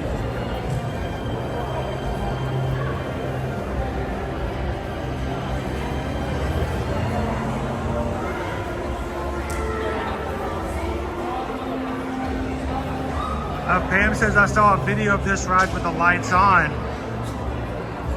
So now I know it's a super big no for me. I tell you what, Pam, seriously though, I mean, it is technically considered to be a roller coaster, so I was scared that if I rode it, I was going to hurt my back again. It is a very smooth ride. It does not jerk. It does not spin. It does turn, but it doesn't spin. I think the best way to describe it is it drifts. It turns, but it turns. I think of a spin. A spin is a 360-degree rotation. So when this show is over, we should be good for a bit. I have no idea. I tell you what, it seems like we've caught every show today. It's at the start. I mean, you could just carry it over here and put like the tables over here and out away from the noise. You don't need to sit over here. Do you want to do that? And that's why I don't. Like one of these tables over here? I mean, not all of the shirts if I sit there and do like big Mexican table. Are you guys okay to sit and chat with Owen for a bit while I go get us some food?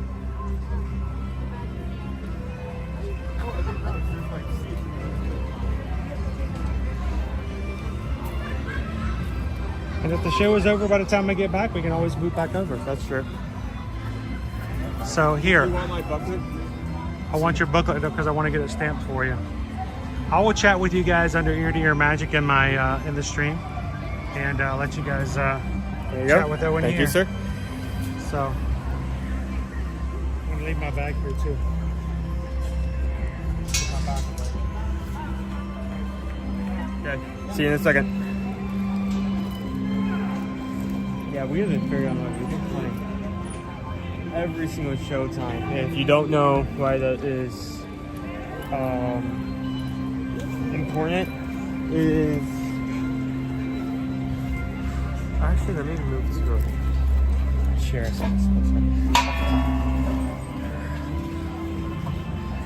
The reason why that is so important is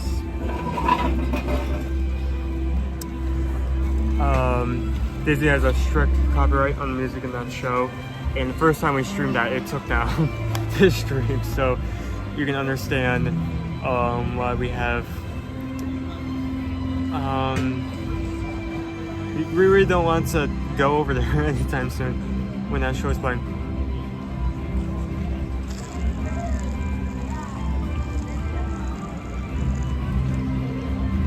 Mark, how is everyone doing? Hi, Donna? Donna, I pronounced that right? Hello? Doing great, honestly. Even though it's been hard to ride rides, got me up with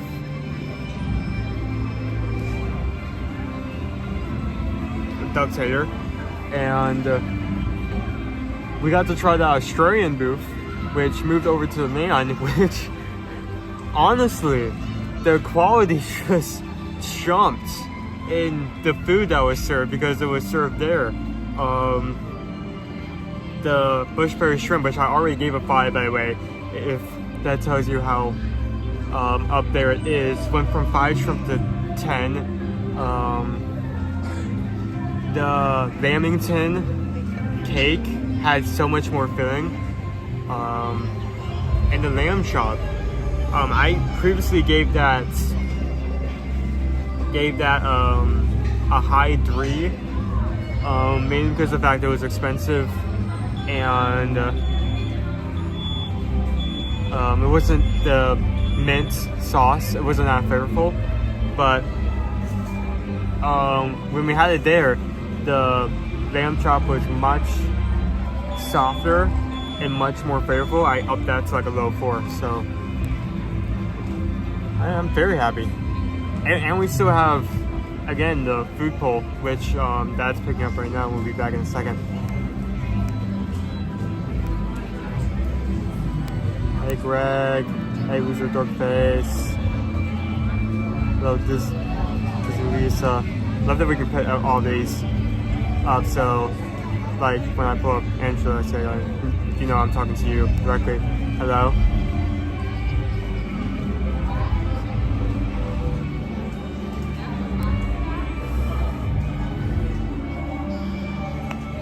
We only have until I think the 23rd, so I think next Tuesday is going to be the 1 month mark until the Food and Wine fully closes, which will be sad, but at the same time, in just a short amount of time, festival holidays will be coming, and that brings with it the beer cheese bread bowl, which is amazing, and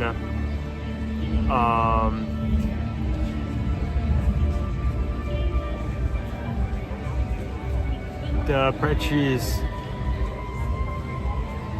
There's another one. New Year's soba noodles. Those are also very good. The value on the quality on the second one has kind of waned in the past, but I still always try to get it.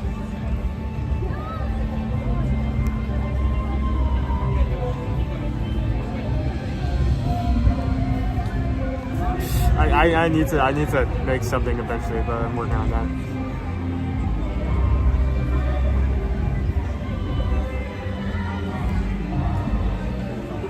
That is a good question. Honestly, to answer that, I'm just gonna go for my photo roll. I am just going to pull up. I am just going to pull up my album to focus just for food, and I'm going to overview and think of which I like better.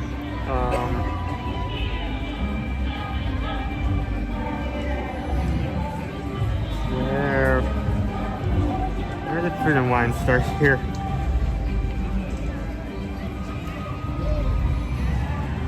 Okay, that's Festival of the Arts. I went too far back. I'm seeing.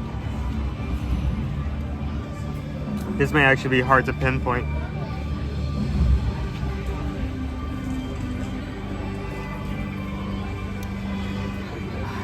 So, food and wine, a lot of good options. For example, we have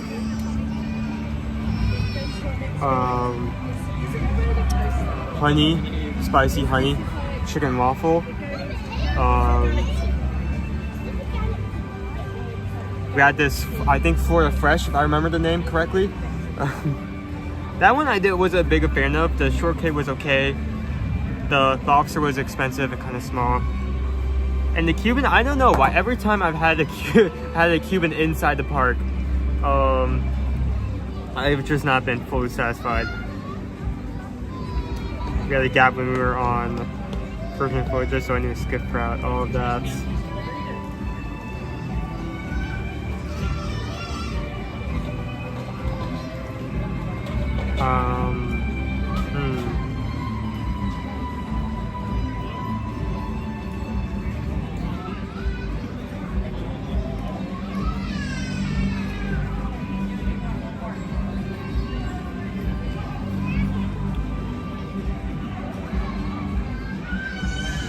I didn't actually go down there, Flower and Garden. I'm looking at my photo roll.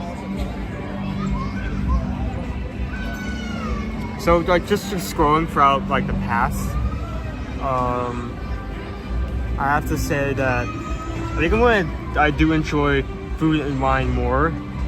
Not to say that Flower and Garden is good or it doesn't have good options. I just think overall, in terms of like flavor combinations and just overall satisfaction, I've enjoyed food and wine better.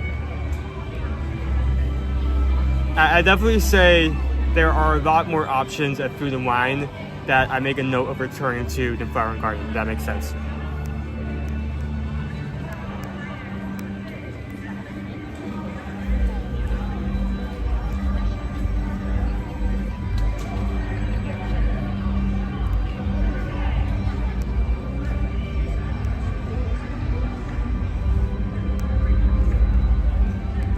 It's gonna be either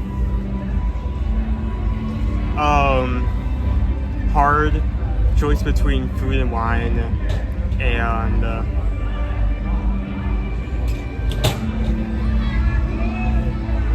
actually, now that I think about it, food and wine might be my favorite just because I have a larger return of items I return to. I mean, I love the fondue bread bowl from Festival of Holidays, but that's only one item out of several they have.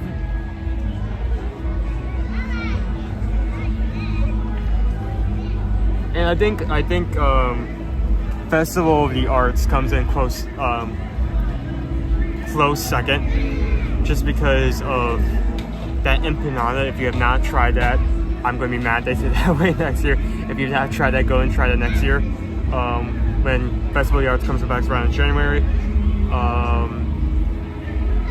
Have the fried green tomato, grilled cheese with pimento cheese. That is a good point. You do bring up a good point. The cookie stroll is good. I especially do, and that's a good point. I do especially like that they don't just choose like extremely basic cookies. Like, okay, here's the same soft bread cookie 5 different times for different items. But you actually have some interesting ones in there, like the Mexican chocolate, the black and white, the sham-filled one over in Germany. I do not remember the exact name of, but that one, you know, also kind of like the other festival is kind of leaning on the fact that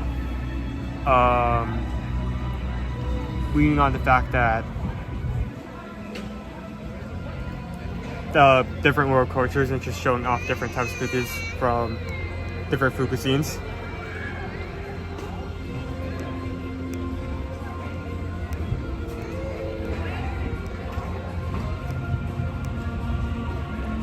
Oh my goodness.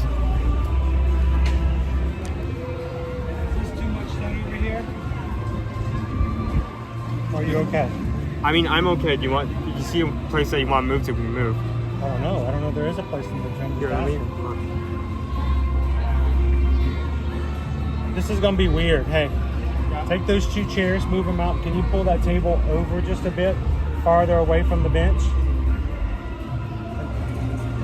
Move the table into the shade. Just pull it out a little bit. Not much. Now closer to me.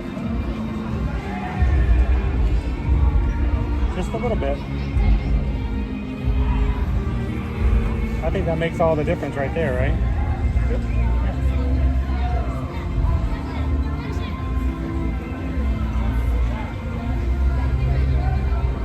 Move back once you're done.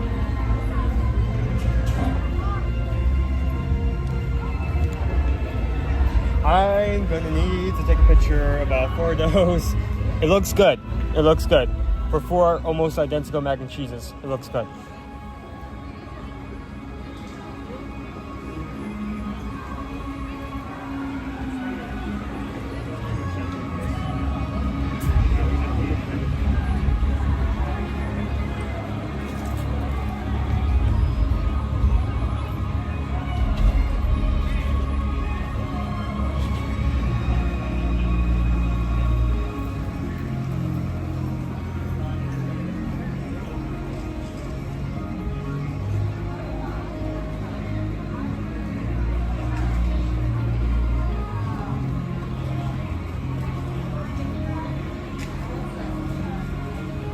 Sorry for keeping you guys over there. We're setting up a table.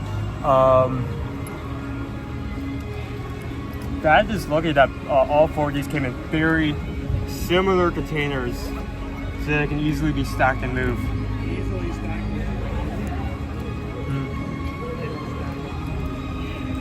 Well, I mean, it's better than like, at least it's stable, you know? If it was like a weak paper bowl, like it bent, like we've had that problem before.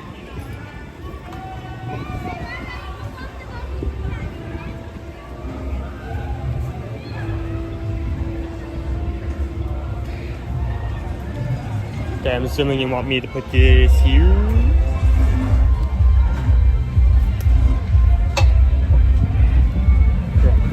The Encanto show that plays every 42 seconds here in Epcot.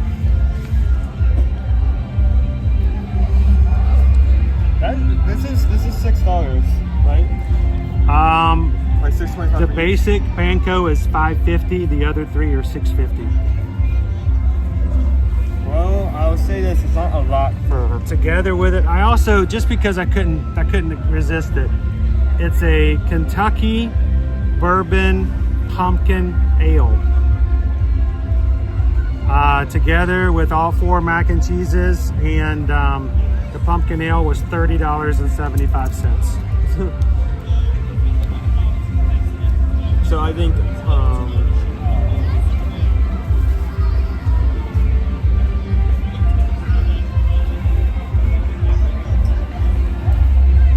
so I'm gonna quickly refill my water so I don't like it. Okay. Just because this is probably gonna be heavy, I'll be right back.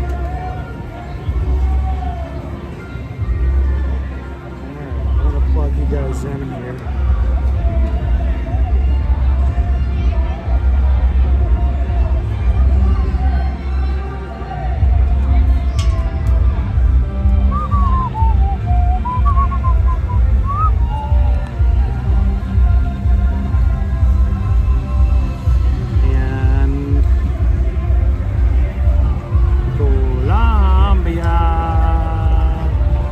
Yo Encanto.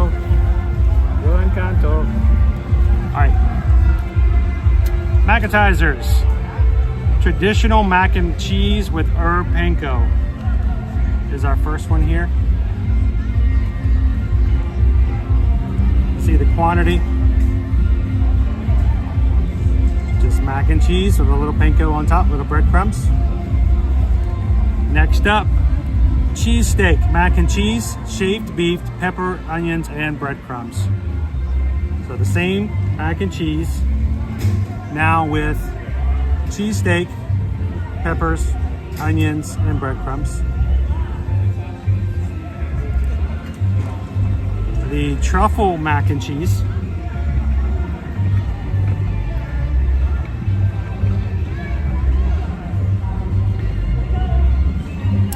And then the impossible chili cheese, mac and cheese with sour cream and cheddar. So it's got a little bit of impossible chili and sour cream and cheddar on it. Little Fritos on top too. I got no gamma cookie. What? Gamma cookie. Yeah. Thank you. I mean, I don't know why, but just leave it out. I figured you'd put it away so you could pull it out later when I'm there to ask about it. Well, I mean, you slightly bent the book, so it should be easy to find. So which one of these four are we getting into first? Yeah, Inez says, can you ask for no onions? I'm sure you can. They're making them pretty fast beforehand, before they're ordered, but I'm sure you can probably ask. They're all being prepared. I watched them. They've got several chefs in the back who are putting them together. I mean, considering that you had to wait for time to get this fully ordered, and the fact you had to walk here in baggy, it took a short amount of time to get back here with it. Go ahead and try the first one. This is the regular mac and cheese. Almost all of these have panko except the... Yeah, well, this one doesn't. Should I mix These this? are the same thing. These are all the same thing. This is the same thing with cheesesteak and onions. This is the same thing with truffle mushrooms. So it's, you know, they're very similar. I'm gonna go ahead and mix them panko in. And I was surprised they didn't offer a dessert at this one, but they don't. Dude, can you imagine how hard a mac and cheese dessert, like themed dessert would go? Cheesecake. I mean, I guess that counts. That's not what I was thinking, but sure. While he's stirring, I'm not much of a beer person, but it said bourbon and it said pumpkin, so I had to try it. Blink.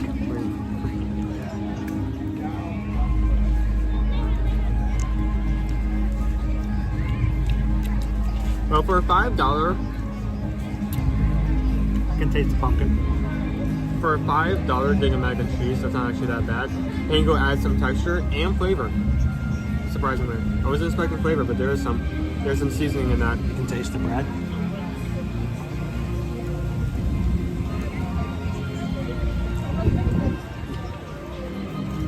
The taste and texture kind of reminds me of like a baked mac and cheese in a way, except it's not baked. Little panko crunch. Yeah. I can taste the seasoning. Whatever it may be. Some basil. We were watching the British Bake Off the other night. I thought is it basil? Just a little basil. Did they call it basil? I'm like, basil? What's basil? Anything with truffle wins for me.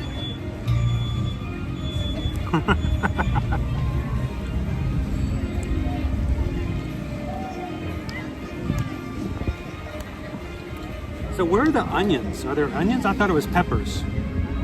Cheesesteak and peppers. I guess there may be onions in there too. I think I maybe see one on the side of that cheesesteak. Maybe we start it with seed.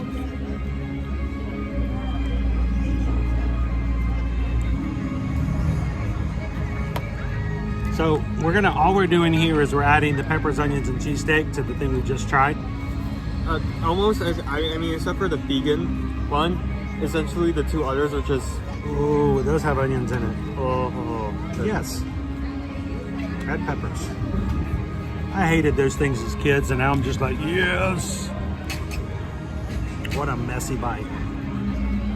Cheesesteak mac and cheese.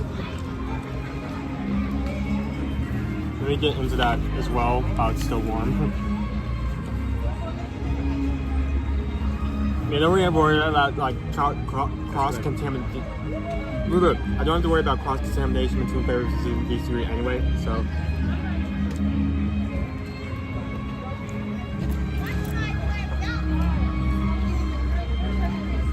Decent amount of cheese, decent amount of cheese steak. Angela Knight says, loving Owen's commentating today. I know, Anthony, pumpkin bourbon ale. So that's why I was like, I gotta try that just to see what that's like. Okay, that's good. That cheese steak is well done. Joe Good Dog. I'm not a bourbon person, but I tried that. Is it okay if I stir this one as well? Yes, but the bits of the cheesecake I think are pretty large, so I don't think it's gonna be much good to stir the meat. Oh, I'm just... Unless you just want to put your fork on all the food. I'm just trying to spread the panko a bit. Okay, yeah, I got it. Lick your fork really good and then do it. And then spread it out. I like the onions and peppers. Yeah.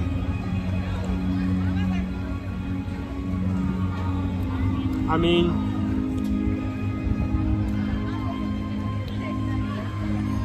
if you make a cheesesteak without onions and peppers, or somebody, I have to influence you. Oh my! Here, let me do my influencer. Oh my gosh, dude, this is so good. I am so obsessed. Drop everything and run over to Epcot and try whatever. Fill the blank in. Did you get that? Did you get that? Wait, let me do it one more time. Let me do it one more time. Let me do it one more time. I can do it better. I can do it better. Hang on, let me do it. Hang on.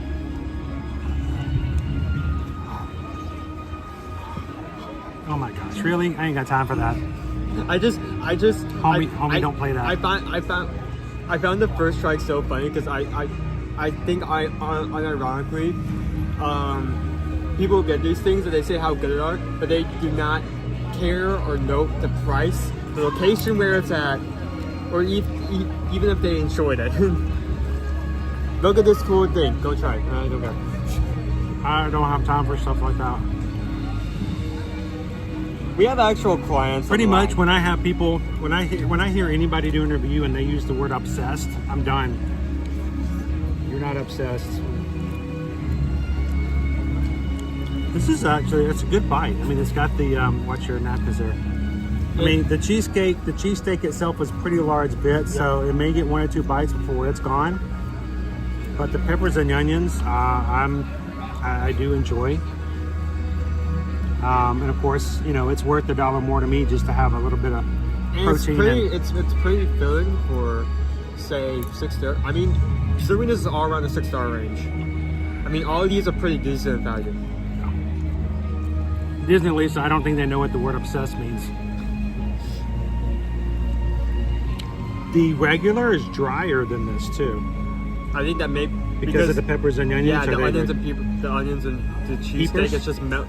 I keep tripping over everything. I like peppers better. The peppers, the cheesesteak, and the onions, they kind of like melted onto the cheese, so it's... I think some of the onions and peppers and the cheesecake, I think they add some water too. Yeah. It makes it a little less dry, because I found this to be a little on the dry side. I mean, look at it now. It's even kind of stuck where it's at. But this, watch this, watch. See? Yeah. There you go. That's very nice. It's moist. All right, you want to do truffle? Yeah. How about we mix that before any of us take a bite? You're really big about mixing things up, aren't you? Well, I want to know that everything is like... I don't want to like take a... If you put like a sauce or seasoning or spice on it, and it's put potentially on one spot, and you like eat around it, and you don't get any of it, now you're really getting the full like intended flavor. It's stirred. Okay. There you go. Thank you. You're thinking about.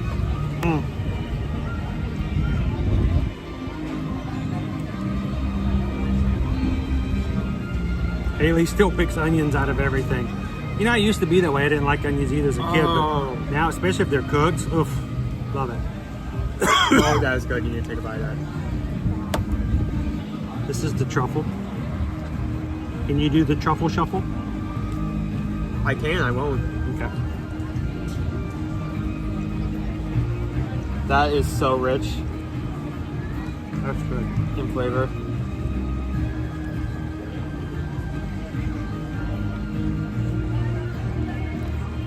That's a lot more of a refined taste. It's darker. I like that. The texture of the panko and seasoning of it is still there.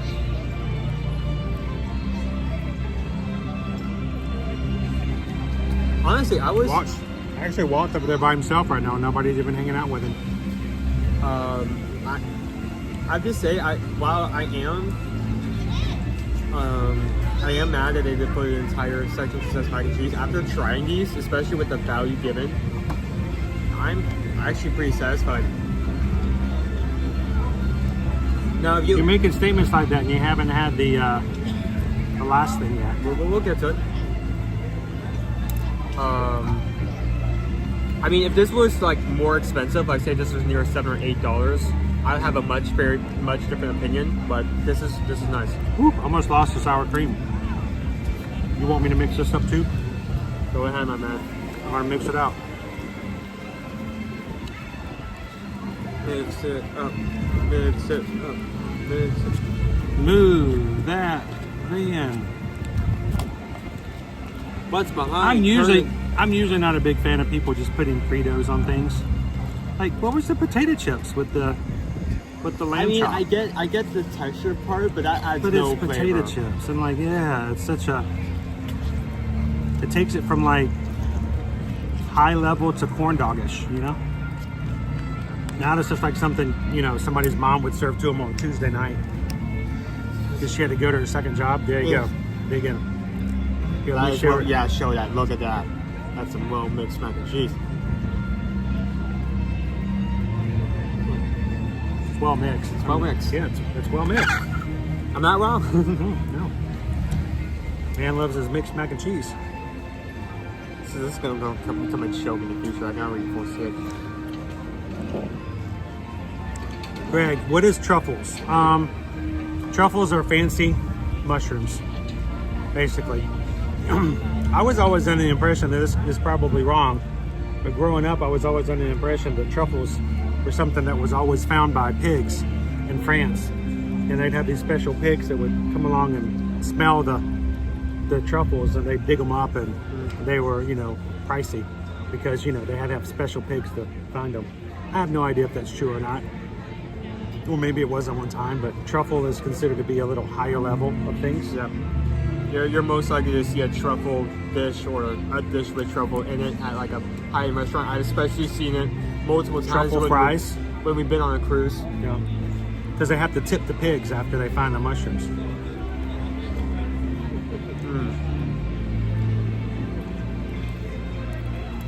This is the vegan one, and it doesn't have panko. It uses slightly different types of I didn't say it's not. Is it vegan? Are you sure it's vegan? Be careful. It may be impossible. Just want to make sure. I don't know. I can't tell the difference sometimes. That's a good point. Let me go check. Thank you for saying that. Does it have a vegan symbol on it? Longer now. Has a least symbol. And okay. Wait. Plant-based. So plant-based, but not necessarily vegan. I don't know. I have a hard time with that sometimes. Hey, Disneyers, thanks for hanging out with us this afternoon. Oh wait, impossible chili cheese macaroni and cheese. So that's impossible for part of it. So that's probably the best termination. What's a moose?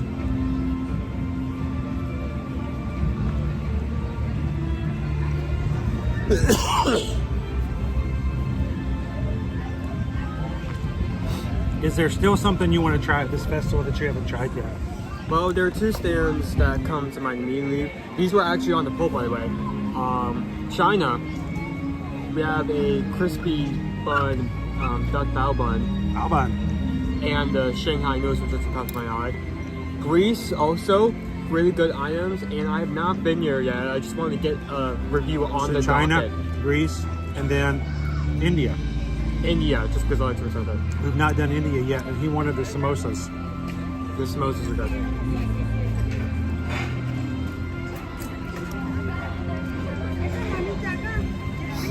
So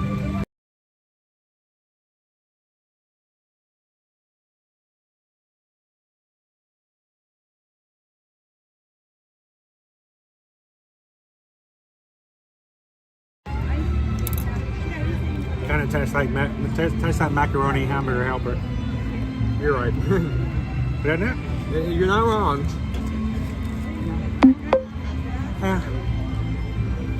Well, I feel like in terms of like some Impossible dishes, they do better on the fact where they added like other vegetables, beans in for flavor, sour cream. Sour cream? Rather than, you know, you just have like an Impossible meat and like a sauce, and if that meat's subpar, it kind of ruins the whole dish, you know? So benefits from that, I would say that. Renan says we need to try the Brazilian cheese bread. That's one of Susan's favorites. She loves Brazilian cheese bread, and most times if we're out and about, if there's a place that offers it, she gets it. Gotta love it, especially because it's gluten-free. I'm gonna do something different. Instead of us rating 1 to 5 on these, You want to rate it from highest to lowest? I want you to put them in order of your favorite. What are you doing? Are you going back around? I'm getting like last minute results. Go around the world one more time. We're gonna rank them from highest to lowest.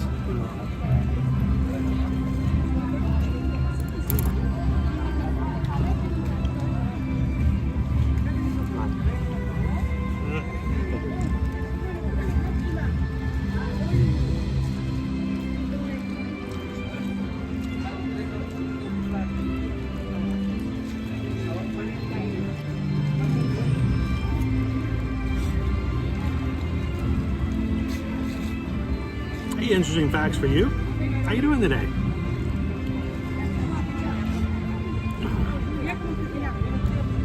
Hey Jessica, we're just finishing up our Macetizers that you guys chose today for our pavilion to share, and we got all 4.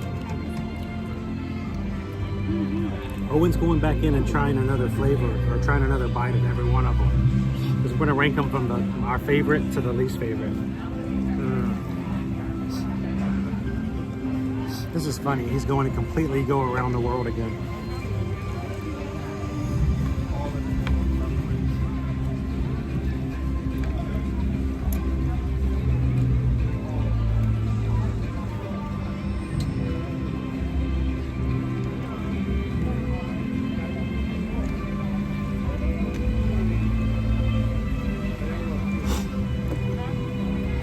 Are you doing the math? Okay, I think I have my results. Go for it, dude. So, lowest to highest. I think we're going to start with this one with a 3. Okay. Solid 3. This is good. It's a good flavor, and it's a good value. But this very much feels like something you would make at home. Chef Bernardi. Well, not just like that. Maybe just make some pasta, throw some ingredients in, and then mix it up. I'm her helper. It's good. It's just, compared to the quality of the other 3, I don't really like it as much. Like, if I were choosing one out of the 4 to try again, it would not be this one. Next would be this one, High 3, which is the regular mac and cheese. Just regular with I think the quality of this one is much better, especially with the panko that adds that additional texture and seasoning. And honestly, surprisingly, I went back and forth on this. Both of these I would rate at a low 4. They are still mac and cheese, but I mean, it's a good price. $6.50. It's $6.50, and they do a good job at creating something unique I would come back for. I like this one, I like this one. Actually, after trying all 4 of these once, I tried 2 bites from each of these again because I couldn't choose one over the other. So you're not going to choose one or the other? I'd say both of those are in the lead. Really? Yes. I mean, if you want to rate yourself, are you gonna cheat like that by going, I'm gonna let them tie? It's hard. These are both so good. You still eat them too. No mind. Well, I agree. The the Impossible Chili Cheese Mac and Cheese. This is my least favorite of the 4. I'd give it a 3. It does kind of feel like a make at home kind of a box dinner kind of deal. It's the chili. It just, I don't know. That and the Fritos just didn't give it a high rating. It's a 3. The regular cheese with just the panko, I agree with Owen, is also just a 3. It's a little on the dry side because there's no other ingredients to go in it to sort of loosen it up a little bit. It needs a little bit of liquid. It needs some more sauce. It's too dry.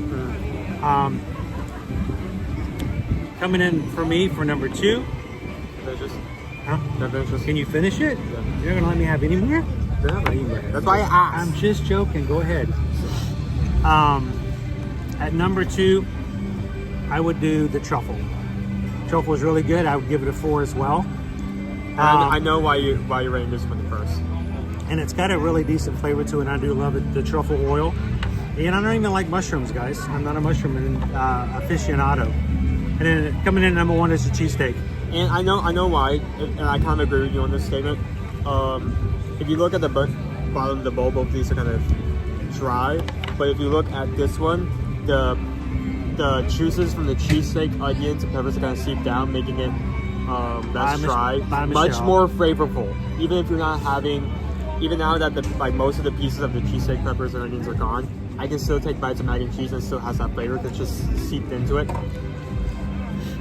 The onions and peppers, I know Haley, it's got onions in it, and I'm sorry, but the onion flavor is going to persist throughout. So even removing the onions, probably not going to do you any good on this one.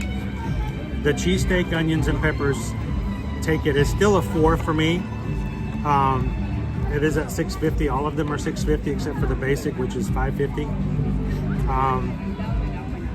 I just think it has a little bit more flavor than the truffle, even though I enjoy the truffle. So my 2 top favorite, the cheesesteak and the truffle, most definitely. Yeah. Now let's sit here and watch Owen completely decimate the rest of this mac and cheese. Take it, Owen. I mean, I knew I had to get water because I was though, because if I tried to eat all this without nothing to anything to wash it down, I'd be having a really bad time later. I'd be passed out, some paramedic comes out like, "Sir, are you okay? What's the problem?" I'd lift my head up, baby. Mac and cheese. Or as Lil Ducktator mom said, "Yeah, no. No, yeah." He's just stacking them up. Honestly, I'm questioning if I can finish this. I was wondering whether or not I was going to eat the last one. I may eat some more of it. I may not give it the grace of finishing the bowl clean, but I will at least respect the fact that it's food and I will not waste it.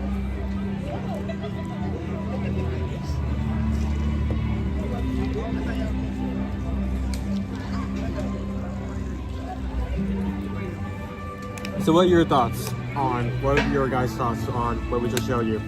Do you agree? Do you not agree? What do you think about them? Here's the thing. What do you guys think about a macaroni and cheese booth? I mean, you feel as though mac and cheese is in itself enough to carry. I mean, there's alcoholic beverages there to buy, like the bills and the beer and the pilsners and stuff like that. But everything else is just the mac and cheese. Do you feel as though that's a good use of a food and wine festival, or it's much like America? It's an easy out because it's basically the same dish that can be tweaked 4 different times. I would say this: if they say kept the cheesesteak and the truffle, and you replaced both the regular panko and the possible with a cheese-themed item, I think that would look much nicer on the menu. I have a cheese-themed booth.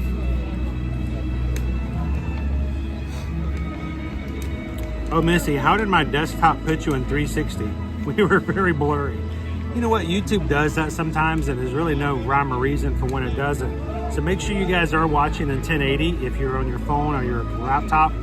Sometimes it will reset you down to a lower resolution. You may find yourself watching at 720 when 1080 is available. So, Anthony, that was steak, right? It was a cheesesteak, yes. Yeah, cheesesteak. April says, I think they need a mac and cheese booth and a potato booth. I mean, they do have the fry basket. I think it's gonna be hard. That's true. They got a fry basket as well. Nothing but French fries, nothing but hot dogs, and nothing but mac and cheese. I think the fry basket does cut some slack because the fry fight isn't just regular fries. There is the potato and yuca fries aren't potato. And last year when they had all three options, they had the pickle fries. That was the fried pickles were good too. I mean, I miss those. It's not an emphasis on potato fries itself, but more of fries in general. Who in the chat wants to see Owen finish out the mac and cheese? I think you can do it. What do you think? Oh.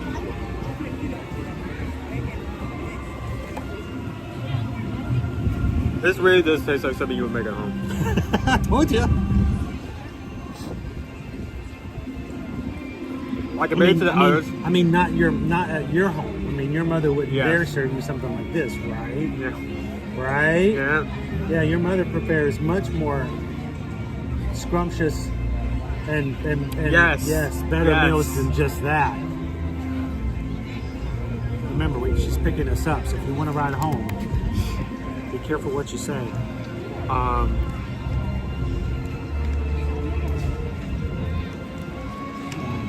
She does go out of her way, like every now and then, to like make really good dishes. Like for instance,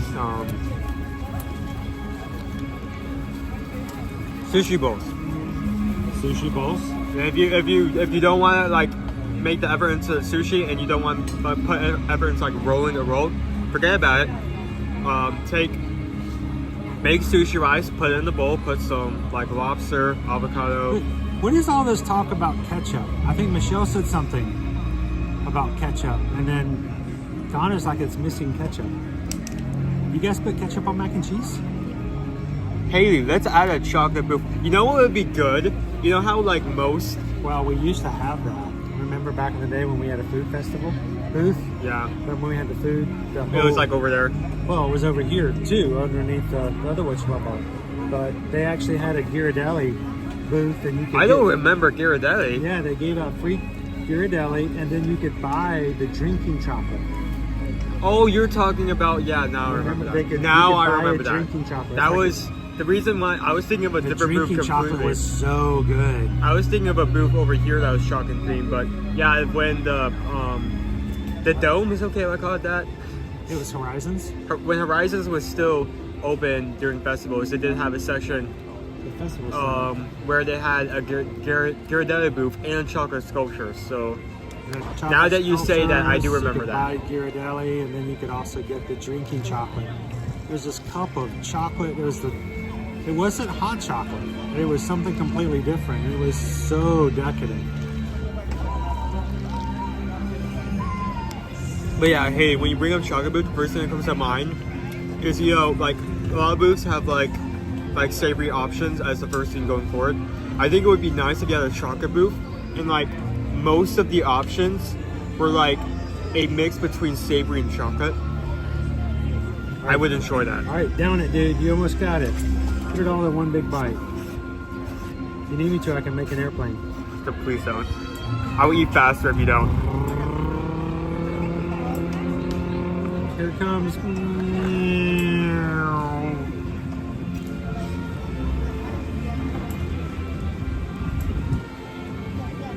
I had to put ketchup on everything as a kid, Gabriel says. I was never a ketchup fan. Never a ketchup fan. Calvin! I used more mayo than I did ketchup. Thanks for coming in. Should I add it to my must-try list for a moment? I would say if you don't have anything else. Calvin, if everything else is closed, yes, definitely get No, I mean if you don't have any, like, if there are any other options that you would put ahead of this, I'd say put those first, but if you do want to get anything, if you do want to get any, I'm trying to be serious here.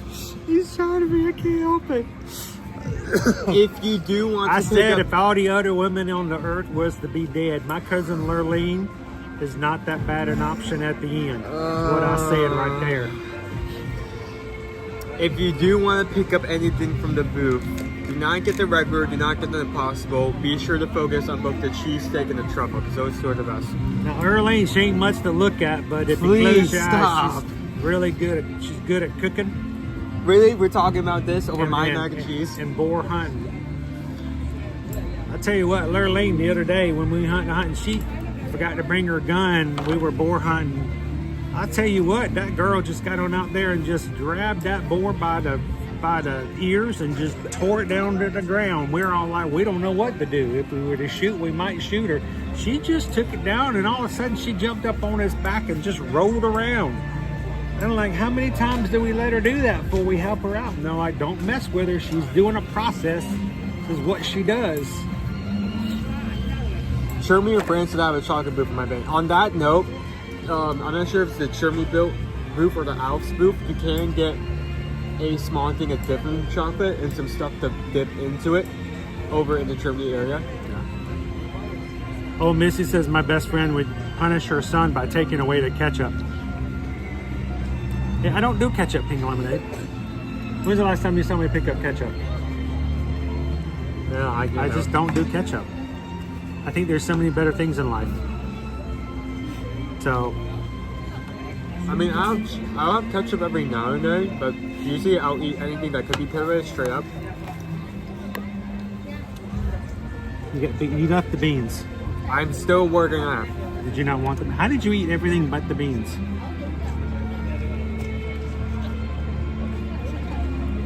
All right, he did it. He ate everything but the bean he left on the table. I'm not eating that.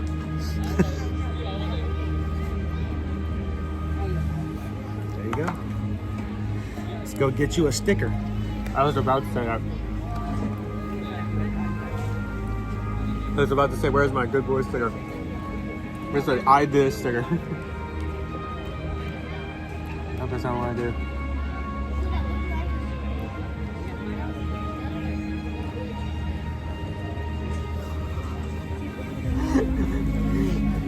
Dromo's good dog. When we were bad, my cousin and I had to sit down and listen to Frank Sinatra records. My mom was so cruel.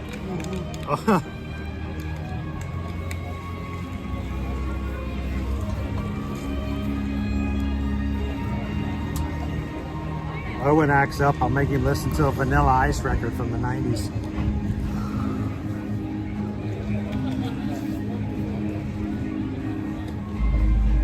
All right, so what do you think?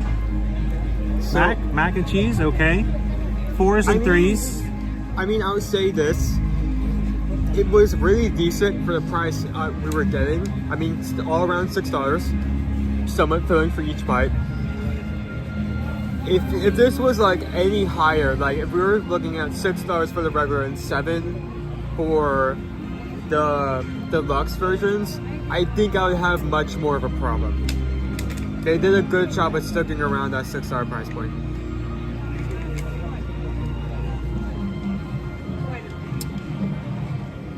All right, so let's see what we got going on here.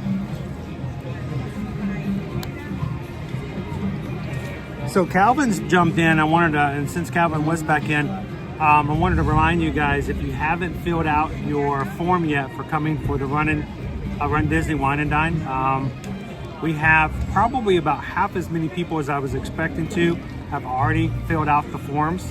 We're trying to get a head count of who's going to be doing what races, who to look for and expect for the meetup. No matter if you're doing a race or not. Whether or not you're doing the races or not, everyone's welcome to come for the meetup. We just want to know how many people to expect and to look for. So if you haven't done so already, fill out a form. You can find the form over on the Run Disney Ear to Ear Magic support group on Facebook, or if one of the mods has the link, if you want to put it into the chat. Please don't fill out the form if you're not going to be here, because we are trying to get this as a formal count, so that doesn't help us. It actually makes it a lot harder. But if you are going to be here in one form or fashion whatsoever, fill the form out. One form per person. If the two of you come into the meetup, have each person have their own form filled out, because it gives us a number of people who are coming. you fill out just one form, we only count you as one, not as two. So looking forward to seeing all of you guys in. We've had a good number of people already fill it out. So right now for our wait times, Journey to Imagination 5 minutes, Mission Space 15, Spaceship Earth 15, Turtle Talk 15, Grand Fiesta 20. Our wait times are finally starting to go Living right with now. the Lander 20, Meet Mickey and Minnie 25. The Seas is now open with 45. Meet Anna and Elsa 55. Soaring Around the World 55. 45. Frozen Ever After 65. And Remy's Ratatouille Adventures also 65. So I think we need to round up our day. You guys want to go do a little bit of Spaceship Earth with us? Yeah, I was saying the same thing. Thank you to everybody who's been watching today for the first time and have taken a couple of seconds to hit that subscribe button. We hope that you guys have come into the chat and said hello so that others can welcome you in. If you haven't done either, we want you guys to take a couple of seconds and don't miss out on an opportunity to just say, hey, we want to come back and join you on a future live stream every Monday through Friday. We're getting back into the mix of that, and we hope you guys can join us for that here coming soon. So let's turn this camera around and go get ourselves over to Spaceship Earth.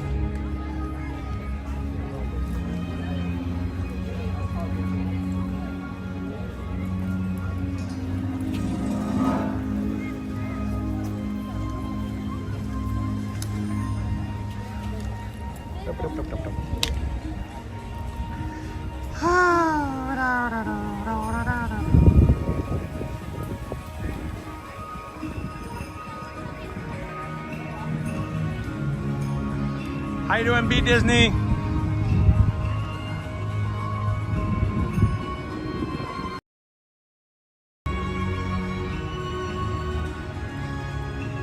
Oh, there you are. I was waiting for you to catch up.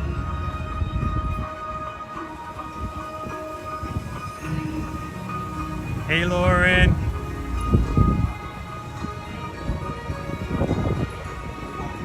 Thanks, Calvin. Have a good 2:30.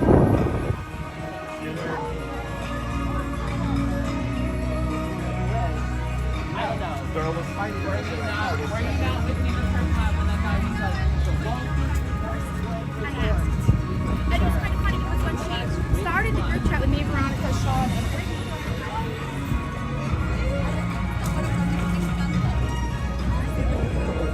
and SK, I'm glad you can hang out with us at Epcot today too.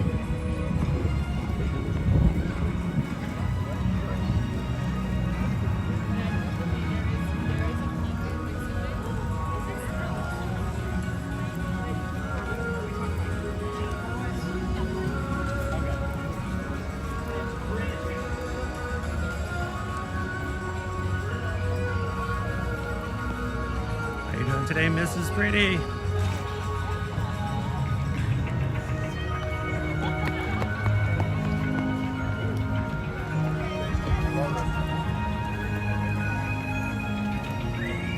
That looks like a good at least 20 minutes right there, Owen.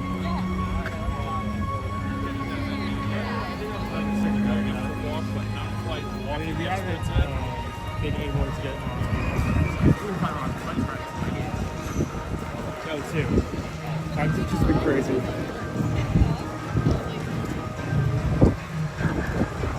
Like for most of the day, like some of the most basic rides have been through the roof. Well, I mean, it's hard to ride rides when all you're doing is eating all the time.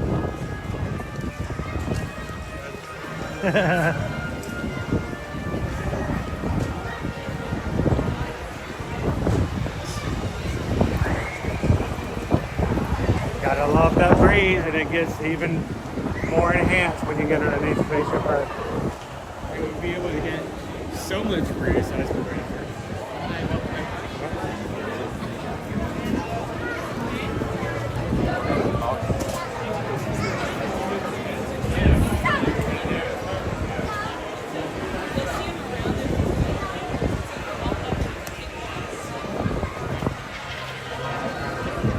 Inez, yes, time for Spaceship Earth.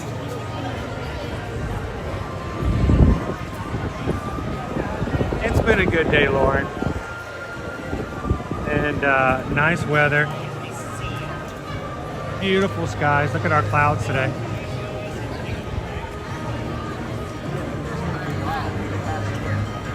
How you doing, Wild Star?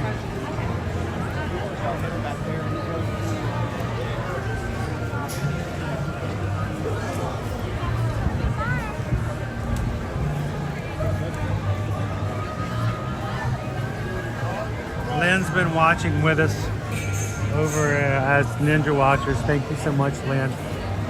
For all of you guys who watch while you're working and have us on in the background, you do a lot to support and keep us going with what we do as a channel. Without our Ninja Watchers, we wouldn't have nearly as many people keeping the channel going. We appreciate you guys so much.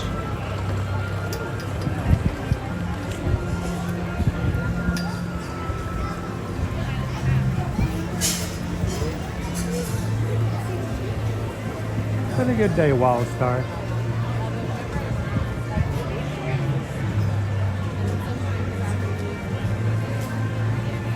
It's been fun this week, kind of getting back into the swing of things. Having to take it easy a little bit and not overdo it too much.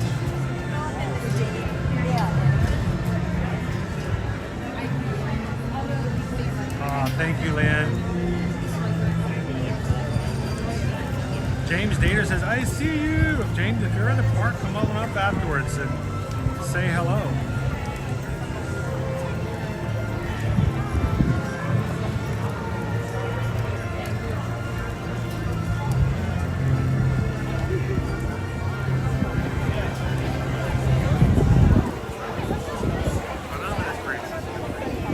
Oh, this is so much better than baking at 98-degree temperature where you're in the sun.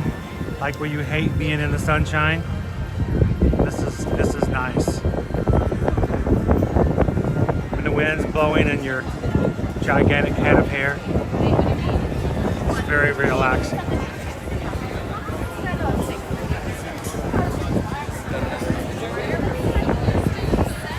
Joanna's been Ninja watching today. Who else are our Ninja Watchers out there? If you're watching today and you stay silent, now would be a good time as we're waiting about another 10 minutes to get on Spaceship Earth. Take a break just for a second. You know, take a quick coffee break. Say hello in the chat and let everybody know that you were here. I know we have people like Kitten Duo. I don't know if I had a chance to say hey to Kitten Duo or not. She's oftentimes watching Ninja Watching back in the back. But if you're one of our Ninja Watchers today and haven't said hello in the chat, come in and just say good afternoon and let everybody have a chance to say hello back.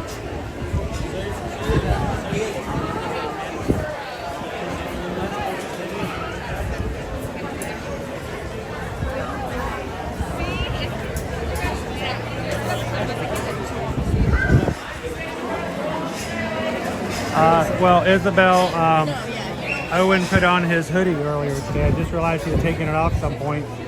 He had on his hoodie earlier. During the production.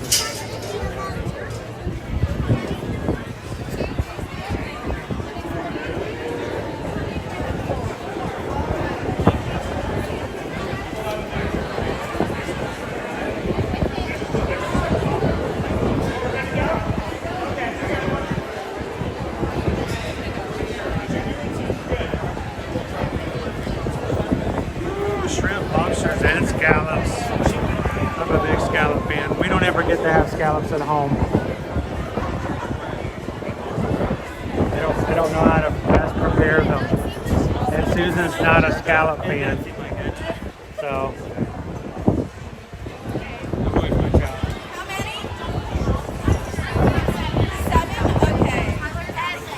It was 3 hours.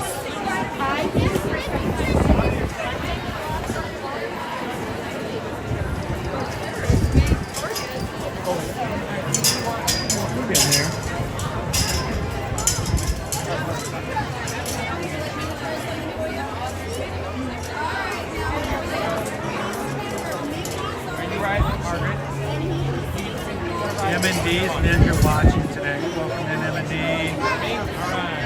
Vicky's Ninja Watching. She's probably watching some goats too on a sloth and a Royal Caribbean ship all at the same time.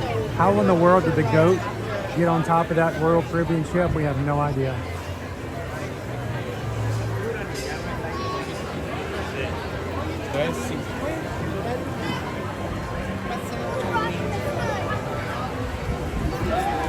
friend's birthday's next month. My birthday's in December.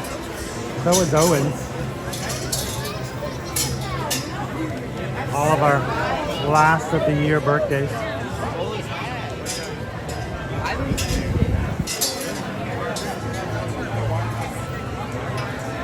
Ninja and napping. Hey, does anybody else know how to cook scallop dishes at home? Anybody else like fixed scallops? Like scampi or... They're pretty easy. It doesn't take much to cook them at all. But I wouldn't even know how to buy them. That's why every time we go out to a seafood restaurant and they have scallops, yeah boy, you know what I'm ordering. I think I'm the only one in the family who likes them. I mean, the times I tried them, I liked them. I haven't had them. We are. The second half of the lens is lurking. Or we could just head over there earlier and see what else.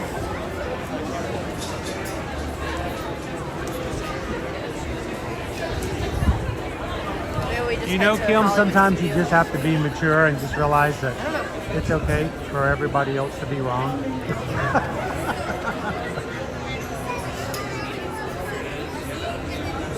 I still think the funniest thing that I heard the other day on Sunday, we were walking into Gatorland, and I was with Susan and Liberty, and we're walking in. A couple in front of us turns the corner when you first get to see everything that is Gatorland as you're walking in. A couple in front of us just look.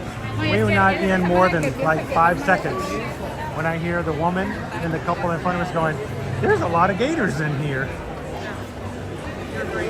I don't know why, but that was funny. That was funny right there. I don't care who you are.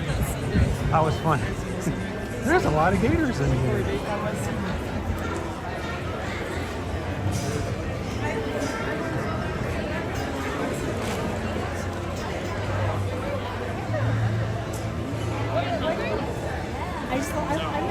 Oh, Vicky's birthday is coming up. Does it damage scallops? I mean, scallops are a lot of water in scallops, right? If you freeze them, does it damage the tissue or anything?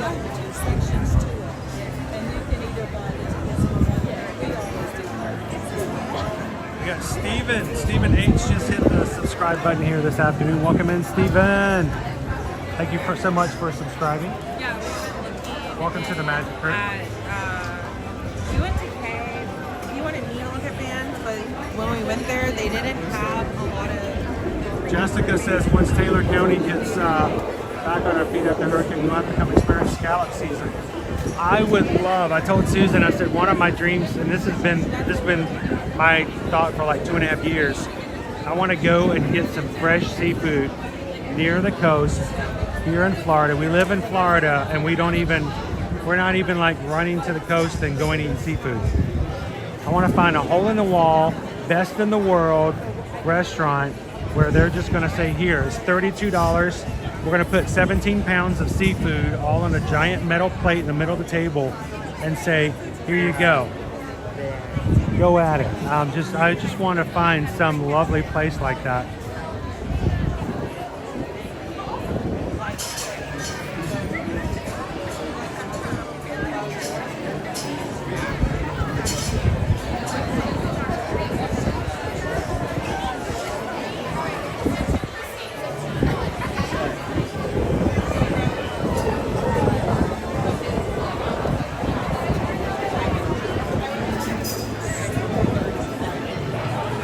So I see a lot of stuff, guys, on social media of other people doing posts and reels and whatever, and I try to show you guys a lot of things when we're streaming for people who have been here all of their lives, stuff for people who've never been here at all, to give you some tips and tricks and to kind of help you navigate how life should be here in the Disney parks.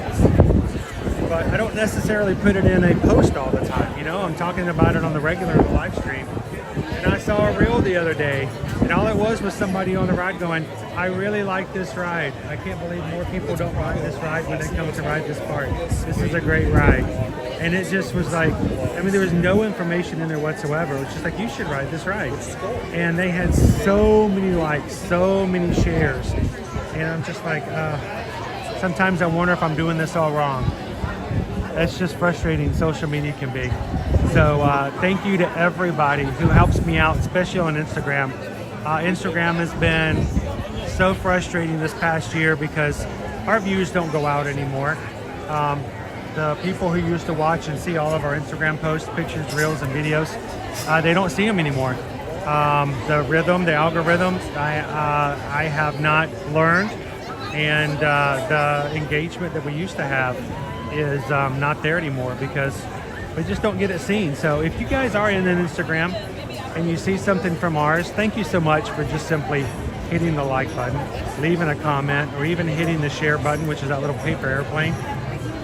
It makes a big difference because it gets information out there to others, and it increases our chances of bringing people into our community. So you guys have so much more power and influence than you ever think.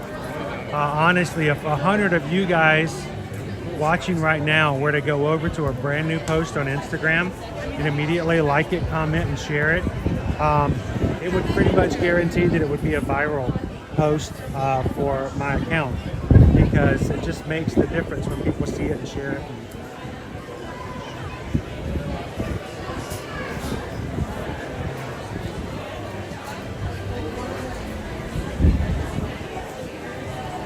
Bye, Pinocchio!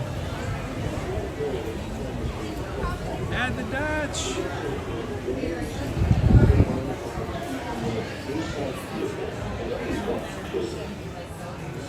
Kim says we went to a place like that in Cocoa Beach, Canaveral back in 2010. It was behind one of those huge tourist trap stores. That's seafood area. That's my dream. I love kind of places like that.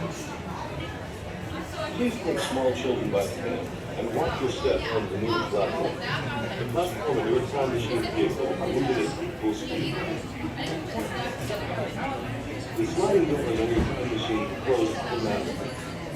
Perfect Day of Mexico opens 2027. Already counting.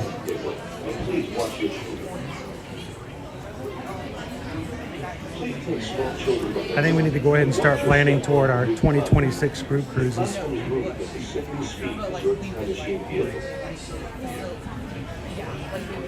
take small children by the hand. Watch your step on the moving platform.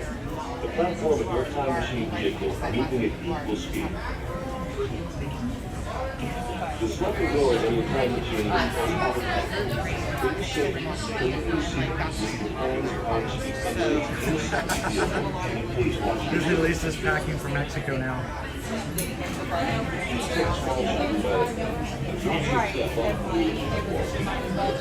Moving at the same speed as the time machine.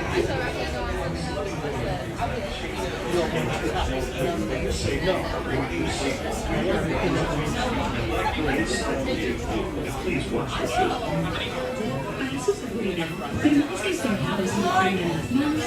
The back row, watch your step. Watch your step. How many? The sliding doors on your time machine will close automatically. For your safety, remain seated with your hands, arms, feet, and legs inside the vehicle. Please watch your children.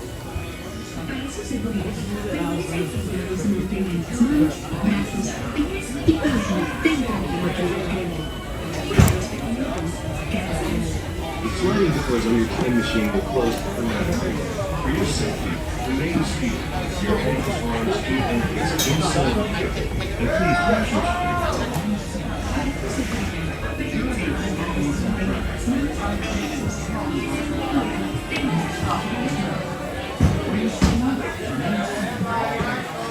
We need to do all this stuff to be ready, and then it stops.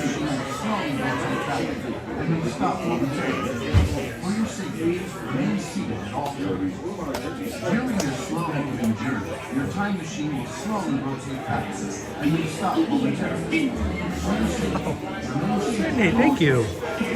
During your slow moving journey, your time machine will slowly rotate back, and you stop momentarily. With your hands, arms, feet, and legs inside the vehicle. Thank you guys for all that. Every little like that makes a big difference. During your slow moving journey, your time machine will slowly rotate backward and may stop momentarily.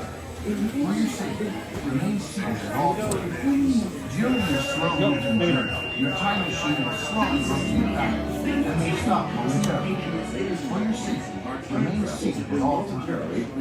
During your slow-moving journey, your time machine will slowly rotate backward and may stop. So I gotta tell you, when we were on Transformers at Universal, the ride stopped. During your slow-moving journey, It stopped for a long time. We were beginning to get concerned. and may stop momentarily.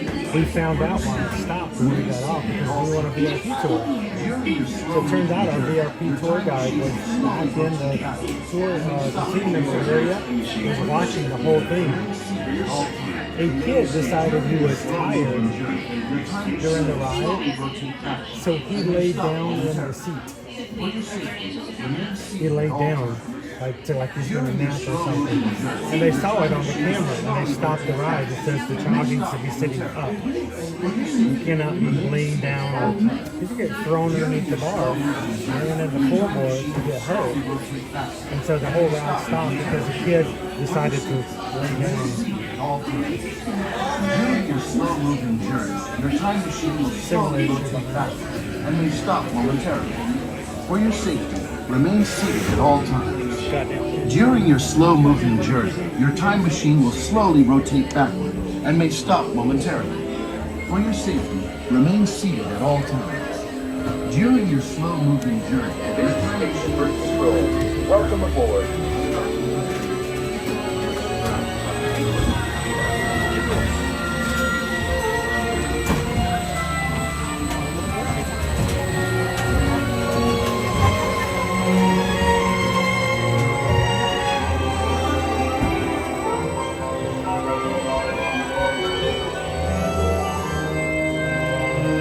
Now locate the monitor over against the right. Make sure your face is clearly visible. And wait for the flash.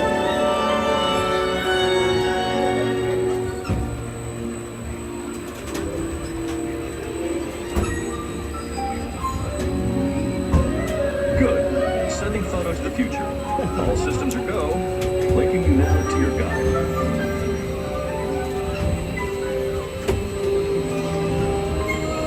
Like a grand and miraculous spaceship, our planet has sailed through the universe of time, and for a brief moment, we have been among its passengers.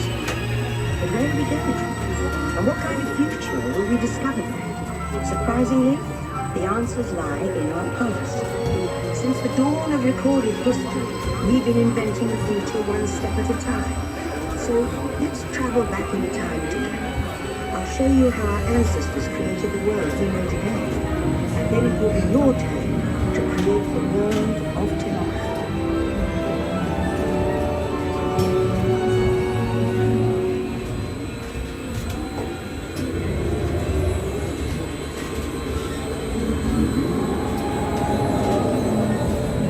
Here, in this hostile world, is where our story begins. We are alone, struggling to survive, until we learn to communicate with one another. Now we can hunt for food and survive.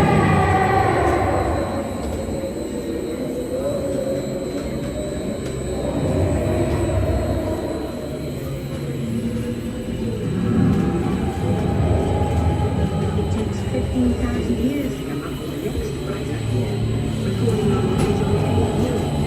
There's only one small problem.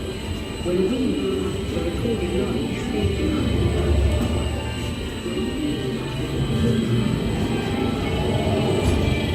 Now let's look at the dimension because something is about to happen here that will change the future forever.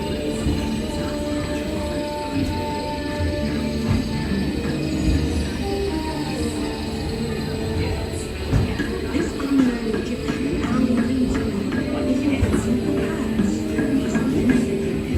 The pass itself creates special records. Hands, eyes,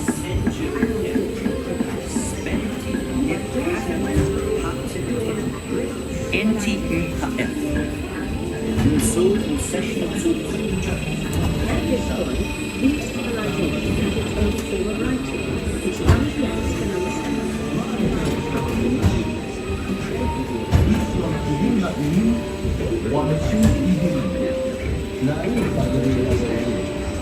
Remember how easy it was to learn your ABCs? That's the Phoenicians. They invented them.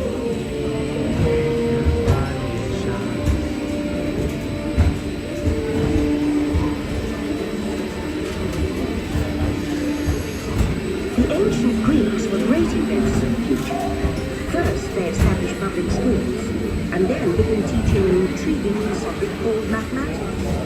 And with math comes mechanical technology and the birth of the high-tech life we enjoy today.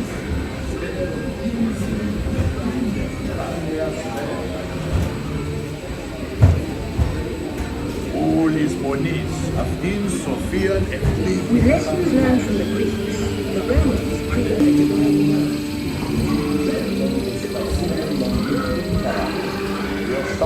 We are Australia and Uno. Whom we are Amelia and Gano. Es bonum, ibi navis te expectare. Vale, tibi quorum. Martei, verbo mandatum adecim rupii, quibum tribus legionibus praesecum But then there was a Rome. Rome formed, and the great library of Alexandria in Egypt is burned. Destroyed, lost forever.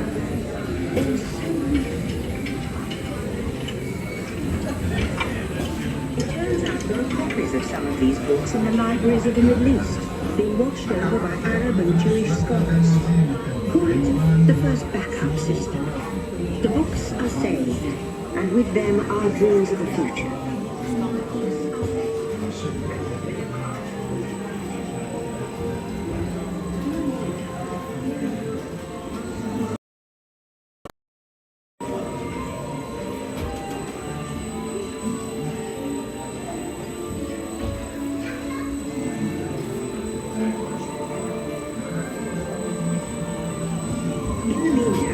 Here in Europe, monks toil endlessly, hoarding books by hand.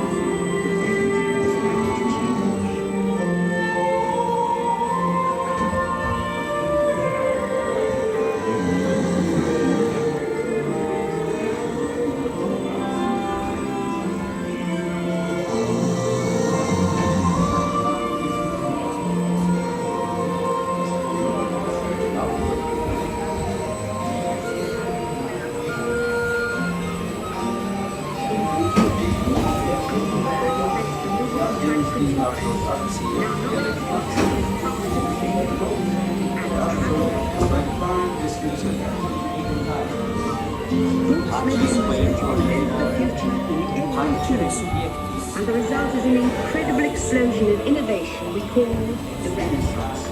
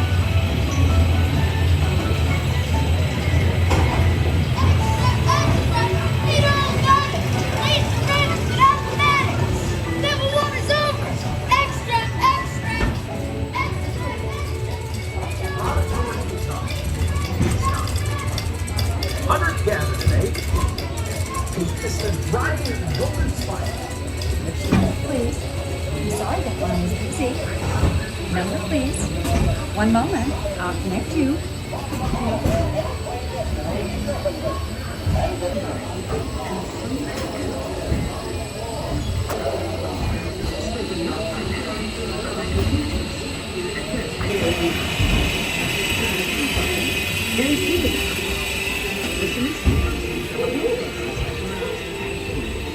Young people with passion for shaping the future put the power of the computer in everyone's hands. Together we build a super network that grows with billions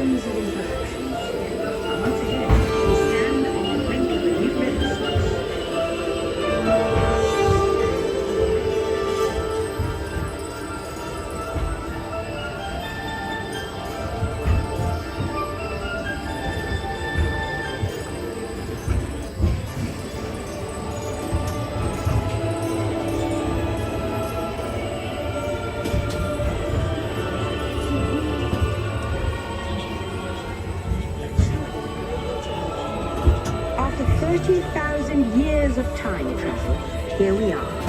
A truly global community, poised to shape the future of this, our spaceship Earth. Please remain seated, time traveler. Please remain seated. Your time machine is rotating backward for your return to Earth. In preparation for your return to Earth, your time machine is now rotating backward. Please remain seated. Attention, you are now rotating backward for your return to Earth. Please remain seated, time traveler. Attention, traveler. Please remain seated. Your time machine is rotating backward.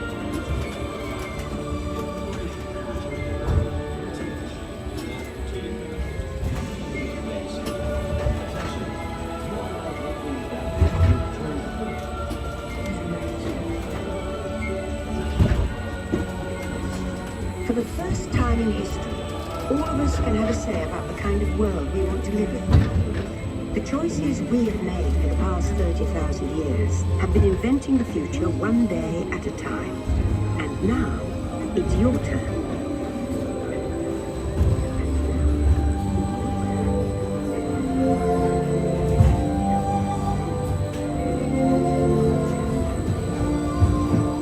Let's have some fun creating the future, shall we? On your computer screen, answer a few questions for us. Then we'll show you a new world, custom made just for you. Ready?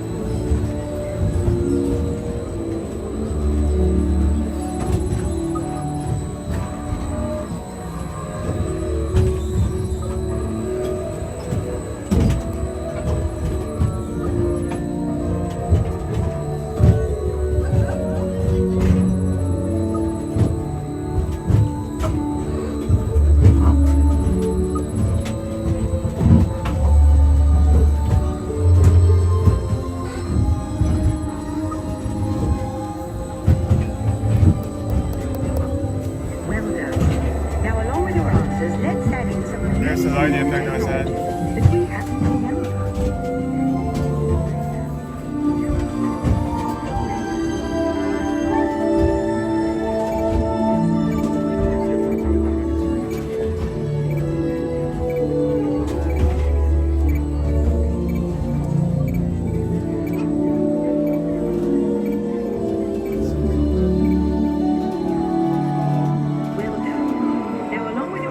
Let's add in some amazing new technology that we happen to know about.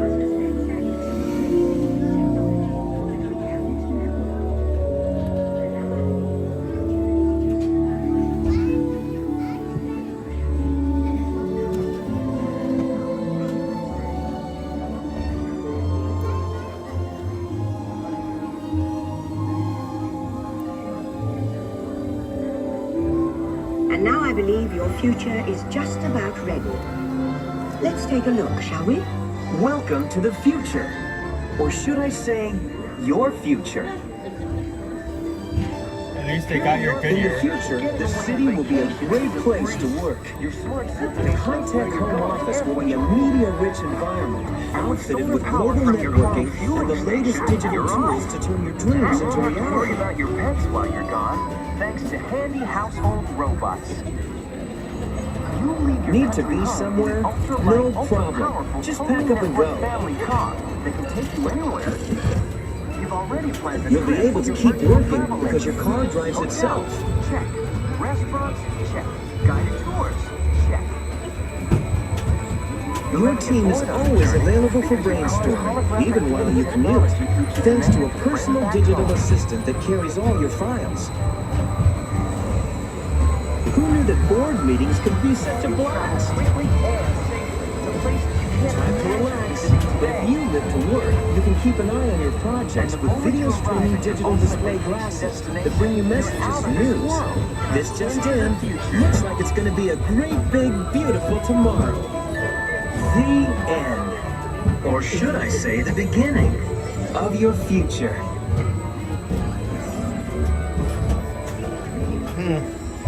So here's to the next 30,000 years. I don't see myself in the future at all.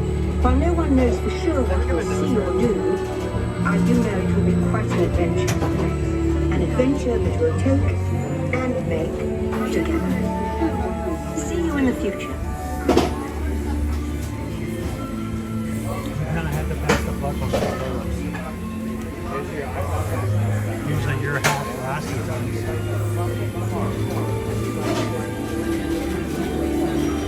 Welcome back, time travelers. Now we invite you to this project tomorrow, where new ideas and innovations are being developed to make the world a better place. Your vehicle doors will open automatically. Please keep your hands away from doors and step carefully onto the moving platform.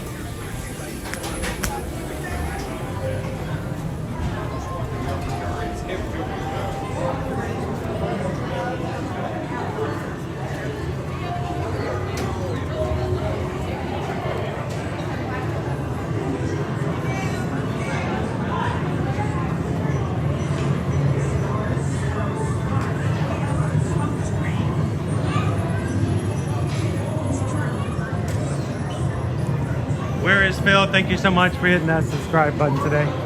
Welcome into the Magic Crew. Everybody welcome in. Where is Phil? Where are you, Phil?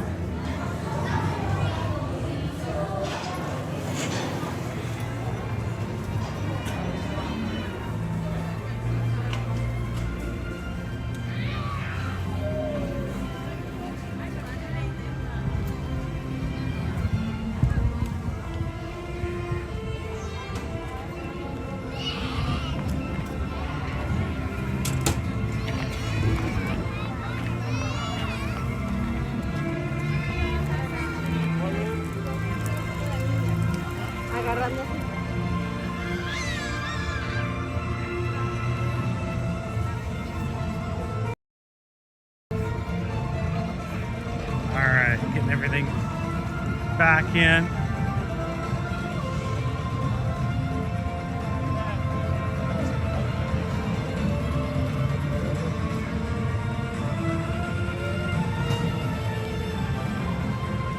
You guys have joined since we were on the ride. I try to be quiet, especially on the dark rides, and especially when we have a guest sitting in the same car as us. So if you ask questions or say hi, I'm not ignoring you. I'm just trying to be good and quiet until we get back off the ride. So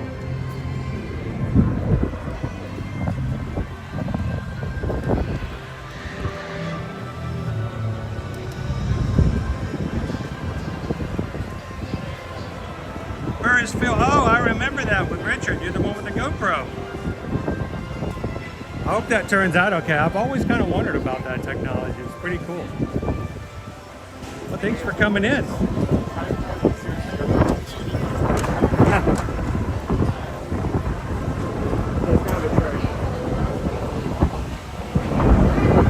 Andrew, they said a random person with you? Oh, yeah. But you know what? Here's the thing. Every single one of those random people, that's a windy one.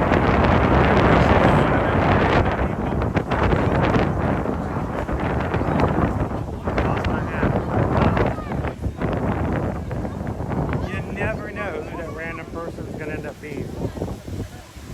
For instance, many years ago at a Flower and Garden Festival, I stood in line to go inside of a gift shop.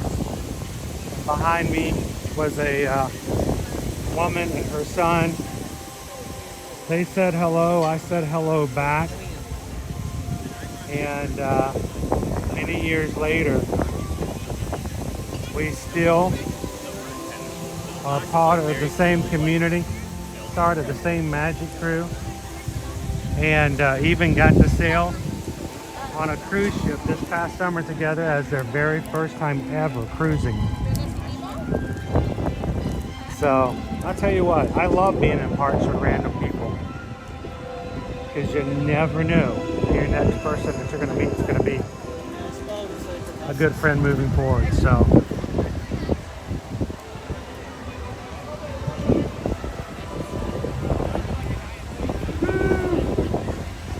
well guys, it's been a beautiful day today. Thank you so much to everyone who's hung out with us today in the parks.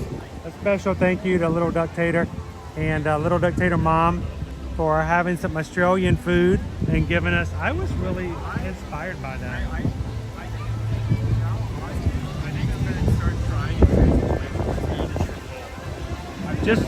Just the whole idea of knowing that, yes, this reminds me of home. It's like, that's a good thing to know when you're trying something from a booth that they've done something well, at least for the Australia. And now you know what a Lamo is next time you want some dessert.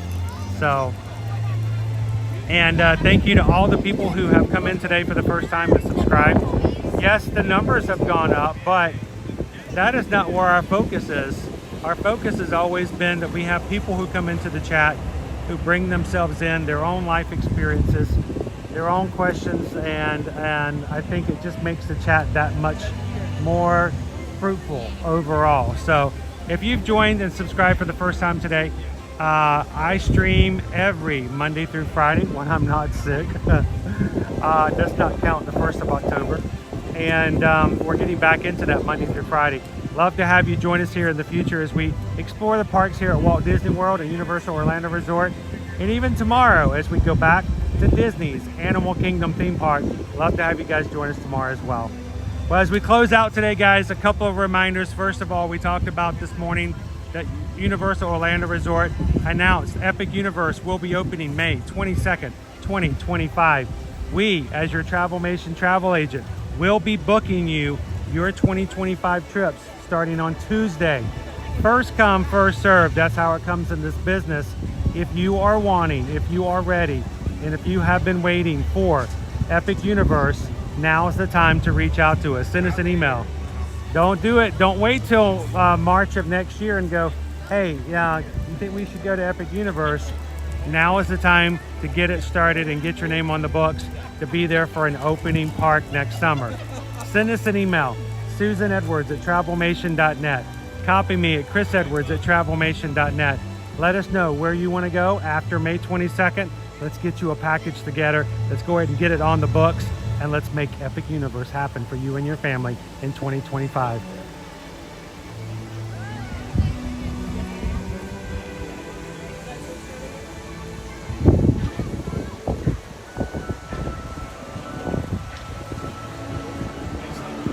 Again, thank you guys for spending some time with us today.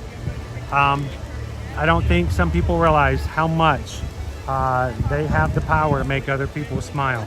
And when you come in as part of our crew, we know you and you brighten the chat even more. So as you leave today, we ask that you continue to do that with others that you encounter. Share a laugh, share a smile, share a compliment. But whatever you do, be the sunshine, that beautiful, glorious Epcot, Florida sunshine in somebody else's day. As we close out, we want to remind you guys, we'll see you guys at Animal Kingdom tomorrow, and we will see you guys in the parks. Thanks, everybody. Have a wonderful day. We'll see you again real soon.